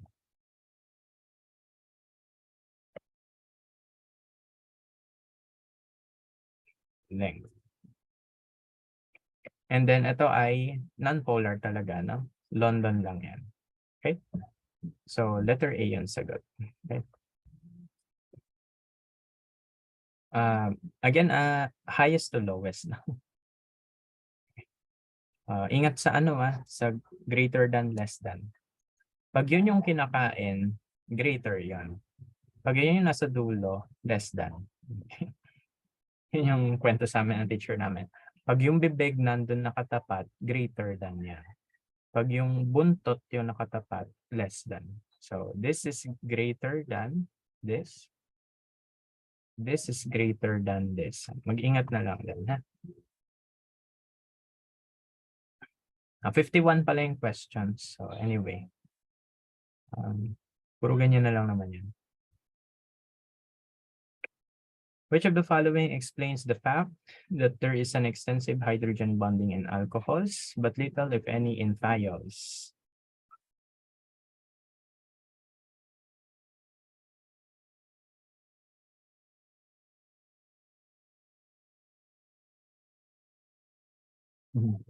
As a student in Miss Carly, napag-usapan namin to. Pinag-usapan namin to. Hindi ko alam kung ano yung naging result niya doon, pero naging topic namin to one day. Okay, 5, 15, 15, 14, 13, 12, 11, 10, 9, 8, 7, 6, 5, 4, 3, 2, 1, 0. Okay, so sige. So those are your answers. Ito, although hydrogen bonding is still yet to be explored, we cannot still explain bakit siya nangyayari, but it happens. One of the possible explanation for hydrogen bonding is because of the electronegativity difference. No. So remember, ang kaya mag-hydrogen bond ay OH, NH, HF. Kung titignan mo sa periodic table, magkakatabi sila, di ba? Oxygen, nitrogen, fluorine, di ba? So why? Probably because of the electronegativity. Okay? So yun yung nakikita nila. Electronegativity yung isa sa mga possible reasons why hydrogen bonding is there. Although still disputed yan. Pero it makes sense. So paano naman yung sulfur? SH. No? The electronegativity of sulfur is less. No? It's actually the same as carbon. It's 2.5. Hydrogen, 2.1. So subtract mo yan, 0.4. So it's non-polar. So why is sulfur not capable of doing hydrogen bond? So ang pinaka-ano talaga dito is this one. The electronegativity. Ito yung pinag-usapan namin ni Miss Carly. Ano ba talaga yung sagot? Ito talaga. It should be sulfur is less electronegative than oxygen. Ito kasi isa sa mga possible reasons. Okay. It is the electronegativity that causes your hydrogen bonding. Okay. Possible explanation yan. And so yan. Meanwhile, for carbon hydrogen, sulfur hydrogen, they cannot do hydrogen bonding.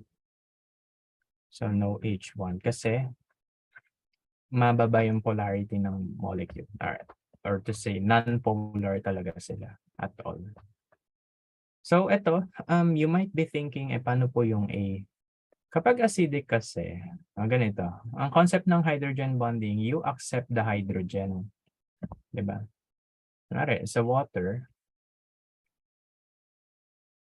di ba bent yan? In order for it to do hydrogen bonding, dapat ina-accept yung hydrogen. Dudugtong ka sa hydrogen.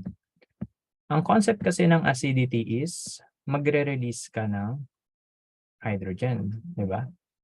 Pag acidic, naglalabas ng hydrogen, which is not the hydrogen bonding. Pag hydrogen bond, you bond dudugtong ka. You will not release it, rather, magjo-join kaya. Okay. So, yun yung reason bakit letter B yung mas preferred answer. Okay. Sulfur is less electronegative than the oxygen. Pagdating sa letter A, it's not bonding, it's removal of hydrogen. Okay, so yun. That's why letter B yung correct answer.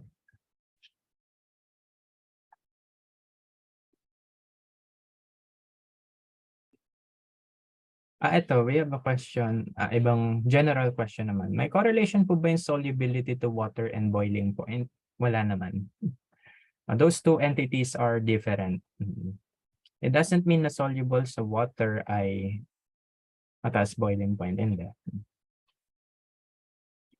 Magkaibang bagay yan, ha? So, kaya sinabi ko sa question kanina, yung relationship ng boiling point, melting point sa solubility, it's a case-to-case basis talaga. Okay. Pero yung direct correlation between them, wala naman. Okay. Last one. Last one. Finally. Gugutom na ako. Which of the following statements are true? 1 propane tayo. That's my boiling point naman.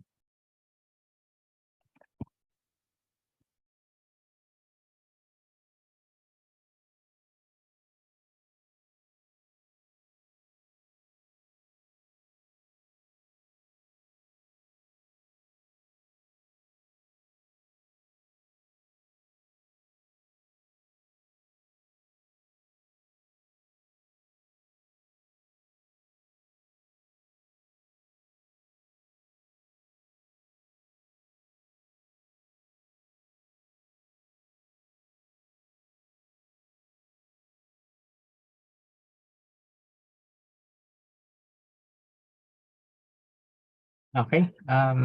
Finalize your answers. 5, 4, 3, 2, 1. Okay. So, and poll. Okay. Yan. Which of the following statements are true? 1 propanethiol has a higher boiling point than 1 propanol. Agree ba kayo doon? Ako hindi. Okay. Propanethiol is this one. This is propanol. So, of course, this can do H bond. Well, this is just London forces. A non-polar to eh. Diba? Non-polar yan. So, in terms of boiling point, mas mataas to kaysa dito, diba? So, this is wrong. Lahat ng choices na may 1, mali agad. Mali na yan, mali agad, mali yan. Yun. Ganun pag nagko-quiz na. So, di ba iniisa-isa nyo yan? So, since mali na yung 1, edi i-wrong muna lahat ng choices na may 1. So, it's just letter C na lang. Di ba? Pero let's verify number 2. So propane thiol has a comparable boiling point to CH3, CH2, SCH3. What can you say about this? These are isomers, no? In the case of this one, isomer naman yan. So yeah, we can say na yes, they have considerable boiling point. Okay, pwede na yan. 1-propane thiol is much more acidic than propanol, of course. Yes, now thiols are acidic than OH. No? So mas acidic yan. Okay. So bakit siya naging acidic?